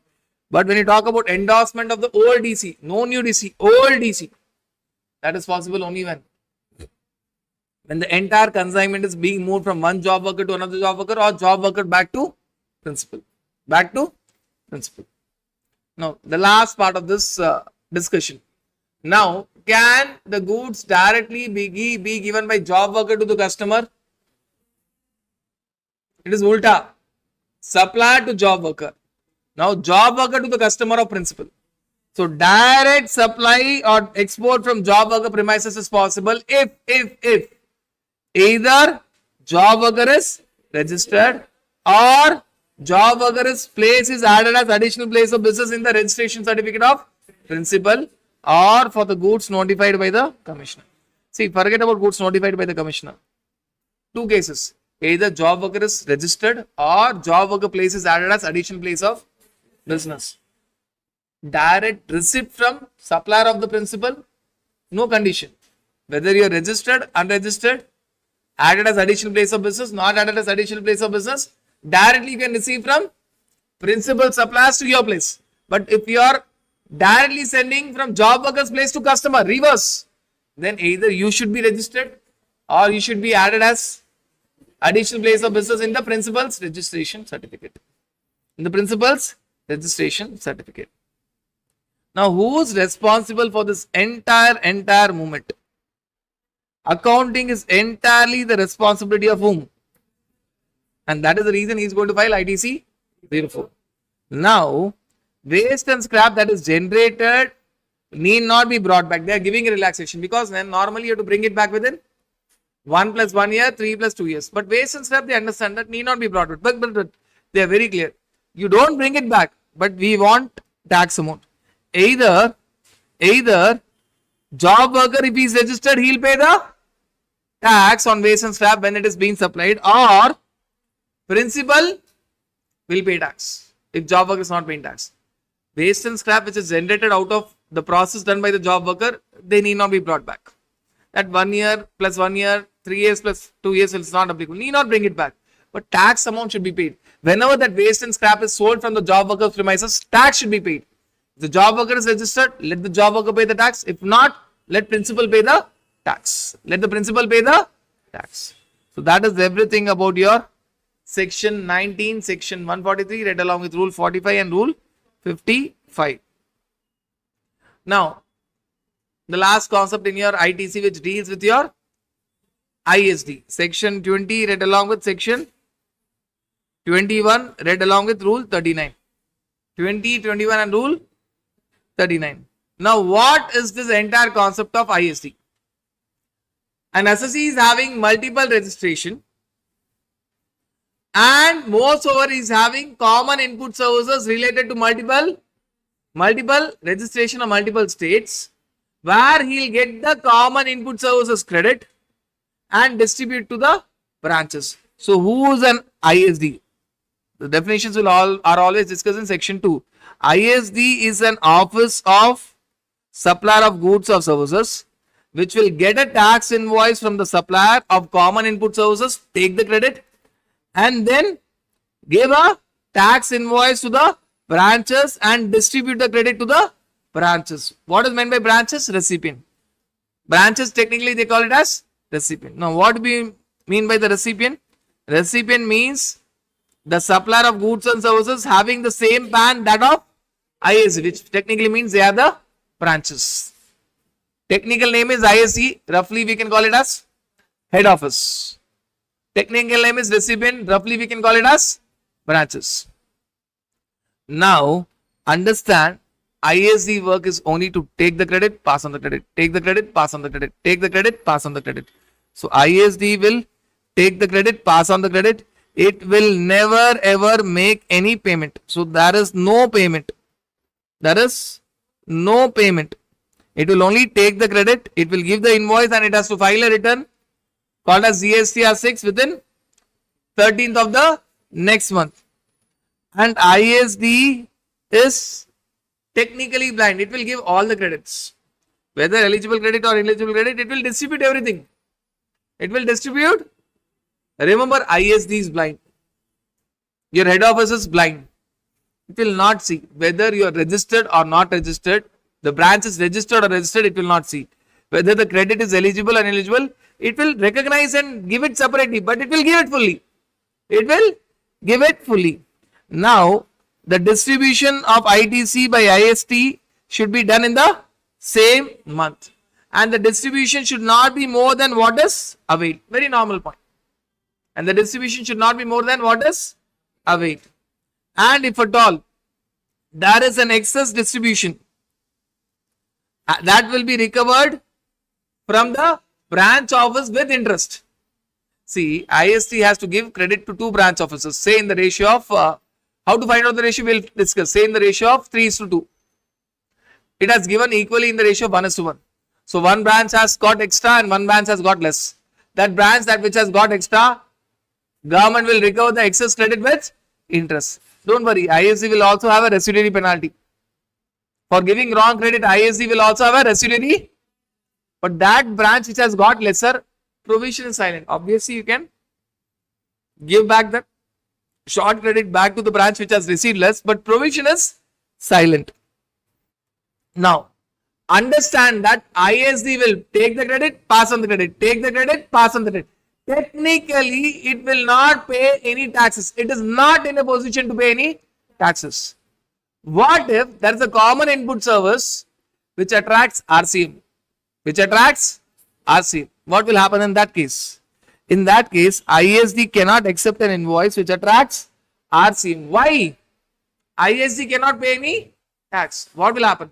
One of the branch office has to come forward, take that common input services, pay RCM, take RCM credit, which is a normal thing, pass on the RCM credit to the ISD, then ISD will distribute to the branches. What are the steps? One branch office will come, it will pay the RCM, take the credit, reverse the credit and transfer it to ISD. It will take the credit, then reverse it fully and transfer it to ISD. then ISD will distribute it. So normally we think that ISD will give the credit to branches. At times, branch may pass on the credit to ISD. It is not only in this case. Say for example, one common input service, instead of ISD getting the credit, a branch has got the credit wrongly. What branch has to do? Give it fully to ISD, reverse it fully and give it to ISD. ISD will then distribute. Can a company have multiple ISD? Yes. It can have multiple ISD for northern part of India, southern part of India, eastern part of India, western part of India. It can have multiple ISD if it decides to go. Now, this is all the theoretical portion. Now let us focus on the practical portion. The questions that have been asked by ICAI a number of times when you talk about calculation portion. How to distribute the credit. How to distribute the credit. Now I said, remember two important things. ISD will not see whether it is eligible or ineligible. It will give the credit. It will give the credit. It will bifurcate into eligible and ineligible, but it will give the credit. It is blind. Second, ISD will not see whether you are registered or not registered. Even if you are not registered, it will give you the credit. It will give you the credit. Now, how that distribution will happen? If at all you are talking about tax distribution, ISD is in one state, one branch is in same state. So, if at all the tax is C plus S, distribution will also be C plus S. If the tax is I, distribution will also be I. If the ISD and the branch are in the same state, color will remain the same. If the credit is C plus S, distribution will be C plus S. If the credit is I, distribution will be I. But if ISD is in one state, say for example Delhi, and the recipient is in other state, say for example say Maharashtra or Telangana or Tamil Nadu, then whether it is C or S or I, it will always go in the color of IGST, because it is going from one state to another state. If ISD and a branch, supposing there are three branches, ISD is in Delhi, one branch is in Delhi, other two branches are in Maharashtra and Telangana. So to that branch in Delhi, C, S and I will go in the same color, C, S and I. But to the other branches in Maharashtra and Telangana, whether it is C, S or I, it will always go in the color of I. It will always go in the color of I. So that is all about the distribution of the type of tax that you have to remember for calculation purposes. Second, how distribution will be done? If the credit is pertaining to one branch, that will go only to that branch. If credit is pertaining to multiple branches but not all the branches, it will go only to those branches. If credit is pertaining to all the branches, that is all the recipients, it will go to all the recipients on pro rata basis. If it is pertaining to a particular branch, it will go only to that branch. 2-3 branches, it will go only to those branches on pro rata basis.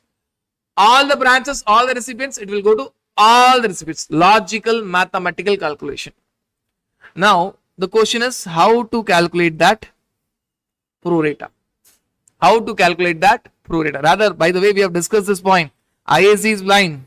ISD will give a credit to a recipient even if the recipient is engaged in exempt supply or even if that is unregistered. Even if that credit is ineligible, it will give the credit. Whether the credit is ineligible, whether the branch is registered or not registered, it will give the credit. It will give the credit. Very important for your calculation part. Don't think that, okay, it is ineligible credit, we'll block it here itself. No. ISD will not do this all work.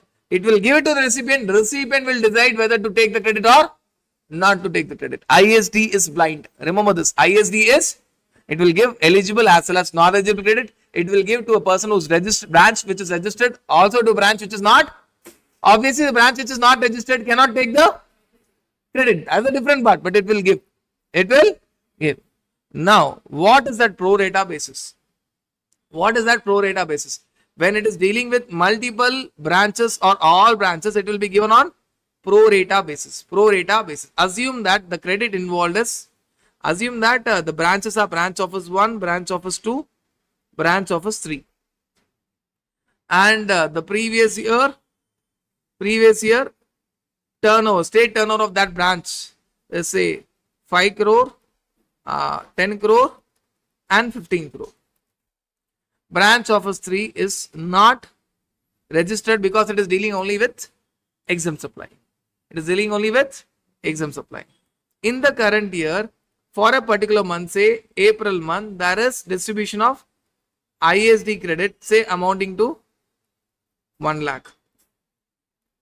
1 lakh. It relates to all the branches. It relates to all the branches. How you will distribute the credit? For April month distribution, 1 lakh multiplied by 5 divided by 30. 1 lakh multiplied by 10 divided by 30. 1 lakh multiplied by 15 divided by 30. If I tell that no, this was dealing only with branch office 1 and branch office 2. 1 lakh multiplied by 5 divided by 15. 1 lakh multiplied by 10 divided by 50. Pro rata. So the pro rata basis, it is based on previous year turnover. Previous year state turnover. Calculation means always state turnover. Calculation means always state turnover. It is based on previous year state turnover. Will it give even to branch office 3? Yes. It will not see whether you are registered or not. It will give. The branch has to decide what it has to do with that credit. If the branch office 1 is in the same state, if it is C plus S, it will be given in form of C plus S. If it is I, it will be given in form of I. If branch office 2 and 3 are in different state, whether it is C or S or I, it will be given always in the color of I. So we are trying to incorporate all the points that we have discussed. Are you clear with this understanding? So this pro rata basis is based on your previous year state turnover. What if you don't have previous year state turnover? You don't have previous year state turnover. When that will be there? When there is a new branch. When it is first year of business or when there is a new branch. If at all in the previous year there is branch office 1, branch office 2, branch office 3. In the current year you have only branch office 1 and branch office 2. Situation number 1. Previous year, current year. Or in the previous year you have branch office 1, branch office 2. Current year you have branch office 1, branch office 2, branch office 3. What is the difference? In the first case, your pro rata basis, you will still go with previous year state turnover because distribution this year is only to branch office 1 and branch office 2, for which you have turnover in previous year. For which you have turnover in. But in the second example, if at all a service deals only with branch office 2 and branch office 1 and branch office 2, still you will go with previous year state turnover. But if at all a particular category deals with branch office 1, branch office 2, branch office 3, then you cannot go with previous year state turnover because for branch office 3 you don't have any turnover in. Then you will go with last quarter's state turnover. Last quarter. Turnover in the last quarter of the current year. Turnover in the last quarter in the current year. If you are standing in the month of April, you cannot do anything. Month of May, you cannot do anything because you neither have previous year nor have current last quarter. June, not do anything. In July, you have last quarter. You have last quarter, April to June. Now, in July, you will distribute the credit of April, May, June and July. August, you will distribute only August credit. Last quarter is April to June. September, only distribute the credit of September. Last quarter is April to June. October, only distribute October month credit. Last quarter, July to September. So on you'll go. When you go to March, only distribute the credit of March based on last quarter. October to December. April, which means the next year, now you are not going to go with last quarter because now you have all the 3 branches turnover in your previous year. That you have to understand. So normally the basis previous year state turnover. At times where it is not workable, go with Last quarter's state turnover. Last quarter's state turnover. So in the second example, I never said I'll always go with last quarter state turnover. If a particular common input service deals only with branch office 1 and branch office 2, I'll still go with previous year's state turnover because it is available. Only if it deals with branch office 1, branch office 2 and branch office 3, where I cannot go with previous year's state turnover, I'll go with last quarter's state turnover. So that you need to remember. The last small part, surprisingly, ICAI generally has the habit of not asking very tricky questions. But in the last small part, it did ask a very tricky question. When you're talking about, see, if at all a supplier has given invoice to ISC, ISC will give invoice to branch office. If supplier gives credit note to ISD, ISD will give credit note to branch office. If supplier gives debit note to ISC, ISC will give debit note to branch offices. Now, what is the problem? Supposing supplier has given invoice to ISD in the month of April 2023. It has given credit note to ISD in the month of May 2024. It has given debit note to ISD in the month of July 2024. Now, when ISD will distribute the credit of this invoice on pro rata basis, it will go with, normally it will go with which turnover? Supposing it is distributing to 2-3 branches, it will go with previous year state turnover. What is that previous year? Financial year 22-23. If ISD is getting a credit note, it will give credit note to its branches. It will reverse the credit. It will ask the branches to reverse the credit on pro rata basis to all the branches based on which year's turnover? Based on original ratio, which means it will still go with the ratio of financial year 22-23. Though you are standing in the year 24-25, for you the previous year will not be 23-24, it will be still old ratio. What was the ratio for invoice?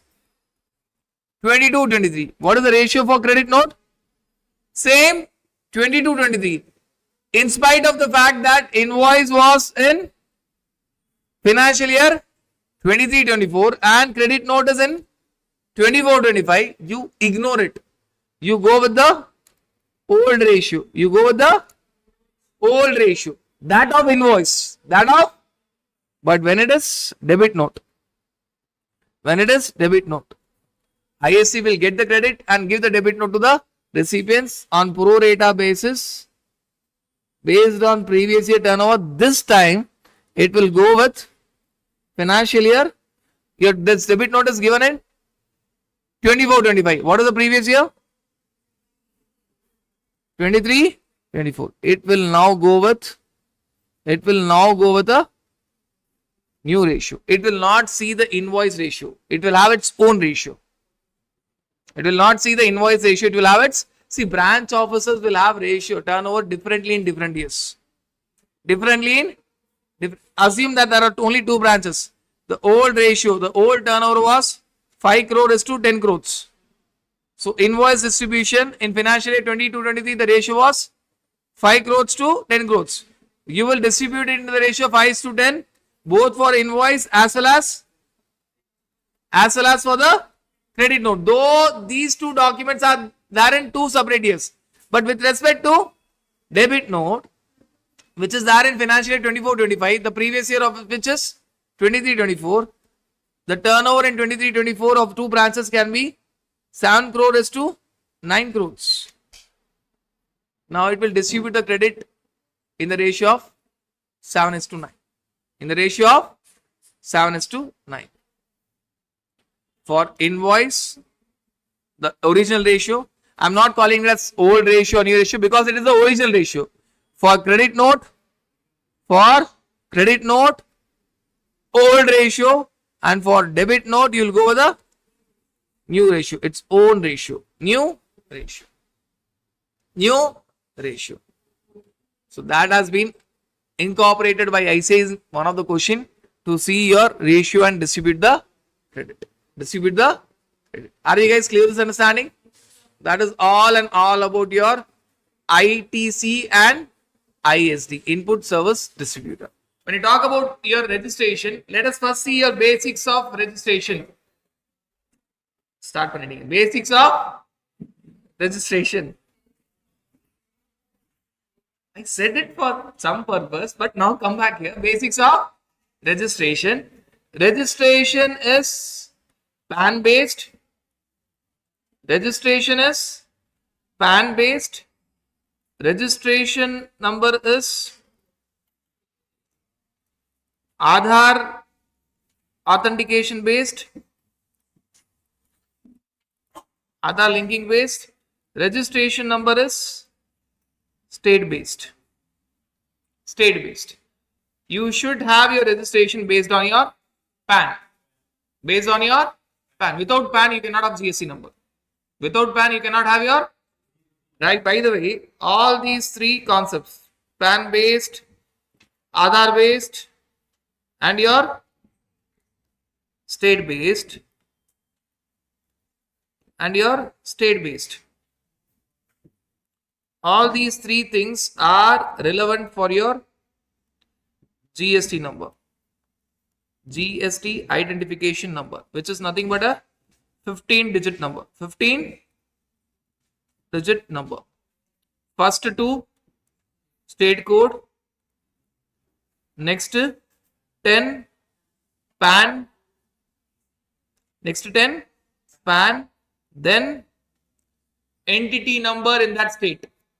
What is the entity number in that state? Not PAN India. Entity number in the state. Then by default alphabet Z as of now. Then you have a random checksum digit. Random checksum digit. So first two, state code. Next 10, PAN. 13th number, entity number in the state. If I am registered in Tamil Nadu and Maharashtra, 13th number in Tamil Nadu will be 1, 13th number in Maharashtra will also be. If I am getting more than one registration in the state, then it will change to 2, 3 and all. 14th is alphabet Z and 15th is random checksum digit generated by the system itself. Now, when I tell it is PAN based, everything is dependent on PAN, but there are exceptions. There are exceptions. Now, what do you mean by exceptions? Not based on PAN. What are the cases where it is not based on PAN? Your GST TDS number is not based on PAN. Second, when you're talking about NRTP, non-resident taxable person, it is based on GST TDS number is based on your income tax TAN. NRTP registration is based on PAN but of authorized signatory. Not of the non-resident but of the authorized signatory. Third, your OIDARS and OMG from non-taxable territory, they may or may not have PAN. So it is not based on PAN. And fourth, unique identification number, UIN, international bodies. It is not based on PAN. So there are 4 exceptions. GST TDS number, not based on PAN, it is based on TAN, tax deduction account number. Second, NRTP, it is based on PAN but not of the non-resident but of authorized signatory who should be an Indian resident and valid PAN card holder. Valid PAN card holder. Third, OIDRS, OMG, online information database, access and detail sources, online money gaming, outside India, not person in India who are outside India, not based on PAN. Fourth, unique identification number. They don't have their GST number. They don't actually have GST number. They have UIN number. They don't have GST number. They have UIN number, which is not based on PAN. Which is not based on PAN. Now, your GST is generally linked to Aadhaar. When you're getting your GST number, it should be linked to your Aadhaar. but there are exceptions. What do you mean by exception? Aadhaar authentication is not required. Aadhaar authentication is not required. In which all cases Aadhaar authentication is not required? When you talk about Aadhaar authentication not being required, you don't require Aadhaar authentication for non-citizens. Non-citizens means that OIDRS, OMG outside India will get covered. Non-citizens. Second, you don't require Aadhaar authentication for UIN. You don't require Aadhaar authentication for UIN. Third, you don't require Aadhaar authentication for government, public sector undertakings, and statutory bodies like ICI. Government, public sector undertakings, that is government undertakings and statutory body. So for these people, Aadhaar authentication is not at all required, exempted. Aadhaar authentication is not at all required, exempted. For others, Aadhaar authentication is required, but if you are ready for physical verification before grant of registration, if you are ready for physical verification, if you are ready for physical verification of your premises, business premises, physical verification of your business premises before registration is given to you, you forget about Aadhaar linking. You tell that I don't want to link my Aadhaar. I am ready for physical verification of my business premises. Before you grant me registration, come and verify my business premises. Come and verify my business premises. See, it is very different from PAN. It is actually very, very, very, very different from PAN. So in PAN, you have 4 exceptions. In PAN, you have 4 exceptions. One is GST TDS, one is NRTP, one is OIDRS and OMG but outside India, and one is UIN. But in this case, for these people, PAN is not mandatory. TDS, it is based on TAN. NRTP, it is based on PAN of other person, authorized signatory. Otherwise, PAN is not required. Others, PAN is mandatory. PAN is, you don't have an exception. You don't have an exception. But here, there are certain categories where Aadhaar authentication is exempted. Who are they? Non-citizens, UIN, government, public sector undertakings, statutory body. It is exempted. For others, it is required. But you have an option. You can tell that I am not interested in Aadhaar authentication. I am ready for physical verification of my premises. Physical verification of my premises. I am ready for it. I am ready for it. And secondly, you have to understand your PAN is for, when you are talking about your PAN, it is for natural persons as well as artificial persons. Correct? Even company will have a PAN. But Aadhaar is only for natural persons. It cannot be for. Then when I am talking about Aadhaar linking, how it will work? How it will work? So when you are talking about what can be the categories? Individual, HUF, partnership firm, LLP, company. You can have AOP, BOI. You can have trust. If I am talking about individual, Aadhaar authentication is of whom? The same individual. The same individual. If I am talking about HUF, Aadhaar authentication is of Karta. If I am talking about partnership firm or LLP, Aadhaar authentication is of one of the partner. If I am talking about company, Aadhaar authentication is of director.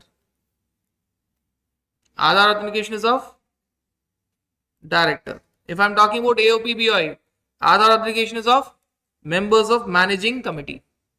If I am talking about trust, board of trustees. So when I am talking about Aadhaar authentication here, it is of natural person. Plus, in all such cases, in addition to these persons, Aadhaar authentication will be also of authorized representative or your authorized signatory. Supposing a company is there, Aadhaar authentication is of one of the director. Plus, company appoints general manager as authorized signatory. Even authorized signatory, Aadhaar authentication should be linked. So, is it required for individual? Yes. Supposing I am the individual running a proprietorship concern. Aadhaar authentication is of myself. Plus, I have assigned one of my employee as authorized signatory. So, Aadhaar authentication will be of myself as well as authorized signatory. So, what if director himself is authorized signatory? Then one is sufficient because both of you are the same. Clear? Clear? This is Aadhaar authentication. This is Aadhaar authentication. Aadhaar authentication. Are we clear with the differences between PAN and Aadhaar? PAN is forget about special person. Otherwise, PAN is mandatory. Aadhaar linking, special person exempted. Otherwise, Aadhaar authentication is not mandatory. You can still escape Aadhaar authentication. How? You can tell that I don't want to link my Aadhaar. You come for physical verification of my premises before grant of registration. Before grant of registration. So government cannot force Aadhaar authentication. Aadhaar authentication is nothing but Aadhaar linking. Government cannot force Aadhaar authentication. If you are not ready for it, don't worry. Aadhaar authentication will be removed and government will send departmental officer for physical verification of your business premises before grant of registration. Before grant of registration. Are you guys clear with this understanding? Are you guys clear with this understanding? So this is the difference. Now government is actually interested in Aadhaar linking. So they cannot force you. They know that you can escape Aadhaar linking by giving physical verification of premises. So they brought a rule, which is rule 10B. I'm again completing all the points of your Aadhaar linking. Now what is that rule basically talking about? That rule is telling that normally I cannot force you by linking your Aadhaar. But if you want RRR, if you want to go for revocation of cancellation, if you want to go for normal refund, if you want to go for special refund, normal refund under rule 89, special refund under rule 96, RRR.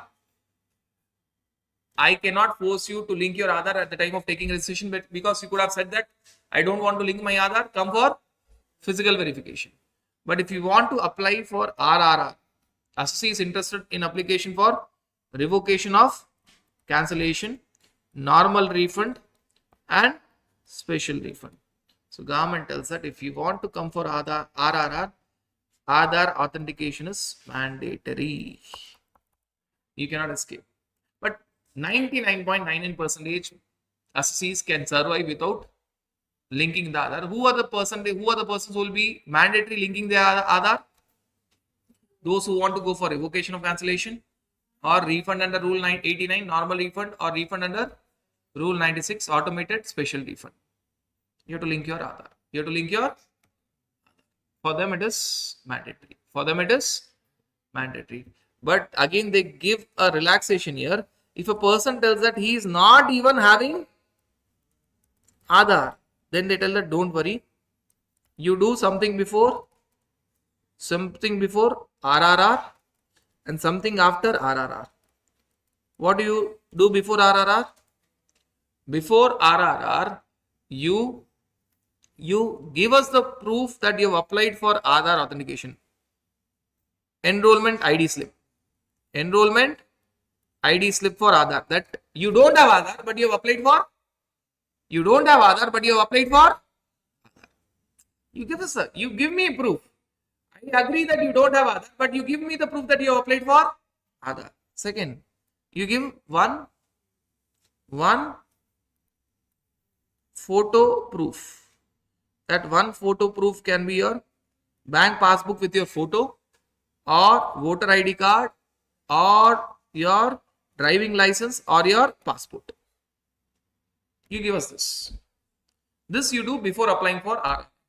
After applying for RRR, you promise that within 30 days of getting the Aadhaar number, you will link your Aadhaar. You promise that within 30 days of getting the Aadhaar number, you link your Aadhaar. Now this relaxation will be there only for whom? Those people who tell that for me to link Aadhaar, I have to first have Aadhaar. They tell that don't worry. You come for RRR, revocation, normal refund, special refund. Before RRR, you give us two things. Prove that you have applied for Aadhaar card and one of the photocopy proof. And after applying for RRR, you promise that you will do something. Within 30 days of you getting Aadhaar. So when you have applied for Aadhaar, you will get Aadhaar. Within 30 days of you getting the Aadhaar, please link your Aadhaar. Because we want for RRR, Aadhaar linking mandatory. Now coming back here, for registration whether Aadhaar linking is mandatory? No. I can escape Aadhaar authentication or Aadhaar linking by opting for physical verification of premises before registration is granted to me. Now registration is state based. One state, one registration. One state, one registration. If I'm working in 10 states, 5 states, if I'm having branches in 15 states, 15 registration. But again, there are exceptions. There are exceptions. Exception 1. It is not one state, one registration. Pan India, one registration. Normal policy is one state, one registration. Correct? Now if I am telling Pan India, one registration. Pan India, one registration is for whom? OIDRS, OMG outside India, and UIN. These people always comes under exception. For them, PAN is not required. For them, Aadhaar linking is not required. For them, full India, one registration. Full India, one registration. Now, second exception. This is exception type 1. Exception 2. One state. Previous point, Pan India,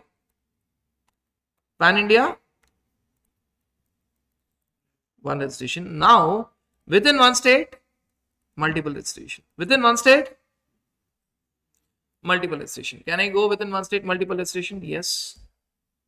If I am having in one state, domestic tariff area and special economic zone, I have to take multiple registration, which is mandatory. I don't have an option. In Tamil Nadu, I am working in 8 branches. 8 branches. 7 branches in domestic tariff area, which means normal India, other than SEZ. Normal India other than, and 1 branch in SEZ. How many registration I'll have in Tamil Nadu? I'll have 2. I don't have an option. I don't have an option. Or if I'm having additional places of business, I can go for multiple registration, which is optional. I'll take the same example. In Tamil Nadu, how many branches I'm having? How many branches I'm having? 8. What is the minimum registration that I have to take? 2. I have to take 2. 1 for 7 branches in DTA, 1 for SEZ. Can I take 3? Yes. Can I take 4? Yes. Can I take 5? Yes. Till 8. That is optional multiple registration. That is optional multiple registration. If I am having SEZ in a state, I have to take mandatory multiple registration. Otherwise, for each of the branches, I can take separate registration, but that is optional. So it can be 2, 3, 4, 5. I can mix anything. If I tell I'm working in Tamil Nadu and Maharashtra, 10 branches each, what will be a normal answer? Tamil Nadu and Maharashtra, 10 branches each. What will be your answer? I am working in Tamil Nadu and Maharashtra. What will be your answer? I have 10 branches. 10 places of business. Technically, places of business. So how many registration?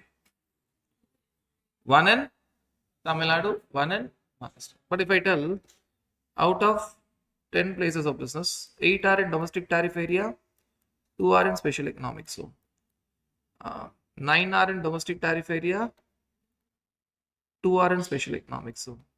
Sorry, 1 is in special economic zone. So what will be the number of registrations? In Tamil Nadu, no.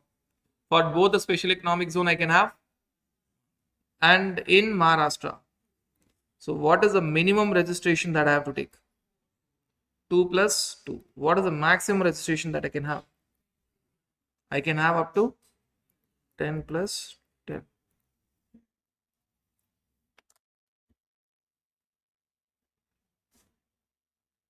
Clear? I can decide. And ICA will try to confuse it that few branches will dealing with textile sector, few branches with jewelry sector. Not relevant. Whether it's textile or jewelry, I can club all. I can have one registration for few branches of textile and few branches of jewelry. I can have another registration for balanced branches of textile and balanced branches of jewelry. That line of business is not important. Line of business is not important. So this is how you get multiple registration. So normally the concept is one state, one registration. Can there be pan India one registration? Yes. OIDRS outside India, OMG outside India, UAN. Can I have one state multiple registration? Yes. If it is SEZ, mandatory multiple registration. If it is normal branch, optional multiple registration. Optional multiple registration. So that is all about your basics of your registration. Basics of your registration. That state area was extremely important when you talk about your state-based. State-based. Talking about your registration, once you're very clear with the concept of PAN-based registration, Aadhaar-based registration and state-based registration, other things are quite simple. Now, you need to know that we have three things in your registration. One is application for registration. The other is your amendment of registration, and the last is cancellation. Your birth, life and death. Application of registration is the birth. Life is all about changes. Amendment of registration. And the ultimate truth of life is death. Cancellation of registration.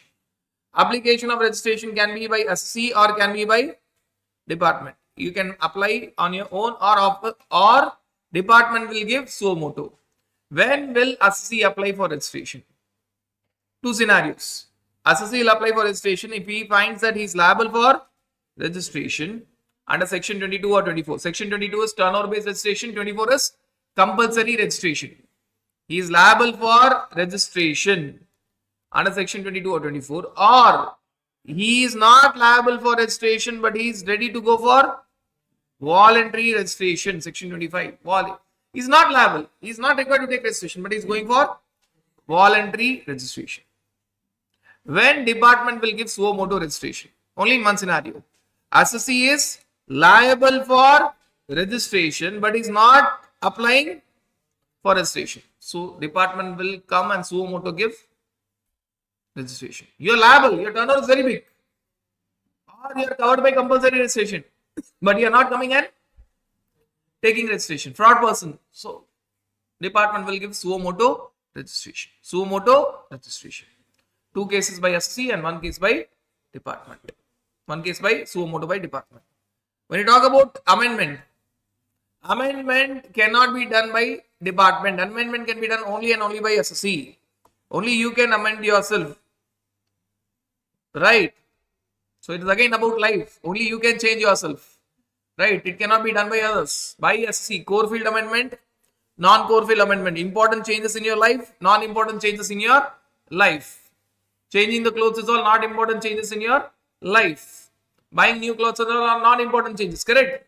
What is the core field amendment? Changing your inner soul is core field amendment. It's just like birth, life and death. Amendment by department is not possible. Either only by SC. Core field amendment, non-core field amendment. Examples of core field amendment. Changing the legal name of business. Legal name, PAN card name. Reliance Limited is changing the name to Ambani Limited. Legal name. Legal name. Trade name. Changing the trade name is non-core field amendment. Legal name. Trade name is the business name. You can have brand names. So that is non-core field amendment. What is the core field amendment? Legal name of the business. Next, you're talking about changing the address. addition, deletion, or change of address, or even changing the principal place of business. Doing something with your address. You're adding additional place of business or removing additional place of business, or you're changing the principal place of business. Doing anything with principal place of business or addition place of business. Either changing it or adding it or removing it. Right. Next is all about person. It's all about person. That is partners, directors, karta, CEO, authorized signatory. Either adding them or removing them. Adding them or removing them. Legal name, address, important persons. Partners, directors, CEO, CFO, authorized signatory. These all names will be there in your GST portal. If a partner is removed, core field amendment. Partner is added, core field amendment. Director is removed, core field amendment. Director is added, core field amendment. If authorized signatory is changed, your general manager changes. So earlier authorized signatory was your old general manager. Now you have appointed new general manager. So you want him to be the authorized signatory. Change in authorized signatory. Change in authorized signatory.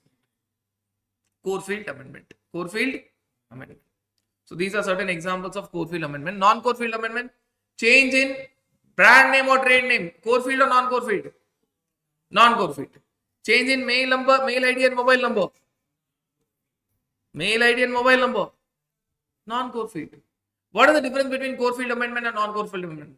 Core field amendment, officer will approve it. Non-core field amendment, there will be automatic approval. There will be automatic approval. Proper officer approval is not required. There will be automatic approval. No proper officer approval is there. Now, when you talk about cancellation, cancellation can be by assessee or by department. By assessee or by department. 4 cases which can be by assessee or by department. There are totally 10 cases which can be only by department. Suo motu by department. Suo motu by department. When you talk about cancellation, why will assessee go for cancellation? Or in the first 4 cases, either assessee can do or even department can do. In the next 10 cases, only department can do. Why will assessee go for cancellation? Either yes, stopped his business, stopped, or yes, sold his business, transferred. Sale of business includes death of a proprietor, where legal heir continues the business. Because PAN of legal heir will be different from the PAN of the deceased person. Correct? That is also sale of business. That is also sale of business. Stopping of business, discontinuation, selling of business, transfer, or change in constitution of business with change of PAN. I'll give you an example to make you understand it. There is a partnership from ABC and Co. ABC and Co.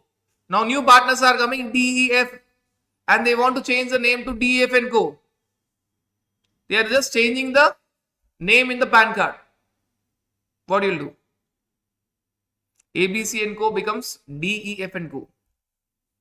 ABC and Co becomes DEF and Co. They are changing the legal name in the PAN card. What will you do? Louder. Louder. Core field amendment. They'll do 2 core field amendments. First, change the legal name. Second, add the new partners and remove the old partners. There is no new registration, no cancellation. Why?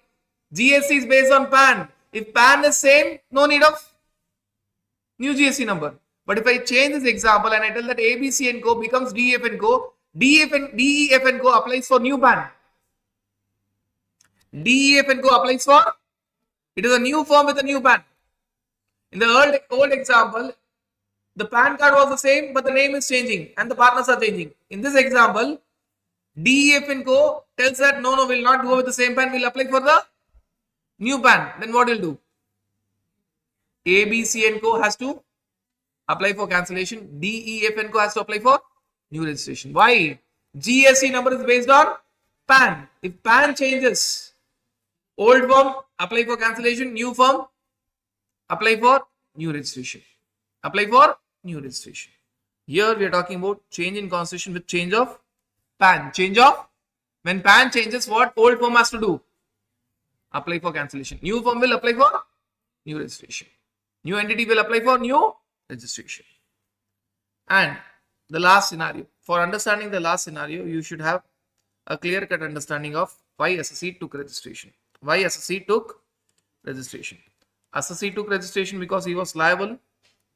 Now he is no longer liable. Or SSE took voluntary registration. Now he is not interested in voluntary registration. SSE took registration because he was liable. Now he is no longer liable for registration under section 22 or 24. Exactly, Uta. If you are liable for registration 22, 24, apply for registration. If you are no longer liable, cancellation. Or why SSE took registration? Why SSE took registration in the second case? Voluntary registration. Now he took voluntary registration, but he found that after the moment you take registration, payment is must.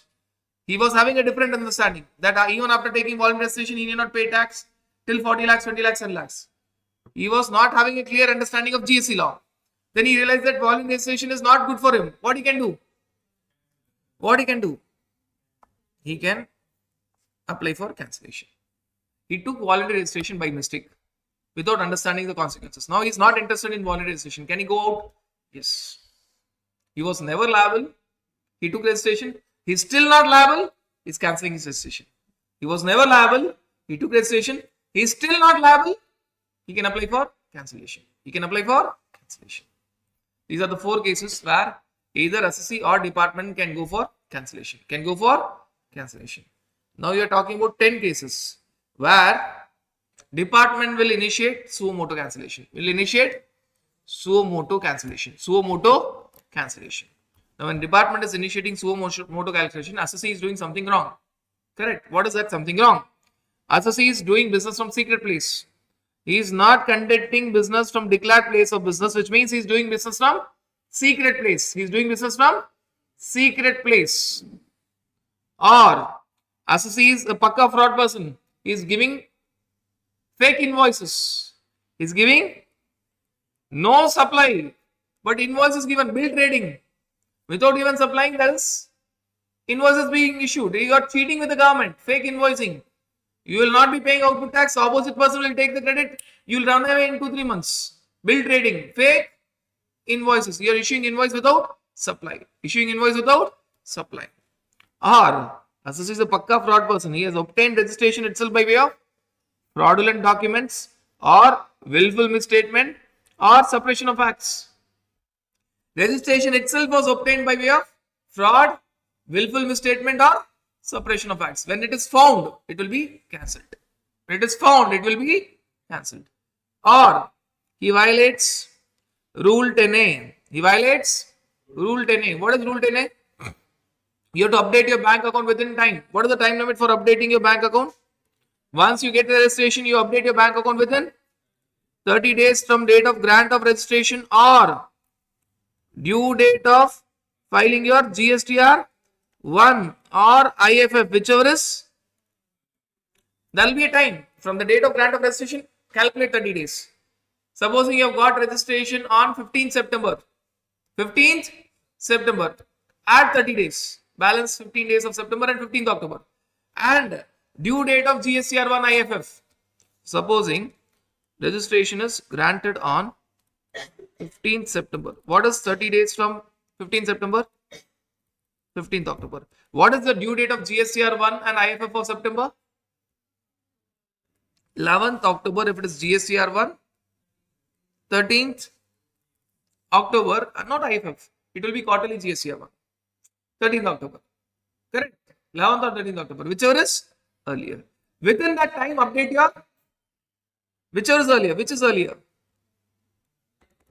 Which is earlier? 11th or 13th of October. Whichever is earlier. Within that time, update your bank account details. If not, your registration will be cancelled. Your registration will be cancelled. Next, you're violating section 171, anti-profiteering clause. When GST, this is not significant today, but it was significant when GST was born. When GST was born, people were getting more credit. More credit, less cost or more cost? If you get more credit, the cost will reduce. Your selling price should. But if you're not reducing your selling price, what will happen? More profit. When you get more credit, your cost decreases. Ideally, your selling price should But if you are keeping the same selling price, cost decreases, but selling price is the same. You'll get more profit, anti-profiting clause. This is not relevant today. You'll not spend much time. Anti-profiting, you're getting extra profit. You're not passing on the benefit to the end consumers. So GST will not, the benefit of GST will not be reaching to the end consumers. Anti-profiting clause. Anti-profiteering. So today's scenario, after a lot of years of GST, it's actually very irrelevant. Anti-profiting clause.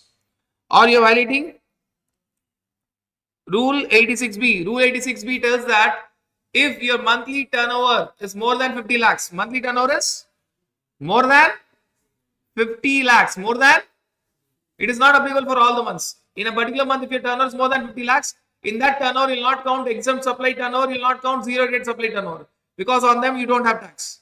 You will count only taxable supply. You will count only taxable supply. Then they tell that minimum 1% pay by cash. How? Supposing your output tax is 100 and input tax credit is 120. Normally, how much you'll pay by cash? Normally, how much you'll pay by cash? Your net output tax which will be paid by cash will be 0. What is the ITC carry forward? ITC carry forward 20. This is a scenario when Rule 86B is not applicable. If Rule 86B is applicable, when it is applicable? When your taxable supply monthly turnover is more than taxable supply. Don't count exempt supply, don't count zero rated supply. If the same question is given, what you will do? You had ITC of 120 rupees, but how much you will use? Only 100. Now your gross output tax is 100. You have ITC of 120. ITC of 120. They tell that minimum 1% of output tax you have to pay by cash. So minimum how much you have to pay by cash? You have to mandatorily pay by cash. You have to mandatorily pay by cash. Not 10, 1. What is 1%? What is 1% of your gross output tax? 1 rupee. If output tax is 100, 1 rupee. If output tax is 1000, 10 rupees. If output tax is 1 lakh, how much you have to pay? 1000. 1% of output tax you have to pay by cash. Now, how much credit you will use? So it is reverse. First, you find how much you have to pay by cash, then you will find 99. What is the ITC carry forward? Now, the ITC carry forward will be 120 was there, you have used 99. So, how much will be the ITC carry forward? Earlier, you had credit of 120, you used 100. What was the carry forward? So, it is not, you are not incurring any cost. You are paying more by cash, your credit carry forward will be more. Your credit carry forward will be, that is Rule 86B for you. That is Rule 86B for you. Minimum 1% of gross output tax has to be paid by cash. But when you are calculating it, whether 86B is applicable for all? No. It is applicable only for those people whose monthly turnover of taxable supply, other than exempt supply and zero rated supply, is more than 1 month 30 lakhs, not applicable. Other month 60 lakhs applicable. So it is monthly applicability. Monthly applicability. Yes, government has removed itself. There are exclusion list. So in 86B, you will find certain people being excluded. For government, it is not applicable. For public sector undertakings, it is not applicable. For statutory bodies, it is not applicable. For assessees who are taking refund of input tax credit more than 1 lakh, more than 1 lakh in the last year, it is not applicable. For assessees who are paying income tax, for assessees who are paying income tax more than 1 lakh, more than 1 lakh in last 2 financial years for which due date is over. I am giving the list for whom 86B is not applicable. Whom all? Government, public sector undertaking, statutory body. Government, public sector undertaking, statutory body. Then whom? You are talking about assessee who has claimed refund of GST input tax credit more than 1 lakh in last financial year, or Assessee has paid income tax. Who has paid income tax more than 1 lakh in last 2 financial year for which due date is over. For which now, if you're tall, you're assuming that you're standing in May 2024. Your last 2 financial year will not be 22-23 and 23-24. Why? For 23-24, due date of ITR is not yet over. It will be when you're standing in, supposing May 2024, last 2 financial years for which due date of ITR is over is 21-22 and 22-23, because 23-23 due date, 23-24 due date is not yet over, right? For these people, 86B is not applicable. For others, it is applicable. For others, it is applicable. Are you guys clear with this understanding? Rather, I have given the entire gist of your rule 86B. Rule 86B. Now, if you're not complying with it,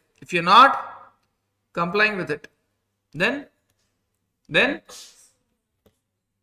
officer will go for suo motu cancellation. Or you're taking more credit, you're taking wrong credit, you're taking credit which is not allowed as per section 16, wrong credit, cancellation. Or you're paying less output tax, more credit, less output tax. How you're paying less output tax? Your outward supplies in GSTR 1 is more than GSTR 3B. Your outward supply in GSTR 1 is more than GSTR 3B. You're claiming more credit, problem for government. You're paying less output tax, problem for government. Suo motu cancellation. Or you're a non-filer of return. You're a non-filer of return. So you're not filing the return for how much time? Wait.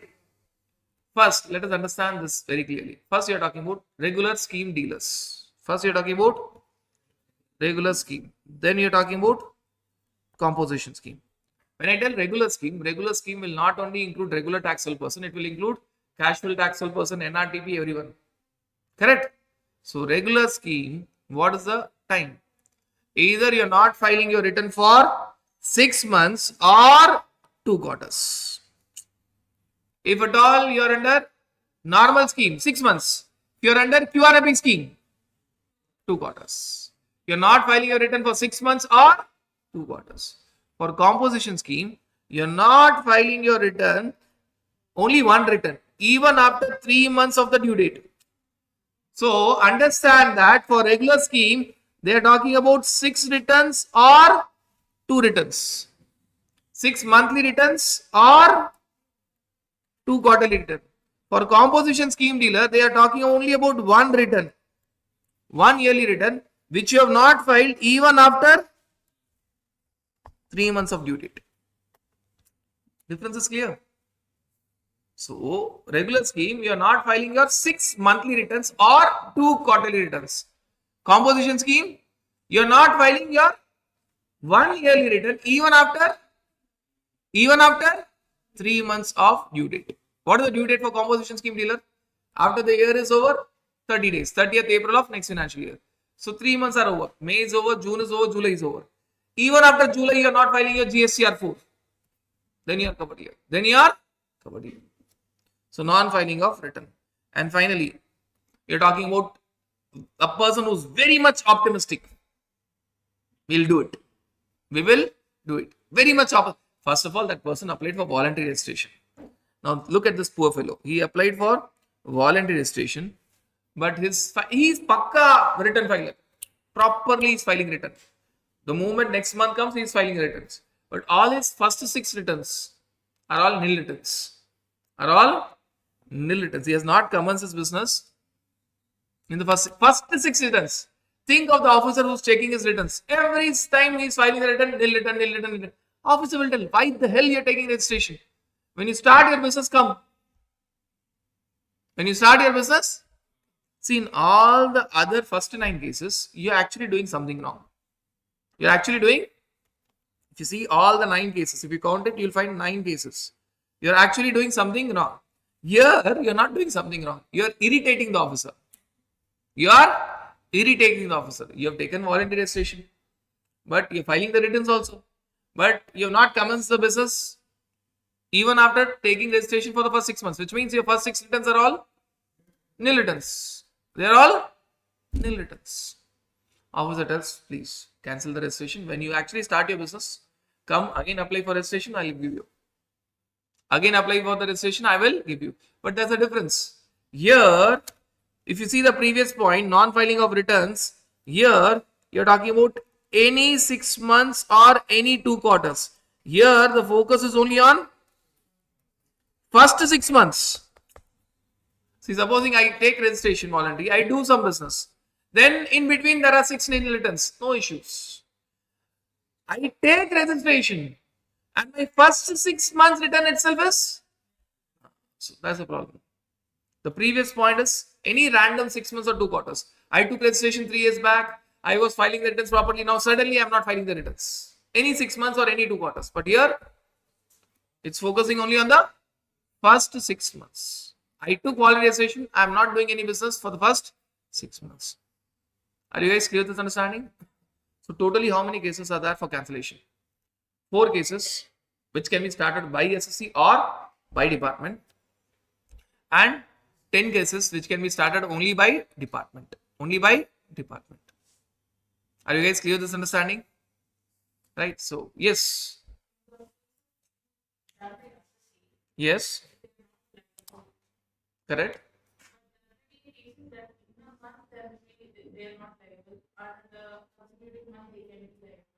So if at all you're liable, then in a month you're not liable, your liable is not there. Say for example, I have a service under RCM. Right. The moment I have a service under RCM, at that point of time I'm liable for registration. I have to apply for registration. Next month I may not have RCM. That's not the criteria. The first time I am hit by liable for registration, I have to take registration. In the next entire 9 months, 10 months, 1 year, 2 years, I may not have any case of RCM. That's not at all relevant. Was I liable? Yes.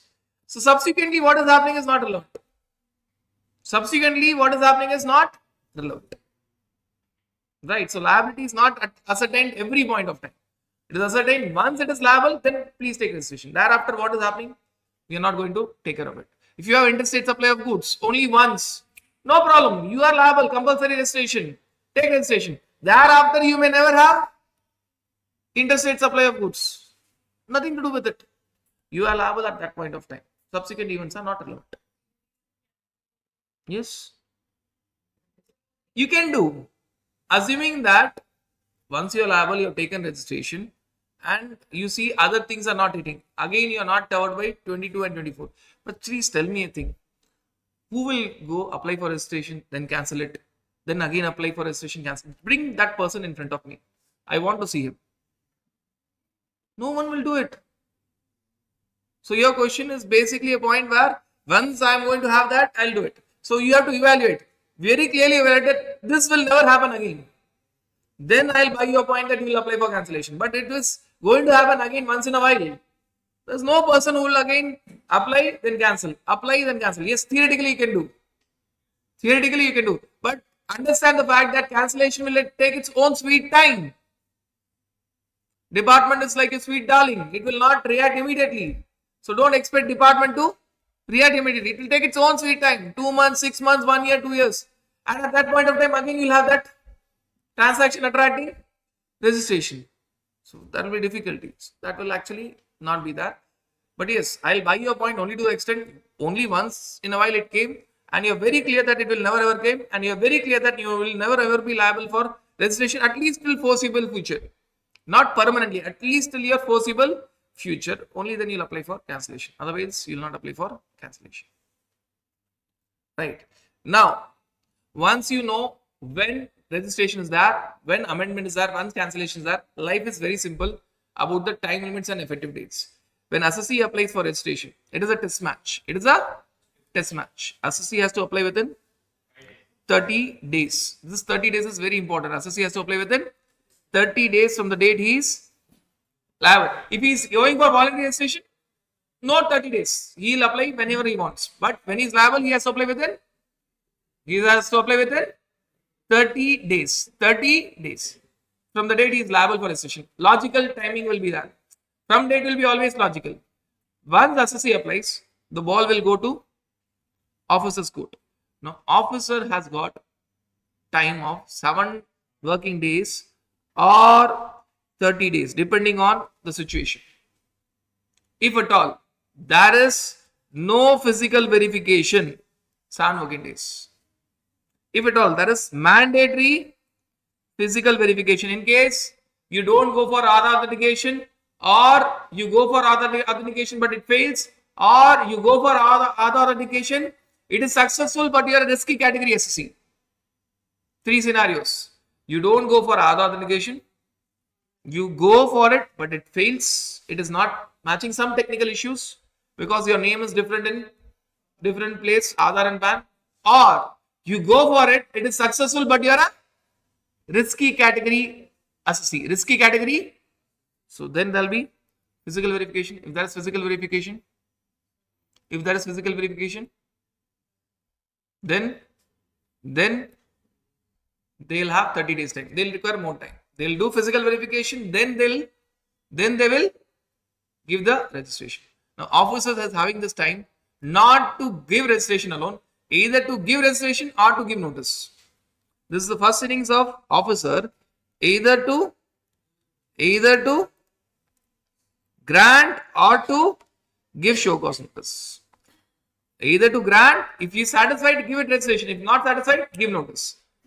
If the notice comes, if the love letter comes, only then the second inning starts. If notice does not comes, the game is over. If notice comes, second inning starts. Then SSC has to reply to that notice within 7 working days. And then the ball will go to the officer, and officer will take action within 7 working days of reply. What action now he will take? Now he will either grant it or reject it. If satisfied, grant it. If not, reject it. In first innings, grant or notice. In second innings, grant or reject it. What is the time limit of first innings for SSC? For SSC, it is 30. For officer, it is 7 or 30. Second innings, SSC 7, officer 7. Clear? Clear? And if officer is not able to do the work within his time, first innings time or second innings time, if officer is not able to do his work within the time, registration is deemed to be granted. In first innings, officer either should take action within time of 7 or 30 days, either grant or notice, otherwise deemed to be granted. In second innings, within 7 working days, either grant or reject, or if no action, deemed to be granted. So officer is required to do his work on time.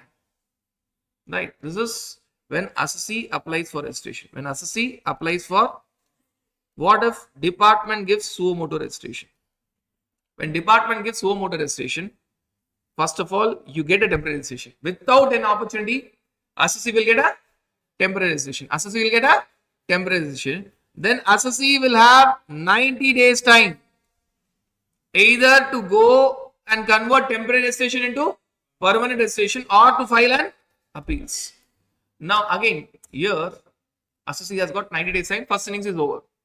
Department, no time. Department will give temporary registration. Now SSC, you decide. Within 90 days, either convert TR to PR, temporary registration to permanent registration, or go for appeals. If you convert temporary registration to permanent registration, the match closes there. If you go for appeals, now there are multiple possibilities. If appeal is in favor of officer, that officer, you did right, registration was to be given, then SSC has to convert temporary registration to permanent registration within 30 days of appeals order. Within 30 days of first innings, 90 days. Second innings, 30 days. 90, 30. And both these time limits are only for SSC. 90 and 30. If proper officer loses the case, if SSC wins the case, what will happen? Think logically. Temporary registration will be cancelled. Here also 2 innings, but both innings time limit is only for SSC. What is the first innings? Officer will give temporary registration. SSC, what you have to do? 90 days. Be satisfied, convert temporary registration into permanent registration. If not satisfied, go for appeals. If you have taken permanent registration, match closes there. If not, second innings, appeals. Appeals is in favor of SSC. No issues. Temporary registration is cancelled, but appeal is in favor of officer. Then assessee, second innings, 30 days of appeals order. Convert temporary registration into permanent registration. Submit all the required documents. Right. Now, you're talking about amendment. Assessee going for core field amendment. Core field, just remember, assessee going for registration, core field amendment is automatic. What was the time limit, by the way, for registration? 30, 730, 7, 7, correct? Here it is 15, 15, 7, 7, over. 15, 15, 7, 7. Assessee has to apply for amendment within 15 days of change. First innings. This is actually the first innings. Then the second innings. Then officer, what he has to do? Either accept the amendment or give notice within 15 working days. If officer is not taking any action, deemed to be amended. Same. Then, if it is amended, the match closes there. If notice is given, assessee has to reply within 7 working days. Second inning starts. After reply, officer has to take action within 7 working days. What action? Either amend, accept or reject. If no action is taken, deemed to be amended. It is exactly same as registration. The time limit were 30, 730, 77. Here it is 15, 15, 77. 15, 15, 77. Sir, what about assessee going for non-core field amendment? It is automatically approved. No need to discuss. It is automatically approved. Proper officer will not come here. Automatically approved. No role of proper officer. Automatic approval. Now, finally, we are talking about cancellation. Assessee applying for cancellation. Department initiating cancellation. Now, please understand, unlike registration and amendment, cancellation is one-day match. Cancellation is not test match, it is a one-day match. If assessee is applying for cancellation, assessee has to apply for cancellation within 30 days of event warranting cancellation. Means what triggered cancellation? If at all I am selling my business, within 30 days of sale of business. If I am stopping my business, within 30 days of stopping my business. 30 days. And thereafter, officer will take action within 30 days. And if department is initiating cancellation, department first will give show cause notice to the assessee. Then assessee will have 7 days time to reply to the notice.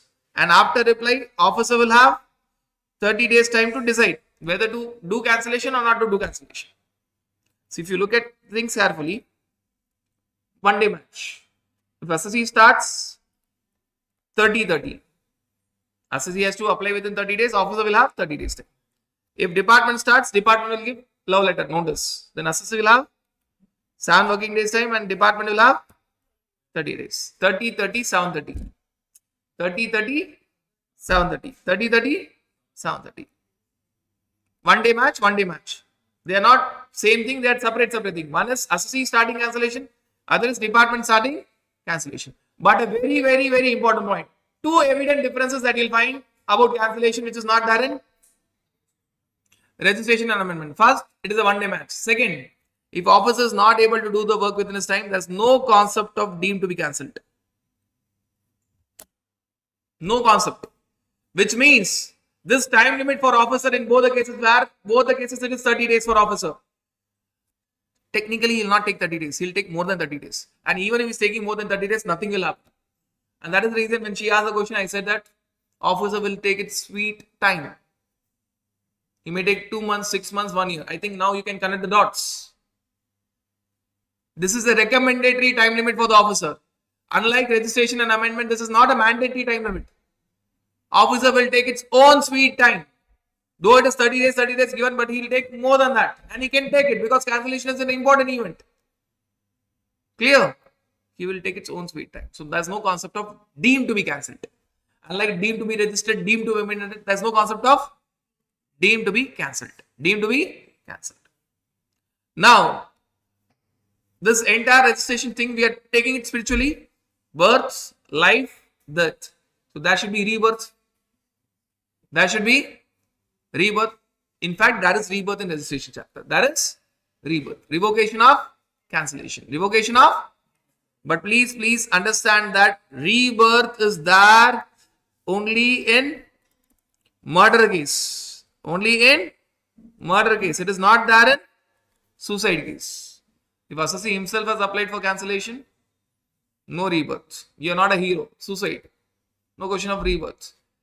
You have been murdered by villain department. Like your movies, Collywood, Tollywood or Bollywood movies. Once a hero is out, be it Shivaji or any other movie, we know that he'll come back. We know that he will come back. So that's a concept of rebirth. That's a concept of rebirth. But when? Suicide case or murder case? Murder case. Be very clear. It is not in suicide case, it is only in murder case. So that's revocation of cancellation. Now revocation of cancellation is test match. Is test match. Who will start revocation, by the way? Assassin. He has died, he will start rebirth. So assassin will apply for revocation within 90 days plus 180 days extension. Time limits are changed. 90 days plus 180 days extension by the commissioner. And after he applies, proper officer will have time of 30 days. Either accept or give notice. If he is accepting, match is over there. If he is giving show cause notice, second inning starts. Assassin will have 7 days time to reply to the notice. And finally, officer will have 30 days time to accept or reject. See, throughout cancellation, officer is having 30 days time. Throughout cancellation, officer is having 30 days time. So here, this test match goes this way. 90 plus 180 SSC. Officer 30. SSC 7. And officer again 30. 90, 30, 7, 30. 90 plus 180, obviously extension. 90, 30, 7, 30. When I tell accept, revocation will be accepted, which means you will become alive again. If revocation is rejected, you are already dead. Nothing will happen. Rebirth will not be there. If revocation is rejected finally, nothing will happen. You are already dead. Only if revocation is accepted finally, there will be rebirth. There will be your GSC number which was dead again will become alive. Again will become alive. Are we guys clear with this entire understanding? Are you guys clear with this entire understanding? So 90, 30, 7, 30, but 90 is 90 days plus extension 180 days. Now we are talking about very important area of your registration, which is effective date of registration, effective date of amendment, and effective date of cancellation. Now make it very clear. First we'll see the simplest part. Effective date of cancellation. Cancellation is fully under the control of whom? Officer.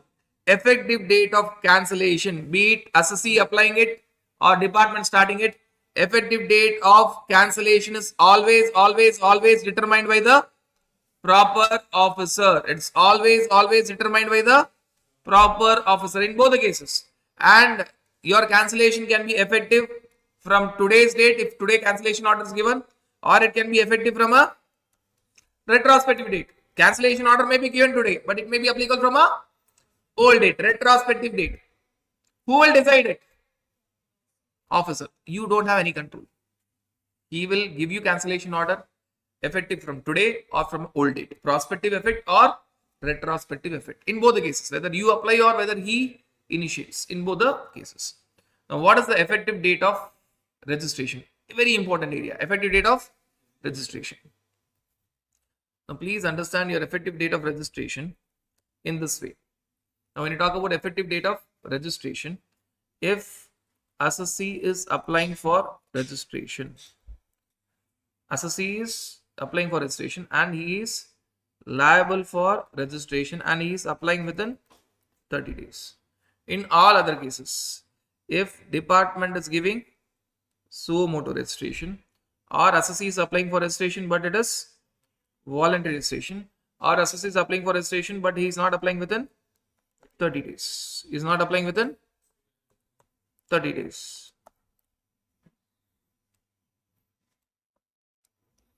In all these cases, your effective date of registration is date of grant of registration.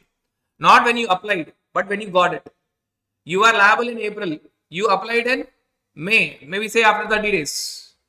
You got in 15th of July. Your effective date of registration is 15th July. Not April, not May. 15th date of grant of registration. This is very important because if your effective date of registration is 15th July, you can take credit only from 15th July.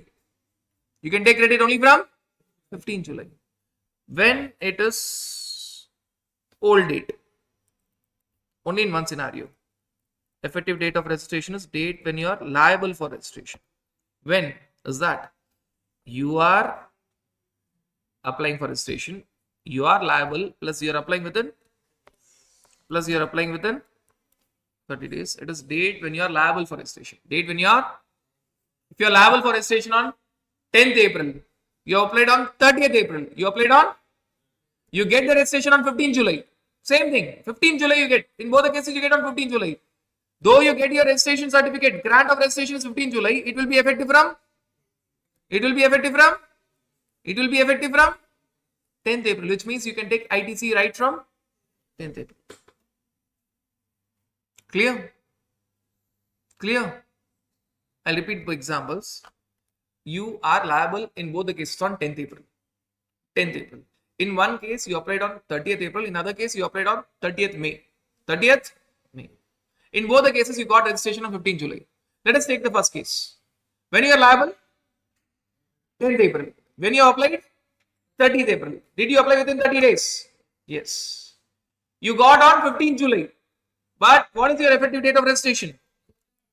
Your effective date of registration is date when you are liable. When you are liable, 10th April. So from 10th April onwards, you will get input tax credit. By the way, when you got your registration certificate? 15th July. What will be your first return? July return.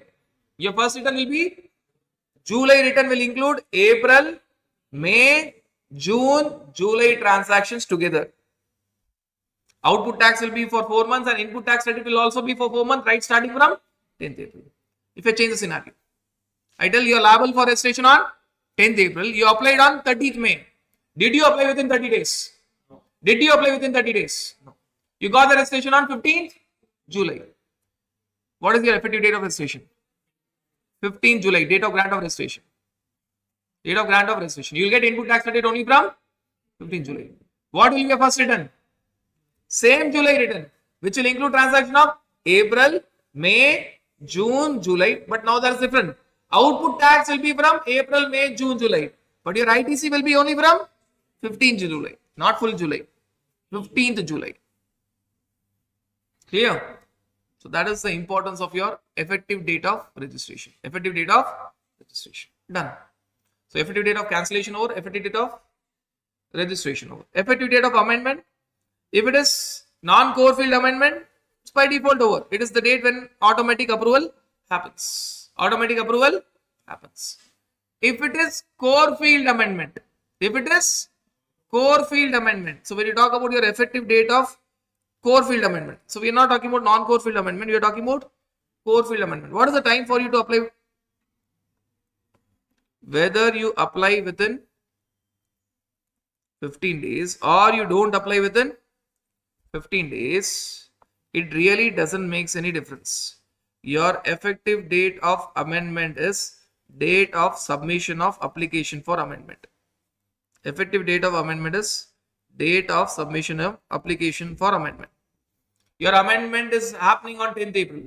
Whether you apply within 15 days, 20th April, or you apply after 15 days, 30th May, no difference. When you applied, in the first case, you applied on 20th April. So your amendment is effective from 20th April. In the second case, you applied on 30th May. So your amendment is applicable from 30th May. In both the cases, it is approved on 15th of July. Not relevant. See, amendment is very special. In registration, either it is a future date grant or it is a old date liable. But in amendment, it is not the old date when change has to be done. It is not the future date when it is approved. It is date when you submit. Date when you submit the application. Date when you submit the application. But wait. This effective date of amendment in both the cases can be date when actually change happened, which means old date, which means 10th April in our example. In both the cases, whether I applied within 15 days or I applied after 15 days, but this is possible only with the approval of commissioner. Normally, my effective date of amendment is when I apply. It is not when change happened. It is not when it is approved. When I applied. When I applied. Present date. Neither the future date nor the old date. It is the present date. It is the present date. It is neither the old date nor the future date. In registration, it is either the old date or the future date. What is the old date? Date when you are liable. What is the future date? Date when it is granted. But here it is the present date. Date when I applied. Date when I submitted my application for amendment. But can I make it as old date in both the cases? Yes. Whether I apply within 15 days or apply after 15 days, I can make it as date when change happened. Date when, which means when change happened on 10th of April, I applied on 20th of April or I applied on 30th of May. Within 15 days or after 15 days, I can make it effective from 10th April, but that is possible only with the permission of commissioner. That is possible only with the permission of commissioner. See, there is an evident difference between effective date of registration and amendment. First, in registration, it is either the old date or the future date. Second, in registration, no one can change the effective date. No one can change the effective date. Here, in amendment, what is the effective date of amendment? When you actually applied, present date. Neither the past date, date when change happened, nor the future date, date when it is going to be approved. It is the present date. Second change. Can I make a change in answer? Yes. My effective date can be the date when change happened. Date when amendment actually happened. When the change happened. I can make it old date. But through commissioner. That is the effective date of amendment. In all these three scenarios, what is the most important effective date which is repeatedly being tested? Effective date of registration. Effective date of registration. Very important, very crucial for different places. This 30 days is important not only for your registration chapter, that you have to apply within 30 days when you're liable. Assessee, once he's liable, he has to apply within. When I have wrote 30 days, what is the meaning of this 30 days? What is the meaning of this 30 days? After he is liable, he has applied for registration within, or he has not applied for registration within. 30 days is crucial for registration chapter. It will be helpful in written filing chapter, which we have discussed. It is helpful in ITC chapter that already we have discussed. ITC, whether eligible or not. And it is not only the date of ITC. If you apply within 30 days, you can get the ITC on even stock. Not only the new purchases, even on the stock. If you don't apply, you will get ITC only from 15 July in our example, and forget about ITC on stock. And it is even relevant for revised tax invoice. 4 chapters is 30 days comes. Which all chapters? It is there connected to your registration chapter. Main starting point is registration.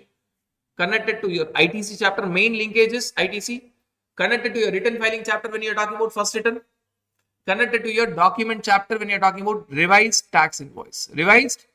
You can give revised tax invoice only if you have applied for registration within. Otherwise, you cannot even give revised tax invoice. You cannot even give revised tax invoice. Very, very crucial point. This 30 days is there. So this completes your understanding of application, registration, amendment and cancellation. Life, birth, life and death. And not only that, we have also spoken about rebirth. Rebirth is there only at the time of murder case, not suicide case. It is there only at the time of murder case when department cancels your registration, not when you yourself cancel your registration. Yes, when you talk about persons who are liable for registration, you have to see 3 provisions altogether. Section 22, turnover based registration. 24, compulsory registration, read along with section 23, no registration.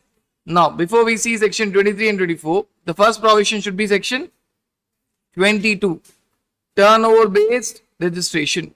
Turnover based registration. Based on your turnover, you have to get registered. But which is more powerful? Compared to 22, 24 is more powerful. Compared to 24, 23 is more powerful. 22 is turnover based registration. Then your more powerful provision, section 24 compulsory. And the most powerful is section 23, which tells that no need of taking registration. Now, what is this turnover based registration? Remember the story where we have discussed about politics? Right. So, we are talking about Apni politics can be summarized in three things in India. One is money, next is land and Ram. And when you are a very small person, turnover based registration means when you are a very small person, this entire exercise should be time pass for you. Politics should be time pass for you. Now, what is the full form of AP? Arunachal Pradesh. S, U, so S, Sikkim, U, Uttarakhand, M, Meghalaya, Tripura, Manipur, Nagaland, Mizoram, and Telangana, Puducherry. Telangana, Puducherry. Obviously, you'll have your other states and union territory not being covered here. So, when you talk about your Apni politics summary and when you talk about Telangana and Puducherry, situation is different. We have to bifurcate now into three. When you talk about Tripura, Manipur, Nagaland and Mizoram, you need to understand that for them, the limit is always 10 lakhs. Be it supply of goods or be it supply of service or be it supply of goods plus supply of service.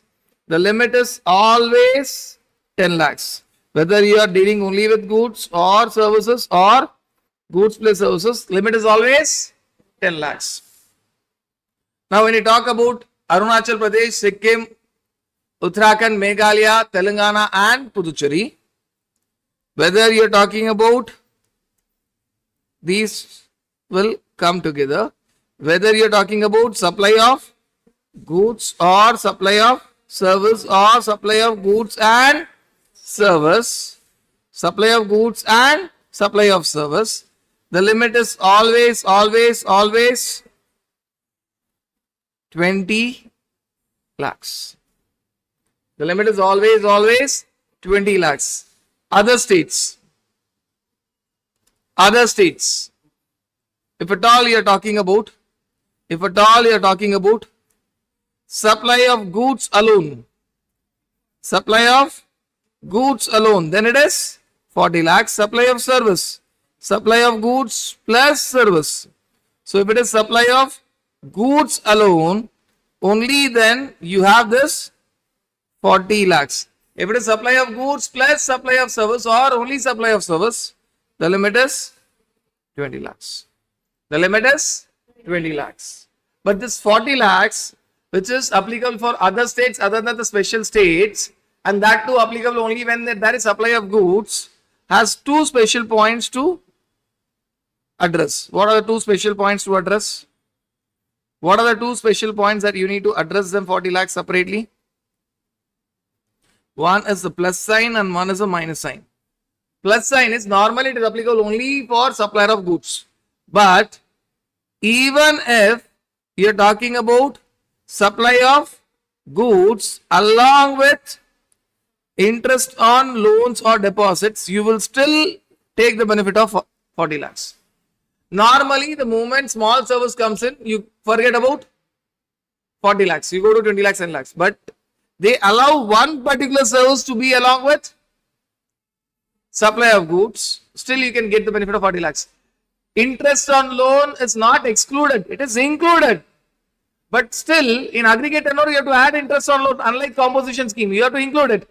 But you can still enjoy the benefit of 40 lakhs. Supposing supply of goods is 30 lakhs. Interest on loan is 5 lakhs. So your aggregate turnover is 35 lakhs. Normally, if it is goods plus services, you will resort to 20 lakhs, which would have said that you have to take registration. But in this case, you are not required to take registration. Why? Your limit is now 40 lakhs. If at all assuming you are there in states other than the special states. Your aggregate turnover is 30 lakhs goods and 5 lakhs services, being specifically interest on loans or deposits. This relaxation is not for any other service. It's only for interest on loans and deposits. If it is along with goods, if it is only service along with goods, then still you can enjoy 40 lakhs, need not go down to 20 lakhs. 1 minus, which means you cannot enjoy the benefit of 40 lakhs in certain cases. When? We have already covered this. When your supplier, be it a trader or be it a manufacturer of what? Pan masala, tobacco, ice cream, and building materials.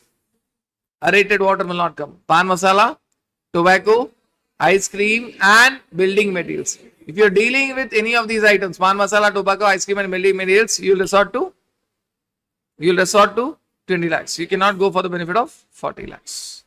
You cannot go for the benefit of 40 lakhs. So that is all about turnover based registration. Please remember that aggregate turnover includes exempt supply. Exempt supply includes non-taxable supply. When you are getting a question where you are working in multiple states, aggregate turnover is pan-India turnover. Aggregate turnover is, which means if I am working in 2 states, first I will check my aggregate turnover. I will check my, not individually, I will check my aggregate turnover in totality.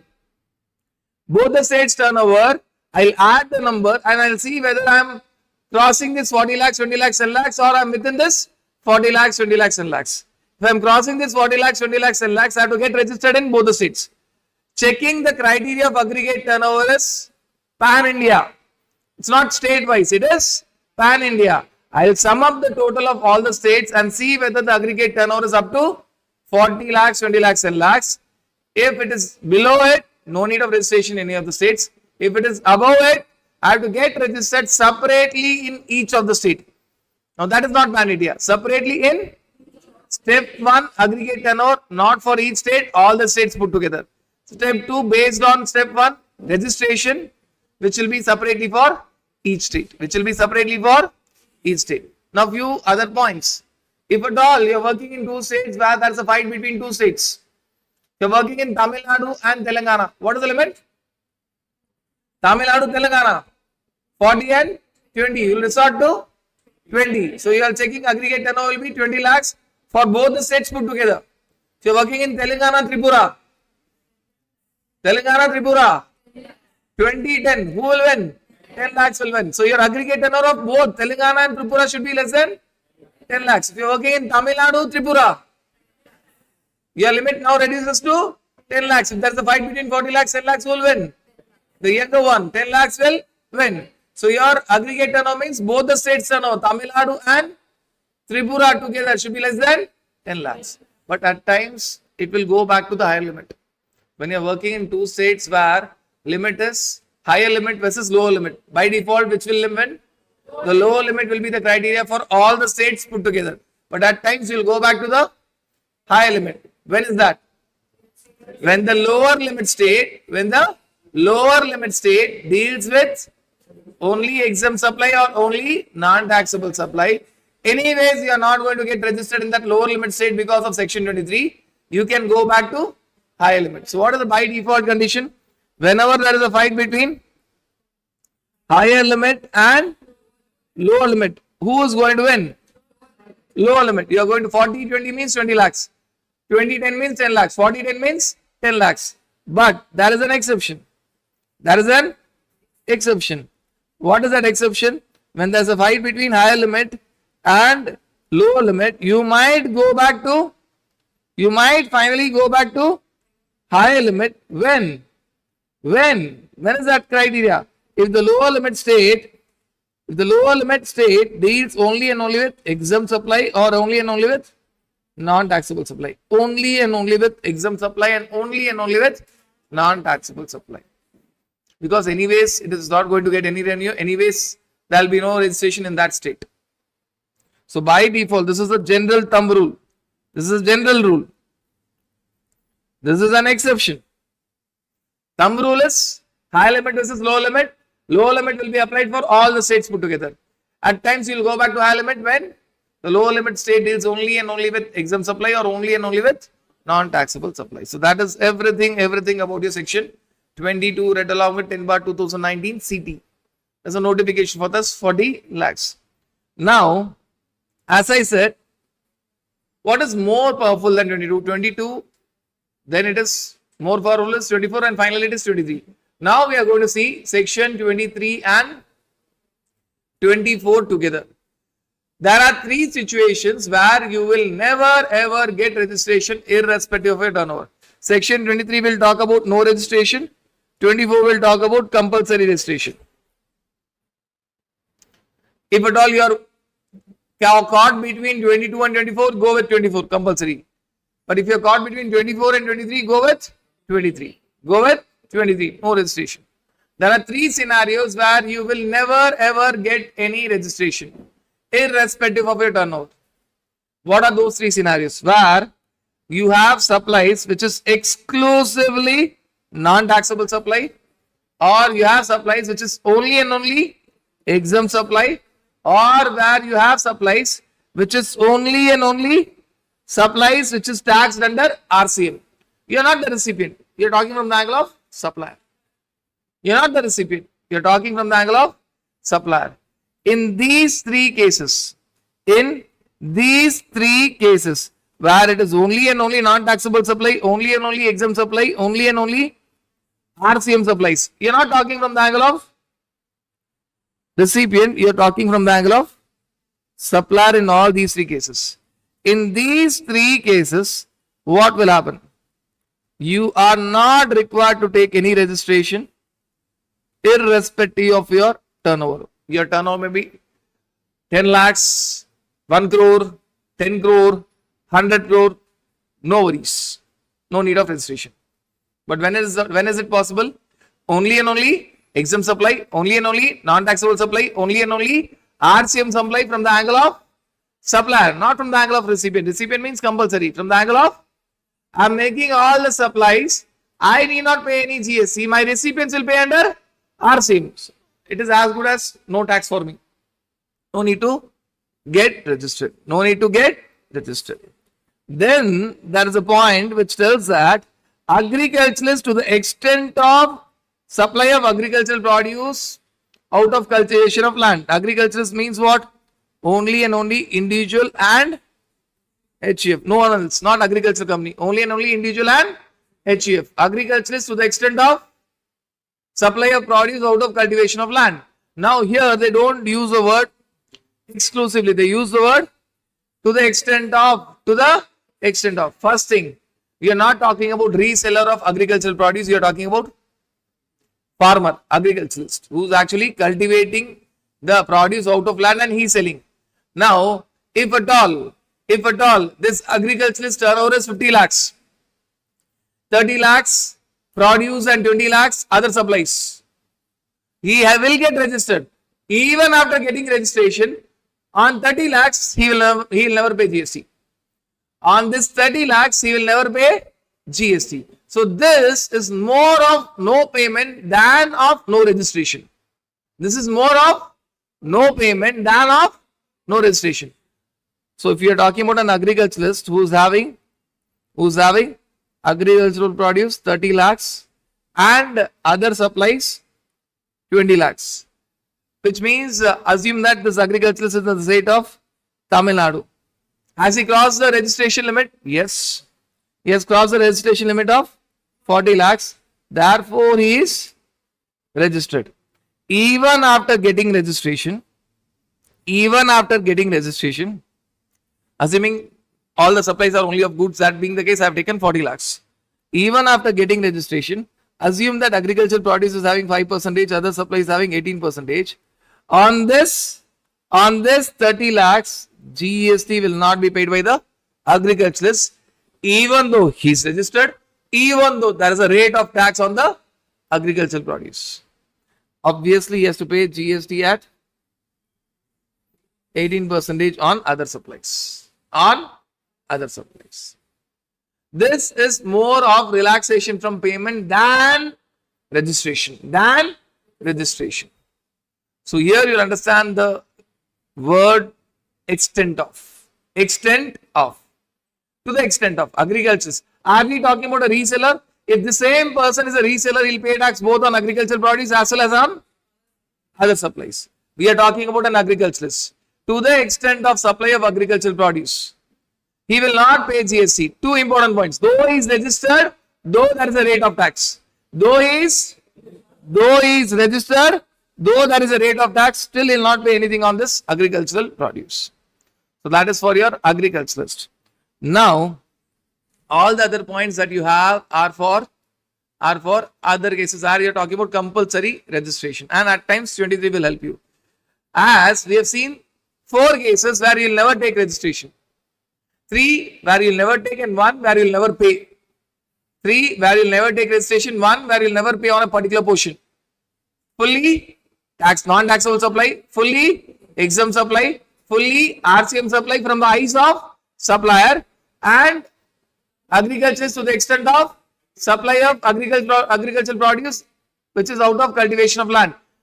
He might be registered, there may be a rate of tax on produce, but he will still not pay GST on the supply of agricultural produce. On other supplies, he will pay GST. Now, when you talk about RCM, you should also understand that what we have discussed was from the angle of supplier. What if you are talking about from the angle of recipient? From the angle of recipient has to take compulsory registration. From the angle of recipient has to take compulsory registration. Now we are entering 24, read along with 23, 24. We are entering 24 here and there we will be again saying 23 relaxation. So you are talking about supplier only having supplies tax under RCM. I am the supplier, I am having all the supplies tax under RCM. I am never going to pay tax, I will never get registered. But my recipients have to take compulsory registration even if their turnover is less than 40, 20 or 10 lakhs. So here recipient has to take this compulsory registration. But normally what will happen, there will be suppliers who will have partly taxable under FCM, partly taxable under RCM. They will not get the relaxation of no registration. They have to get registered, but they will not pay tax on the supply which is taxed under RCM. Recipient will pay tax after taking compulsory registration if it is not registered. If it is not registered. That is the first point. Now, other points. On interstate outward supply. On interstate outward supply of goods or of services. Be it interstate supply of goods or of services, you have to take compulsory registration, but you have certain relaxations. Now, how to remember?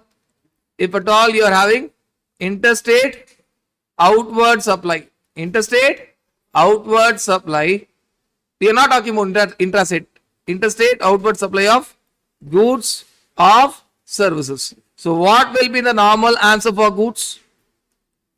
The normal answer for goods will be, you have to take compulsory registration under section 24. The normal answer for services will be, though by prima facie you are covered by compulsory registration under section 24, but section 23 gives you a relaxation and tells that you can go with turnover based registration. You can go with turnover based registration, but this time this turnover based registration relaxation is not given by section 22, it is given by section 23. Section 23. Why? The moment you have interstate supply, you don't see 22, you go to 23, you go to 24. Basically, section 24 tells us even if you have interstate supply of services, you have to take compulsory registration, but there is a relaxation given under section 23 for interstate supply of services. Interstate supply of, so this turnover based registration for services, turnover based registration means what? 20 lakhs or 10 lakhs is not by virtue of 22, it is by virtue of 23. Now there is an exception when you talk about goods. When you talk about goods, if you talk about notified handicraft goods, you talk about notified handicraft goods, even though there is interstate supply, even though there is interstate supply of goods, even then you can go with turnover based registration. This relaxation is again given by 23. It is not given by 22. And for goods, turnover based registration means what? 40 lakhs, 20 lakhs or 10 lakhs, depending on which state you are. For notified handicraft goods, you will still get the benefit of turnover based registration, that is 40 lakhs, 20 lakhs, 10 lakhs. But because of section 23, not 22. It was thrown outside 22, it went to 24. From 24, section 23 gave a relaxation for notified handicraft goods. Now, what is the normal answer for services? Even though you have interstate supply of services, turnover based registration. But there is an exception. When you're talking about job working sector for jewelry industry, not other industry will come in general category. Job working sector for jewelry industry, you have to take compulsory registration under section 24. For goods by default,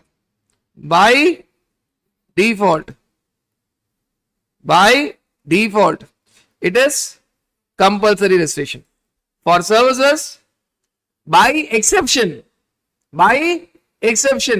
which is job worker for jewelry sector, that is compulsory registration. For goods, when you're talking about exception, notified handicraft goods, that is turnover based registration under 23, not by 22, because of 23, 40, 20, 10 lakhs as an exception. For services, generally there is turnover based registration because of 23 relaxation, 20 lakhs and 10 lakhs. It works in a very reverse manner. So that is for your interstate outward supply. If you have intrastate outward supply, don't worry, you're not even covered in 24. Forget about 23. You take the benefit of section 22, 40 lakhs, 20 lakhs, 10 lakhs. So when you talk about 40 lakhs and 20 lakhs, 10 lakhs, it is applicable only for your intra-state supply within the state.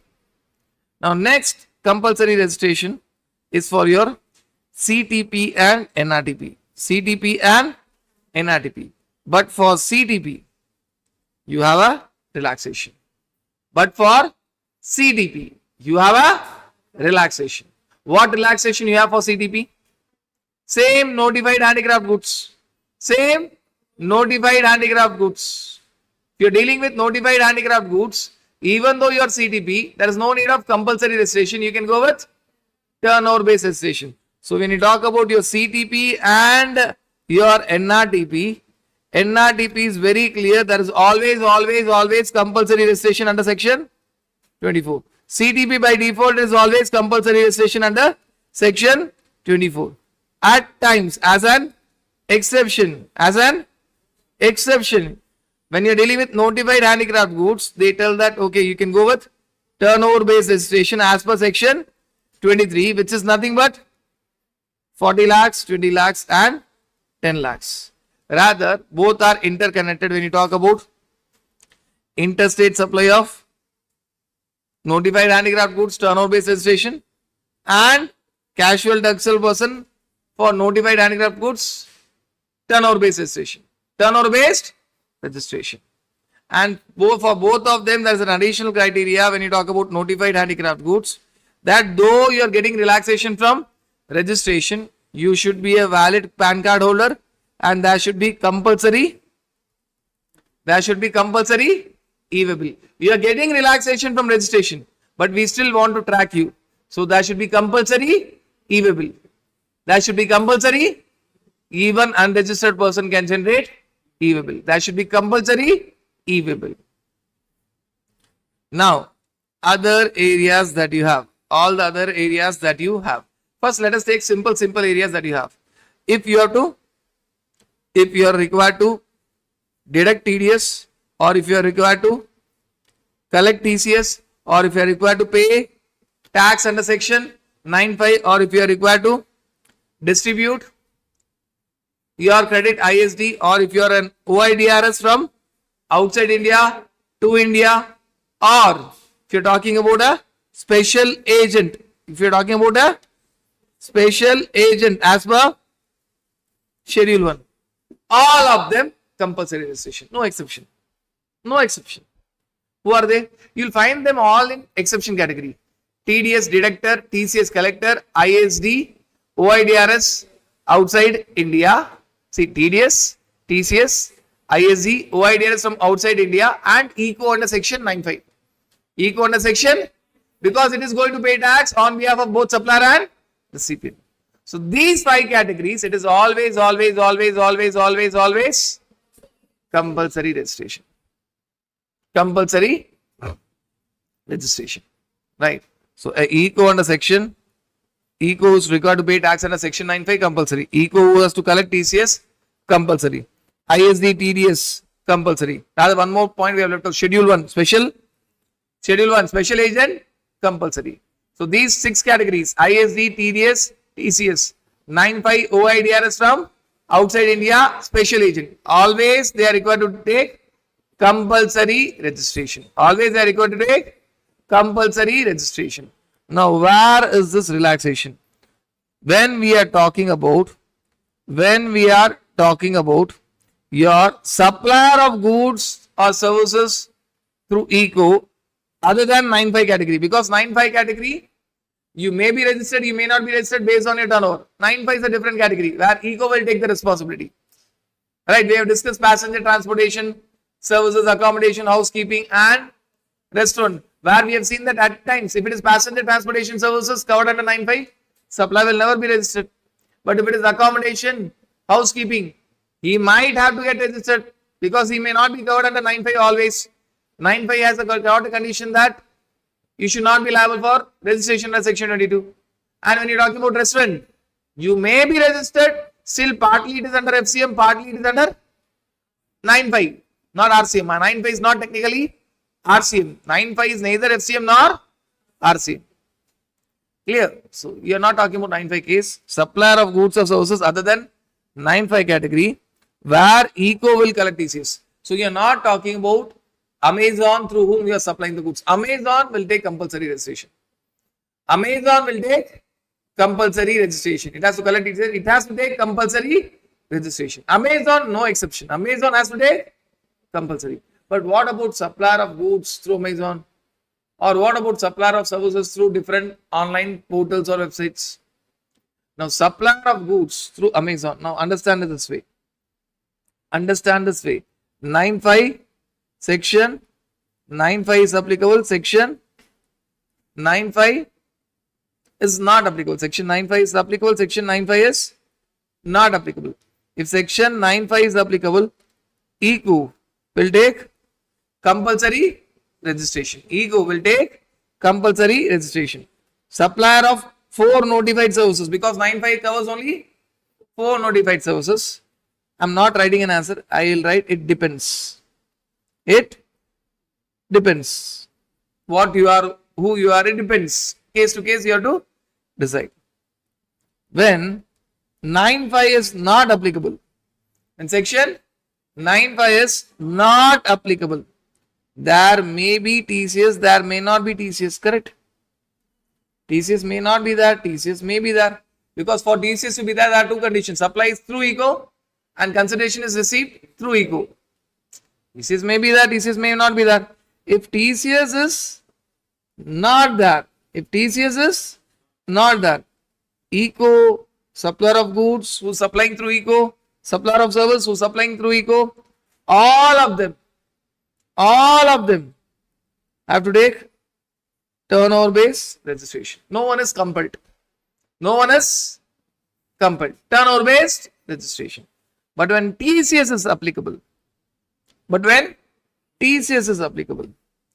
ECO, you have to take compulsory registration, section 24. Supplier of goods through ECO, you have to take compulsory registration, section 24. Supplier of services through ECO. That person who's supplying the services through ECO. Now there's a relaxation for service sector, just like the normal relaxation you had in interstate outward supply. Turnover based registration, but because of section 23. Initially it is compulsory, but who's giving relaxation? 23. You'll find a difference. Here also I wrote turnover based registration, but this was because of section 22. This was because of section 22. So when you have this entire understanding, wherever 9(5) is applicable, wherever 9(5) is applicable, don't worry, ECO will go for compulsory registration. Supplier of notified services, they may have to take registration, they may not have to take registration. It depends on each of the 4 cases. It depends on each of the 4 cases. Prima facie, first category will never take registration, passenger transportation service. Second, third and fourth, they might have to take registration if their turnover is crossing 20 lakhs and 10 lakhs. Now, when you talk about 9(5) not being there, when 9(5) is not there, you have to ask another question, whether TCS is there or TCS is not there. If TCS is not there, life is very simple, whether it is ECO or supplier of goods or supplier of services, turnover based registration as per section 22. If TCS is there, then ECO compulsory registration. Supplier of goods through ECO, compulsory registration.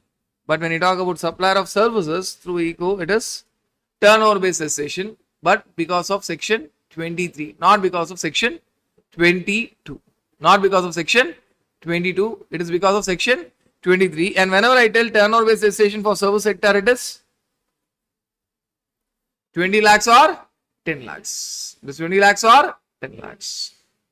So that's everything about your liability to get registered. Section 22 read along with section 24, read along with section 23. You cannot crack an answer without linking all these 3 provisions. Now a small change when your supply is through ECO and when TCS is applicable. So supply is through ECO and your TCS is applicable. Normally what is the understanding is ECO has to take compulsory registration, supplier of goods, compulsory registration, supplier of services, turnover based registration. So ECO, it is compulsory registration section 24. Supplier of services, it is turnover based registration section 23, which is 20 lakhs or 10 lakhs. Please understand there's a change. Supplier of goods is also turnover based registration, which is 40 lakhs, 20 lakhs or 10 lakhs in terms of section 23. There's a notification 34/2023 which gives this benefit. The only difference between the two, when you talk about supplier of services, though TCS is applicable, supplier of goods can also take turnover based registration and supplier of services can also take turnover based registration. For service sector it is 20 lakhs and lakhs. For goods sector it is 40 lakhs, 20 lakhs and lakhs. Now the differences, please understand the differences here. So when you talk about turnover based registration, you always see only your current year turnover limit. But here in the goods sector case, very rare case where you will see the turnover of previous year and current year. Obviously previous year doesn't make sense, but here you're going to check first turnover of previous year should be up to 40, 20, 10 lakhs. Also turnover in current year should be up to 40, 20, 10 lakhs. That is the first difference. The second difference that you see here you can have intrastate or interstate outward supply for service sector. But when you talk about your goods sector, you can have only intrastate outward supply. Interstate outward supply you cannot have. So only intrastate is allowed, interstate outward supply is not allowed for goods sector. Even though you're supplying through ECO where TCS is applicable, you should not make interstate outward supply, you should have only intrastate outward supply. In service sector, there's no concept of enrollment number. Here in goods sector, you have the concept of your enrollment number. Before making such supplies, you should take enrollment number, which should be there only in one state throughout India, and only one enrollment number should be there in that state. So you can make supplies through ECO without any registration, but you have to take enrollment number, which is possible only one state throughout India. You cannot take multiple enrollment numbers in different states. Also, it should be only one enrollment number in that particular state. And once you cross the limit of 40, 20, 10 lakhs, you take registration, this enrollment number automatically will be invalid. So this is possible only after taking the concept of enrollment number. So you see three clear-cut differences. What are these three clear-cut differences? The first is when you talk about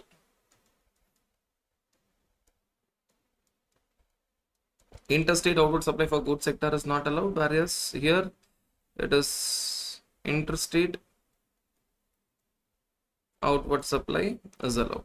What are the three differences that you see between supply of goods through ECO where TCS is applicable? Both for goods sector as well as for service sector, you have turnover based registration differences. Goods sector turnover based registration is 40, 20, 10, and the service sector turnover based registration is 20 lakhs and 10 lakhs.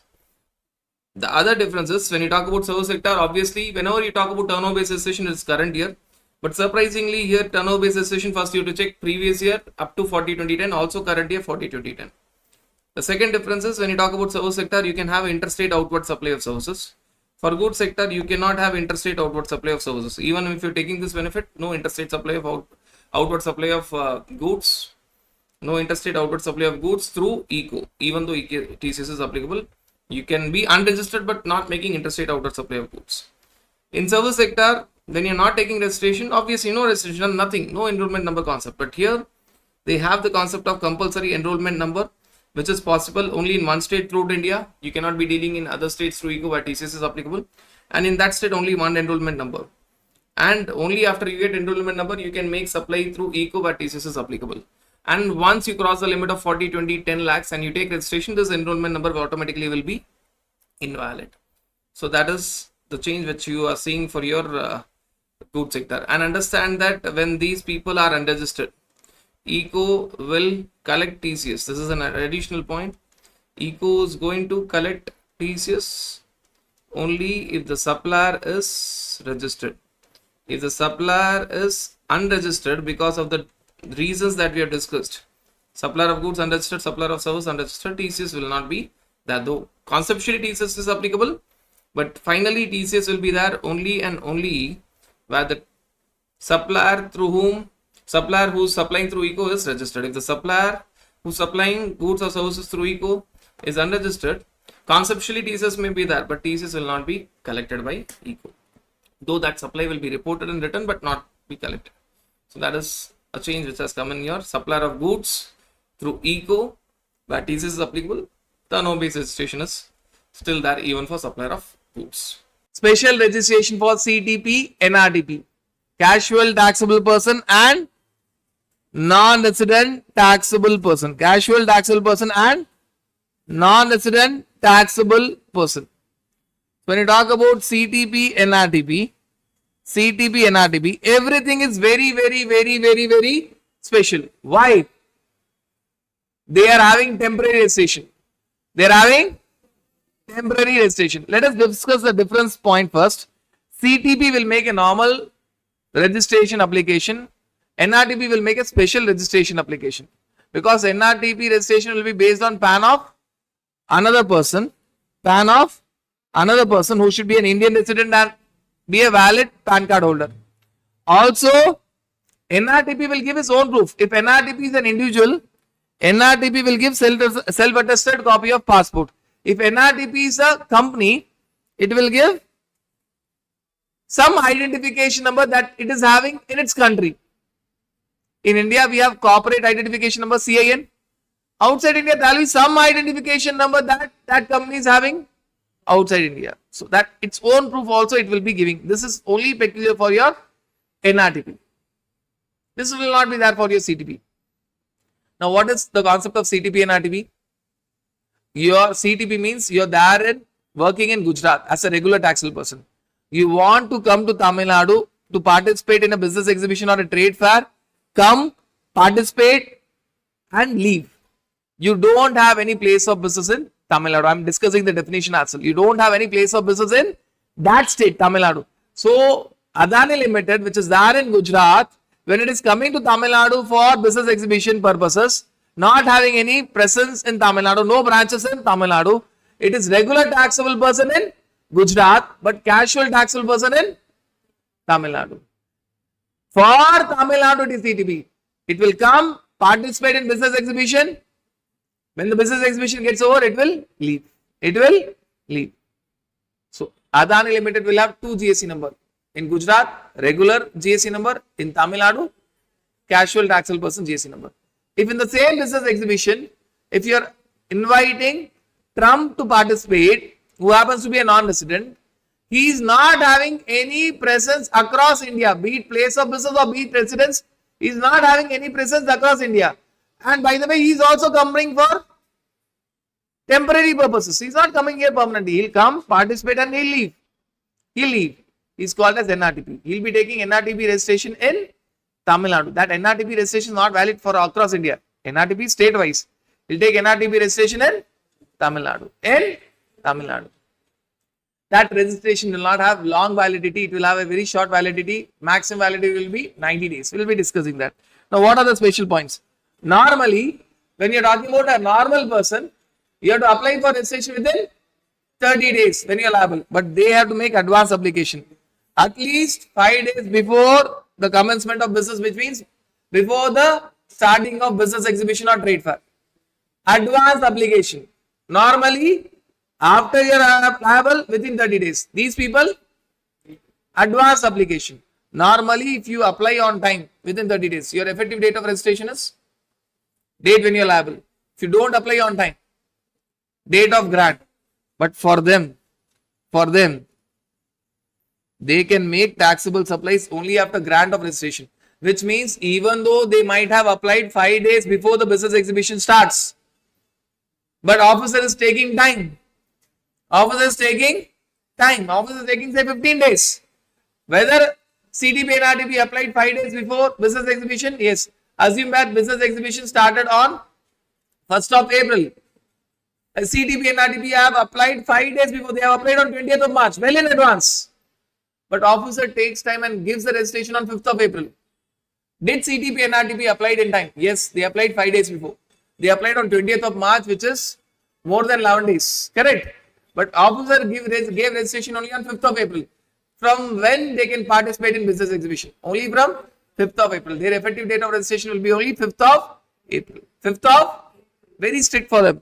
Now, normally, when you take registration, whether you are required to make any deposits? No.